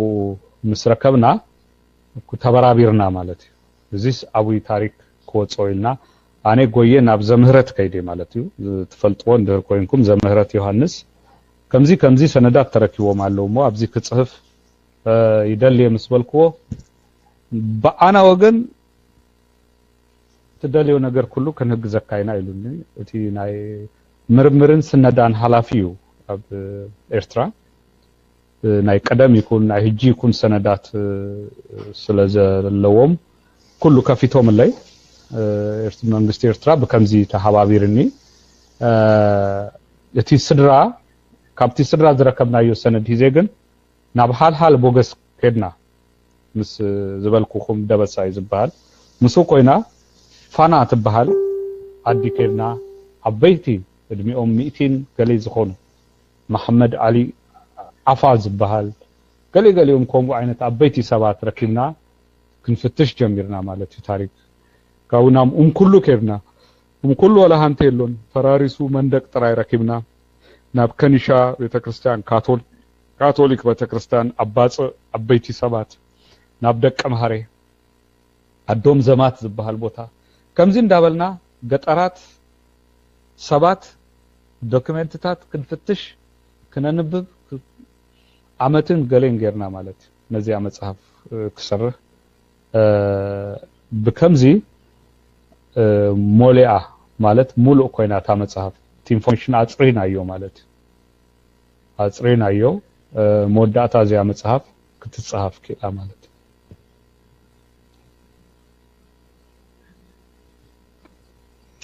ዋው ያ ሱዳን ደቡብ ሱዳን እዚኦም ከባቢታት ሐፈሻዊ ተወራራሲ ታሪክ አለና ዝተፈላለየ ታሪክ ድማ አለና ማለት ሓደ ዝገብረና ሪጂናል ሂስትሪ አለና ፍሉይ ዝገብረና ደግሞ ነናትና ታሪክ አለና አብዚ ታሪክ እዚ በፍላይ ኢትዮጵያ ይመርሁዋ ዝነበሩ ፊውዳላዊ ወይ ንጉሳውያን ስርዓት ናይ ከባቢና ታሪክ በሐሶት ከም ዝጽሐፍ ከገብሩ ጸኒሆም አለው ጻዱ እንዳቆጸሩም ይሁን ናይ ሐሶት ጽውጽዋያት እንዳምጽኡ ናይ ከባቢና ታሪክ በፍጹም ሐቂ ዘይኮነ ታሪክ ከም ጻባ ከስቲውና ነዊሕ ዓመት ገይሩ ለሊ 200 ዓመት ታሪክ ክጽፉ ካብ ዝጅምሩ ወይ 150 ዓመት ከውን ይኽእሉ ካብኡ ንላዕሊም ዝኸይድ ታሪክ ሐሶት ታሪክ አሎ ካብ አዱሊስ ይጅምር ናይ አዱሊስ አክሱም ታሪክ ይጅምር ናይ አክሱም ታሪክ ይፍለጥዩ ናይ አዱሊስ ትሕቲ መሬት ተቀቢሩ ዝርከብ ናይ ቀደም ስልጣኔ ዝነበረሉ ቦታ እዩ ብዙሕ አርኪኦሎጂስትስ ናብ ኤርትራ መጽኦም ናብ ኢትዮጵያ መጽኦም ንንጉስ ኃይለ ሥላሴ እዚ ክንኩቶይና ኢሎም በተደጋጋሚ ሐቲቶም እቲ ታሪክ ከይቋዓት ይከላኸሉ ጸኒሆም ነይሮም ናይ አዱሊስ ታሪክ አይፍለጥን ሓደ ጊዜ አፄ ቴዎድሮስ ምስ እንግሊዛውያን ምስተባዓሰ ናፒየር ዝበሃል እንግሊዛዊ መጽኡ ቴዎድሮስ ሲሩ ክምለስ ከሎ ንሽተይ ክኩት ፈቲኑ ገሌገሌ ሰናቲም ረኪቡ ተመሊሱ በድህሪኡ ግን ዝተተንከፋ አይኮነን ኣብ ኤርትራ መጠራ ዝበሃል ቦታ አሎ አኔ ከይደይ በዓል ይርእዩ ወላሃንቲ ኣብቲ ክትከይድ ከለኻስ ናይ ገጠር ከባቢው ወላሃንቲ ዝረአይ ነገር የሎን ዝተሰባበሩ ጡብ ገሌ ትርኢ ሓደ ሓለዋ አሎ ዋርዲያ ካውን ላሊ አቡ ትሪኦ ነገር የሎን ክትፍትሾ ከለኻ ግን ብዙሕ ነገር አሎ ወሲዶም ቶም ናይ ቱሪዝም ከሪኡካ ከለው ኣብዚ አስኪ ንጠር ይብሉኻ ክትነጥር ከለኻ ትሕቲ መሬት ገዛ ከም ዘሎ ትፈልጥ ማለት ተሸፊኑ በሐመድ እዚ ናይ መሬት ምንቅጥቃጥ ይኹን ገሌ ሳይፍለጥን አዱሊስ ሰለስተ ጊዜ ያተቀቢራ ሕጂ ንምንታዮም ኃይለ ሥላሴ አጤ ኃይለ ሥላሴ ነዚ ክቋዓት ዘይደልዩ ክበሃል ከሎ አዲኦም በዓል አዱሊስ አዲኦም አክሱምያ ዝብል አፈ ታሪክ ከይበላሸወሎም ይደልዮም ናይ ኤርትራ ታሪክ ናይ ኢትዮጵያ ታሪክ ጥራዩ ተባሂሉ ክእመን ይደልዩ ስለዝነበሩ ነቲ ህዝቢ ከጥፍዎ ይደልዩ ነይሮም ነቲ ታሪክ ክቀብርዎ በዝደልይዎ መንገድ ክጠውይዎ ይደሉ ስለዝነበሩ ካብ ቀደም ጀሚሩ ብዙሕ ታሪካት ናይ ሐሶት ታሪካት ይጻሐፍ ነይሩ እጂ አስመራ ወይም ከባቢ ትነብሩ ወይም አቡ ተወሊድኩም ዘአበኹም ትፈልጡ ትኮኑ ማይበላ ዝባሃል ሩባ አሎ እንታይ ማለት እዩ ማይበላ ኢልኩም ክትሃቱ ከለኹም አቦታት ጽውጽዋ ይነግሩኩም ማለት አወ ንግስት ሳባ በዚ ክትሃልፍ ከላ ኣብዚ አወሊዳስ ንምኒሊክ ኣብዚ ወሊዳቶ በቲ ምክንያት ማይሃቡ ማያምጹ ክብሉስ ማይበላ ክብሉ በዙ ማይበላ ተባሉኻ ጽውጽዋ እዩ እዚስ ቀዳማይ ምኒሊክ ኤርትራዊ ተወሊዱ አዱ ያዚአ ክብሉስ ዘምጽው ጽውጽዋ እምበር ኮም አይነት ታሪክ የለው ካብ መጀመሪያ ጀሚሩ ካብ ቀደም ጀሚሩ እዚያ ኤርትራ አካል ኢትዮጵያ ኔራ ዝብል ክእመን በቤተክርስቲያን ይኹን በመስጊድ በአቅሸሽቲ ይኹን በሙስሊም ይኹን በክርስቲያን በኩሉ መንገዲ በስተፈላለየ መንገዲ ኣብቲ ህብረተሰብ ናይ ፕሮፓጋንዳ ስርዓት ክስራሕ ጽንዩሎ እዚ ናይ ፕሮፓጋንዳ ስራሕ ስጋብ ዘለናዮ ግዜ በጽሑ ማለት እጂ ንህና በህይወት ዝነበርናሉ እዩ ናይ ደርግን ናይ ደርግ ኢትዮጵያን ናይ ሻዕቢያ ኤርትራ ውግእ ንህና ዝነበርናሉ ግዜ እዩ ግን እንታይ አይነት መጽሐፍቲ ይጻሐፋሉ ኣብ ፈንቅል ኦፕሬሽን ወያኔ ተሳቲፉሎ ሻዕቢያ ንባጽእ ክቆጻጸራ ከሎ ወያኔ አቡ ተዋግሎ ዝብል መጽሐፍ እዮም ዝጽፉ ዘለው ሐሶት እዩ እዚ ከምዚ ዝመሰሉ ናይ ሐሶት ታሪካት በተደጋጋሚ ይጻሐፉ አለው አኔ ዘንበብኩዎም ጥራይ 27 አበይቲ መጽሐፍ በጽሖም አለው ማለት እዚ አይ ከባቢና ካብ አቡነ ተክለ ሃይማኖት ጀሚሮም አቡነ ተክለ ሃይማኖት ናይ ሰለሞን ዳይናስቲ ዝመስረቱ ቀሽዮም በሃደ እግሮም ተጠውሎም ክጽልዩ እግሮም ተቆሪጹ ዲዮ ገለ ዝባሃል ታሪክ ጀሚሮም ናይ ሐሶት ታሪክ እንዳጽሐፉ ከም ጻባ ከስቲዩና ይጽሩዮም በሃይ ስኩል ደረጃ ጥራይ ከይኮነ በዩኒቨርሲቲ ደረጃ ናይ ሐሶት ታሪክ ዝንገረሉ ዩቲ ከባቢና ካብ ሳባ ጀሚሩ ሳባን ሰለሞንን ጽውጽዋ ይጀሚሩ ስጋብ ህጂ አቡና ናይ ሃይማኖት ካቶ አይደለኩም ግን ተጠወየ ነገር ስለዘለው እዩ ኣብ ኤርትራ ብዛዕባ ኤርትራ ካብ ጻሐፉ ሰባት በአል ዘውዴ ረታ በቀዳምነት ክጥቀሱ ይክሉ ኤርትራ ጉዳይ ዝብል አንቢብኩሞ ተኾኑ አይፈልጥን አምሃርኛ እዩ ብዙ ኤርትራውያን አምሃርኛ ስለ ዝፍንፍንዎ ወይም ስለ ዘይክልዎ አንበብዎን ይኸውን ግን አቡስ በምህደራ ኢትዮጵያ ኤርትራውያን ፓራዳይዝ ነሩ ኢሎም ከእምኑና ዝደልዩ ካለ ነገር እንደህር አለኩም ድማ ኤርትራውያን እንታይ ከም ትብሉ ክንሰማኩም ድሉይና ኢሎም ጽፎም አለው ባቲ መእተዊ ጽቦዩ ኤርትራውያን ክጽፉ አለዎም ኢትዮጵያን ኤርትራ ከተማሃዳድር ዝነበረትሉ ግዜ እንታይ አይነት ምህደራ ነሩ እንታይ ረኪቡ ህዝብ ኤርትራ እንታይ ሲኢኑ እዚ ኤርትራውያንም በወገኖም ክጽፉ አለዎም ማለት እዩ አበይቲ መጽሐፍት በኤርትራ ወገን ተጻይፎም እዮም ዓለም ሰገድ ተስፋይ 3 ቮሊዩም ጽፉሎ አይነለይ ፌዴሬሽን ህጅ ድማ ዝወጸት ለ600 ፔጅ ዘለዋ ጽቡቕ መጽሐፍ እዚስ ንዘውዴ ረታ መልስ ክከውን ዝክእል መጽሐፍ እዩ ናብ አምሃርኛ ንትርጉሙ አለና እዚ ምክንያቱም ኢትዮጵያውያን ታሪኮም ክፈልጡ ኤርትራውያን ድማ እንታይ ከም ዝብሉ ክፈልጡ ስለዝግባእ ማለት እዩ አብሽሬ ውግእ ወያኔ ተሳይራ ሞይታ ነራ ሻዕቢያ ከይዱ አካም ሞታው ጽዋ እዚያስ ብዙ ጊዜ አይዛረቡላን ክጻፍ አለዎ አዲስ አበባ ከተታሃዝ ከላ ና ኤርትራውያን ግዴ እንታይ ነሩ እጂ አብዚያ ና የኑረ ነቢ ማህደር ትብል መጽሐፈይ ብዛባዚ ብዙ ተጠቂስሎ ባይ ዘ ወይ ኤርትራውያን 3 ጊዜ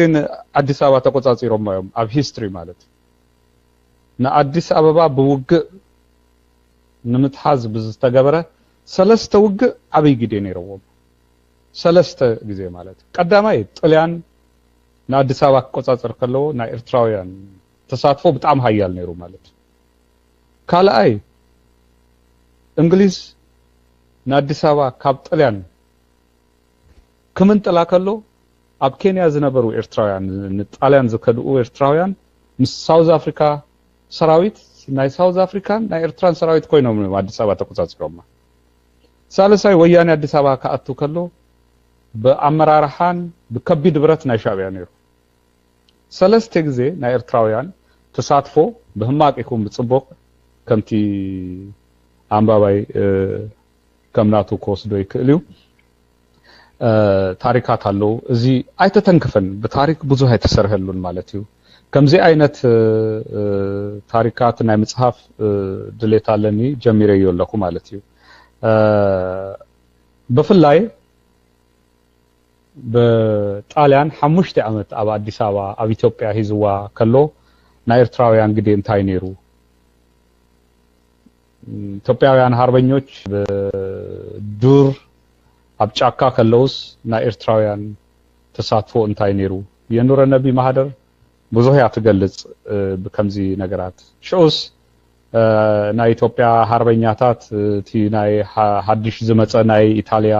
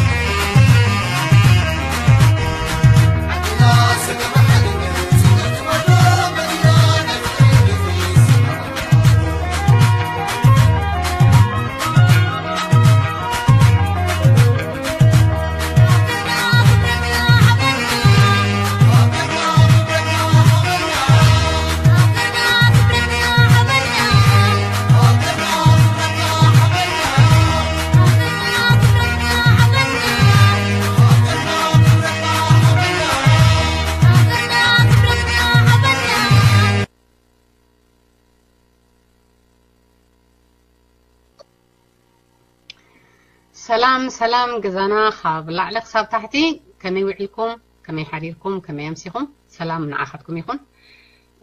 لوميد ما حونا تسفاي جبراب بفلاي تاريخاوي زخونت مصحف حيزولنا قريب له اتا مصحف ينورو نبي محدر زبل شيم زلوايا حونا تسفاي جبراب قدمينا اخبيركا اب جزانا اي بي ال اف هيكدف بيجن روم غزيخا سويخا فقعدنيا خونكا سلاز مصاخا بشمين بشم كلهم تساتفتين كمسغنكا فتو እንኳዕ ደሓን መጻኻ እንዳበልኩ ናብ ማይክ ይዕድመካ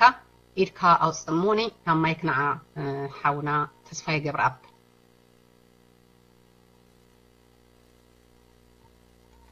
ኦኬ ሰላም በለናሞ ካው ገዛና ደሓለፈ ሰሙን ትፈልጡ ኢኹም ደሓለፈ ግዜ ብቴክኒክ ምክንያት ያው እንታሽመ ኢሉ ግን እሱ ከይ በቃ ብብዙሕ ትዕግስቲ እንደገና እቲ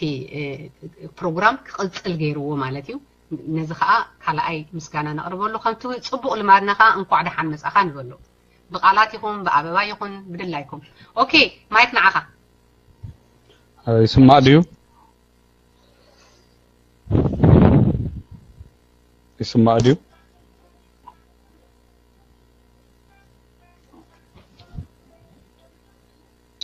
تسمع لها እሺ ስማዓለሁ በጣም ጽቡቕ ኦኬ የቀነለይ ኣብ ኤሪትሪያን ፒኤልኤፍ ግደፍ ቪዥን ሩም ኣክቢርኩም ስለዚ ኣደምኩምኒ ብጣዕሚ የቀነለይ ዝሓለፈ ግዜ ፈቲናዮ ነርና ከምዚ ቀሪቤ ነይረ ግን ኣይፈለጥኩዎን እዚ ፓልቶ ክፈልጦ ግን ነዊህ ስለ ዝገበርኩ ከይተጠቀምኩዎ ረስዮ ከመይ ከምዝ ጥወቅ ብኮሙ ሳይሰለጠን ነይሩ ሕጂ ግን ኣሪኦምኒ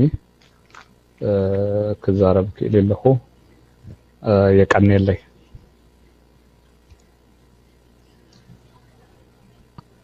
حري نروبي حوي كنتي بقدامي جميرنا يونيرنا تحتو ابا خلاها اقرب الكاي بيكوز جمير كاي اسلد نبركا اطبق بوتا مس بصحا تفلالينا مالتيو اتا حتو خا انت يانيرا ابا خلا خمتا دلا تايد قربا ازي اناي نزاناي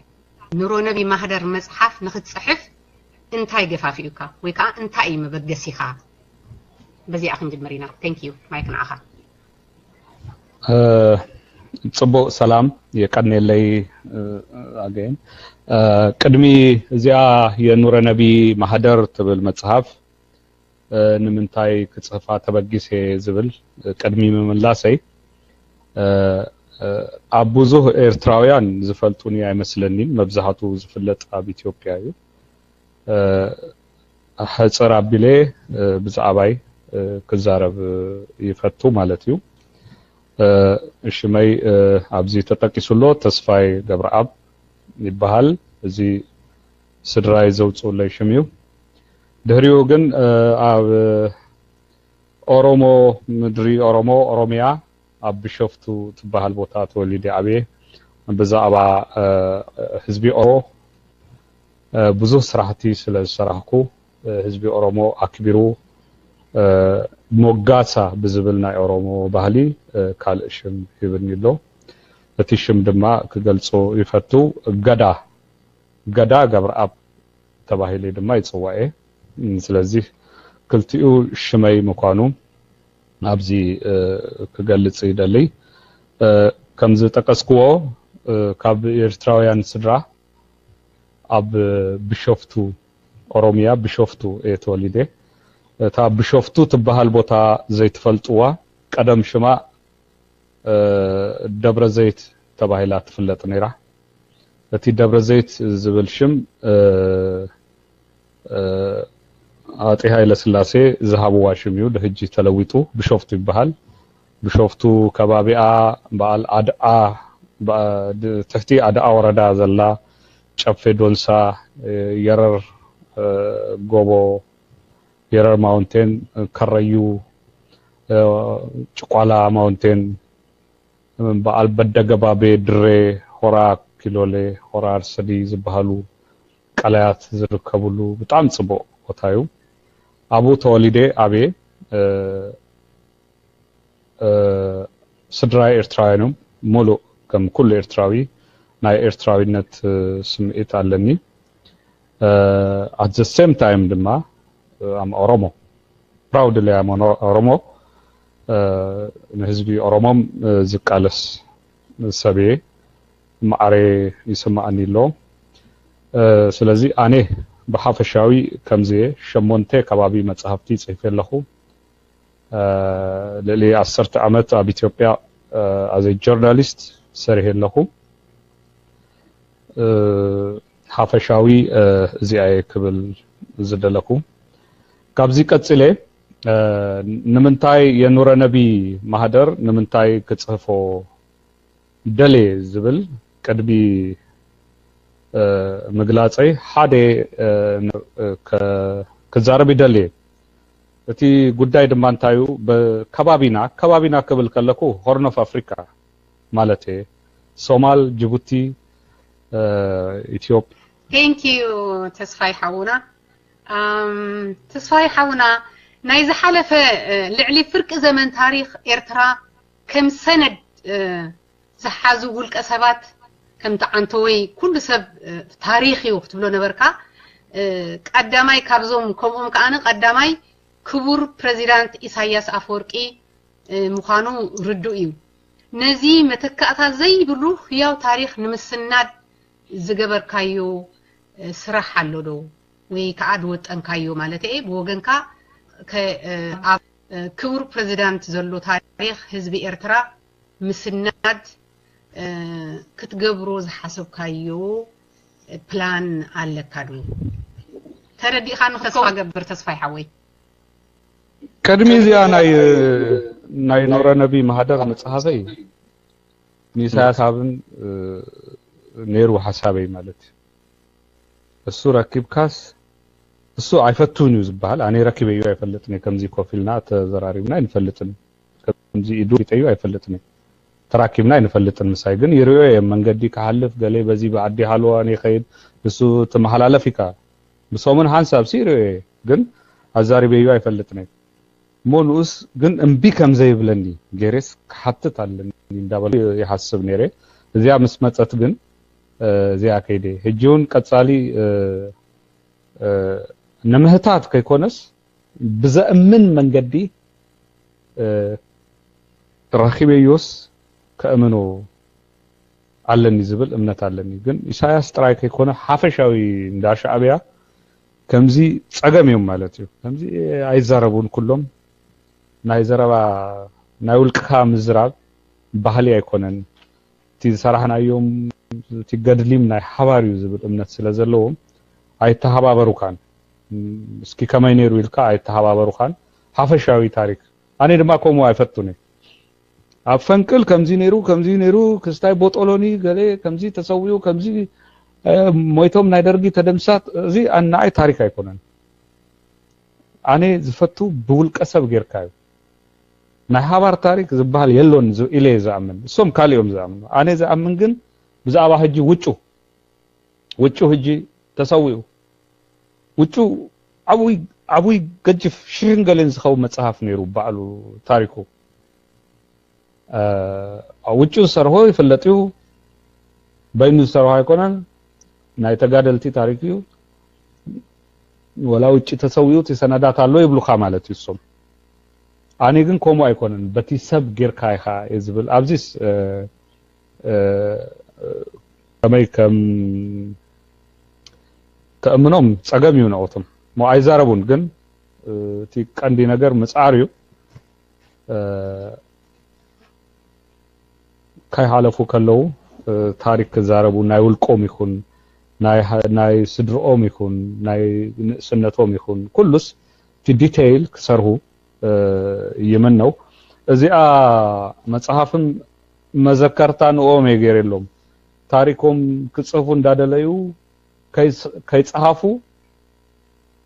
ንዘይ ጽሐፉ የመዘከርታ ይለዮም ከበራብሮም ይለየቆም ይለዮም ክዝረብ ኣለዎ አዘርዋይስ ጽዋይ ኮይኑ ይዝተር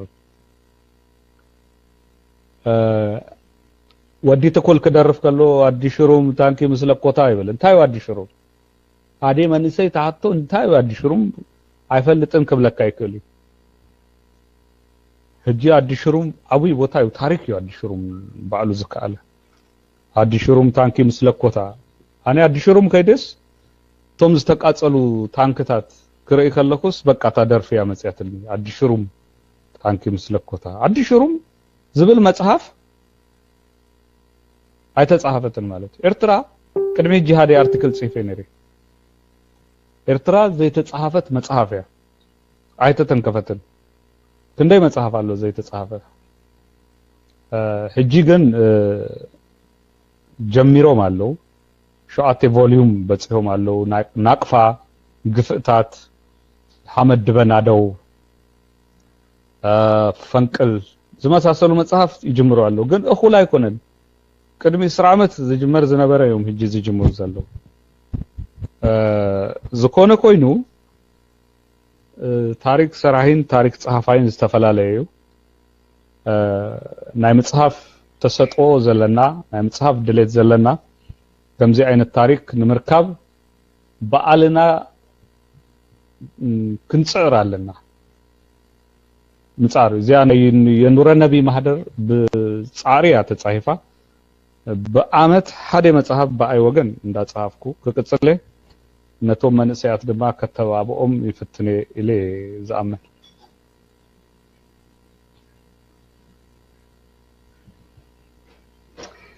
يغني لي تسفي حوي ከዚህ በፊት በጻፍክ ሶሪ ቅድም ሕጂ ብትጽሐፍ ካዮ መጽሐፍ ጀነራል ጻድቃን ኣብቲ ጦርነት ፍጻሜን ጥፋትን ምስራአዬ ድሕር ብራአዩ ምብካዩ ገሊስካ ኣለኻ በዚ ምክንያት ዶ ይመስለካ ካብቲ ፖዚሽኑ ከም ድለቅቅ ተገበረ እትደለካ አስተያየት ወይ ከአግምትካ እስኪ ሃበና ቴንክ ዩ አስተያየት ሪቶ ማለት ጠፊያትክ ዲ አስተያየት ትብሊ ቴንክ ዩ እንታዩ ታ ናይ ጻድቃን ኮሞ አይኮነትን እሱ ካሊዩ ቲ ዝወረደሉ ቲ አሞንጎ ምግመማ ዝተፈጠረ ምግመማ እዩ እንታዝበከየላ ታ ናይ ጾረና ከምዘይ ሓሰዋ ሕልቂት ምስኮነት ሰብን አድጊን በሃንሳ ዝሞተላ ውጊያ ብቆምዩ ክልቲውስ ዝራከብ አይኮነን እዚያ ዝብለኩም ናይ ኤርትራውያን መብዛህቱ ግዜ ናይ ኢትዮጵያውያን ታሪክ ብዙህ አይከታተልዎን ኢለ ያአምን በቋንቋ ምክንያት ከከውን ይከልዩ በትግርኛ ብዙህ ስለዘይ ጻፍ ከውን ይከልዩ ክጻፍ አለው እጂስ ታ ጻድቃን ዝበከየላስ ሓንቲ ቻፕተር ያ ግን ብዙህ ክጻፍ ተካለ ኢለ ያአምን ህጽረት አለና ብዙህ ከማኪ ትግርኛ ይጠፋን ይለው አንዩ ዊክ ፓርት አለና ከበልደለ እሺ ኦኬ ንበይነ خገርክዮ ከይብልን ዘሚ ሓዋተይ ገዛና ሕቶ እንድሕራለኩም ኢድኩም አውጹ ክሳብ ሽዑ ሃንዛ ሓወይ ንሕቶ ከም ድውጻኻ ይርዳአንሎ ማይክ ንዓኻ ሃንዛ ሸሞንተ ቴንክ ዩ Okay, thank you. ቀዳምነት ተስፋይ ገብረአብ ሓውና ተስፋይ ገብረአብ ብጣዕሚ ተመስገንካ ሓልፍ አይደለን ዝሓለፈ ወርሒ መሸኸ ነርካ በኦክላንድ ተራኺብና ነርና ሪናካ ነርና መጽሐፍካውን አው ትሽየጥ ነራ ምስ ናይ ዳዊት መጽሐፍ ትሽየጥ ነራ ኣነ ሓንቲ ሕቶ ዘላትንሲ ህዝባዊ ግንባር ወያነ ኢትዮጵያ ሒዛቶም ምስኣተወት ንክንደይ ወርሒን ንክንደይ ግዜ ንኸውን ፀኒሖም مساعدوا قبل حتى زدلي ኢትዮጵያ ሲን 5 ዓመት ገዚና ነርና እንተንኸውን ማሐሸዶል ካት መስለካስ ወላ ሳይ ማሐሸን አነስ ገዚና ነርና እንተንኸውን ጽቦ ነሩ አማሐዳዲርና ታሂዝና ይብና ነርና ሞ አውሪቶኻ እንተ ትብል በተወሳኺት ካላይቲ እዛ መጽሐፍታ መብዛሕቱ ህዝብና ትግርኛ ከንብብ ስለዝፈቱ አርተናይ ሚዲያ ማዕከን ደማክሰስ ስለዘይብሉ ፌስቲቫል ሲያሉኳ በጽሐ نيران هو انتش بلني جن اشتغل كان سقلت فن ما يتقرني متحفة بزح شبيد سبيع الله إله الله وكافته زينا التينا في thank you my friend تسفاي خمسة قارصة كي تحتو تردي أتكلم أب جيرمان أب إسرائيل أب من يدبلني خال أب فيسبوك حتى لو ماني أب أو بوتا بخمي كم درخبو بجها حبرو thank you أب سويس حريدو أب جيرمان أب سويس إن إسرائيل بخمي مجد خرافو خم دخلو يحتى لو سلازي أقدس سلزو خني قارص أكا سوري ما يكنا أخذ ماشي انت قدامي هتو انت إرترا حزب إرترا في ثورة قالسي حزب إرترا ناي ناصنت قالسيو حزب إرترا نصا كوص ካብ ገዛእቲ ክላቀቅ እዩ ተቃሊሱ ንካለ ክቆጻ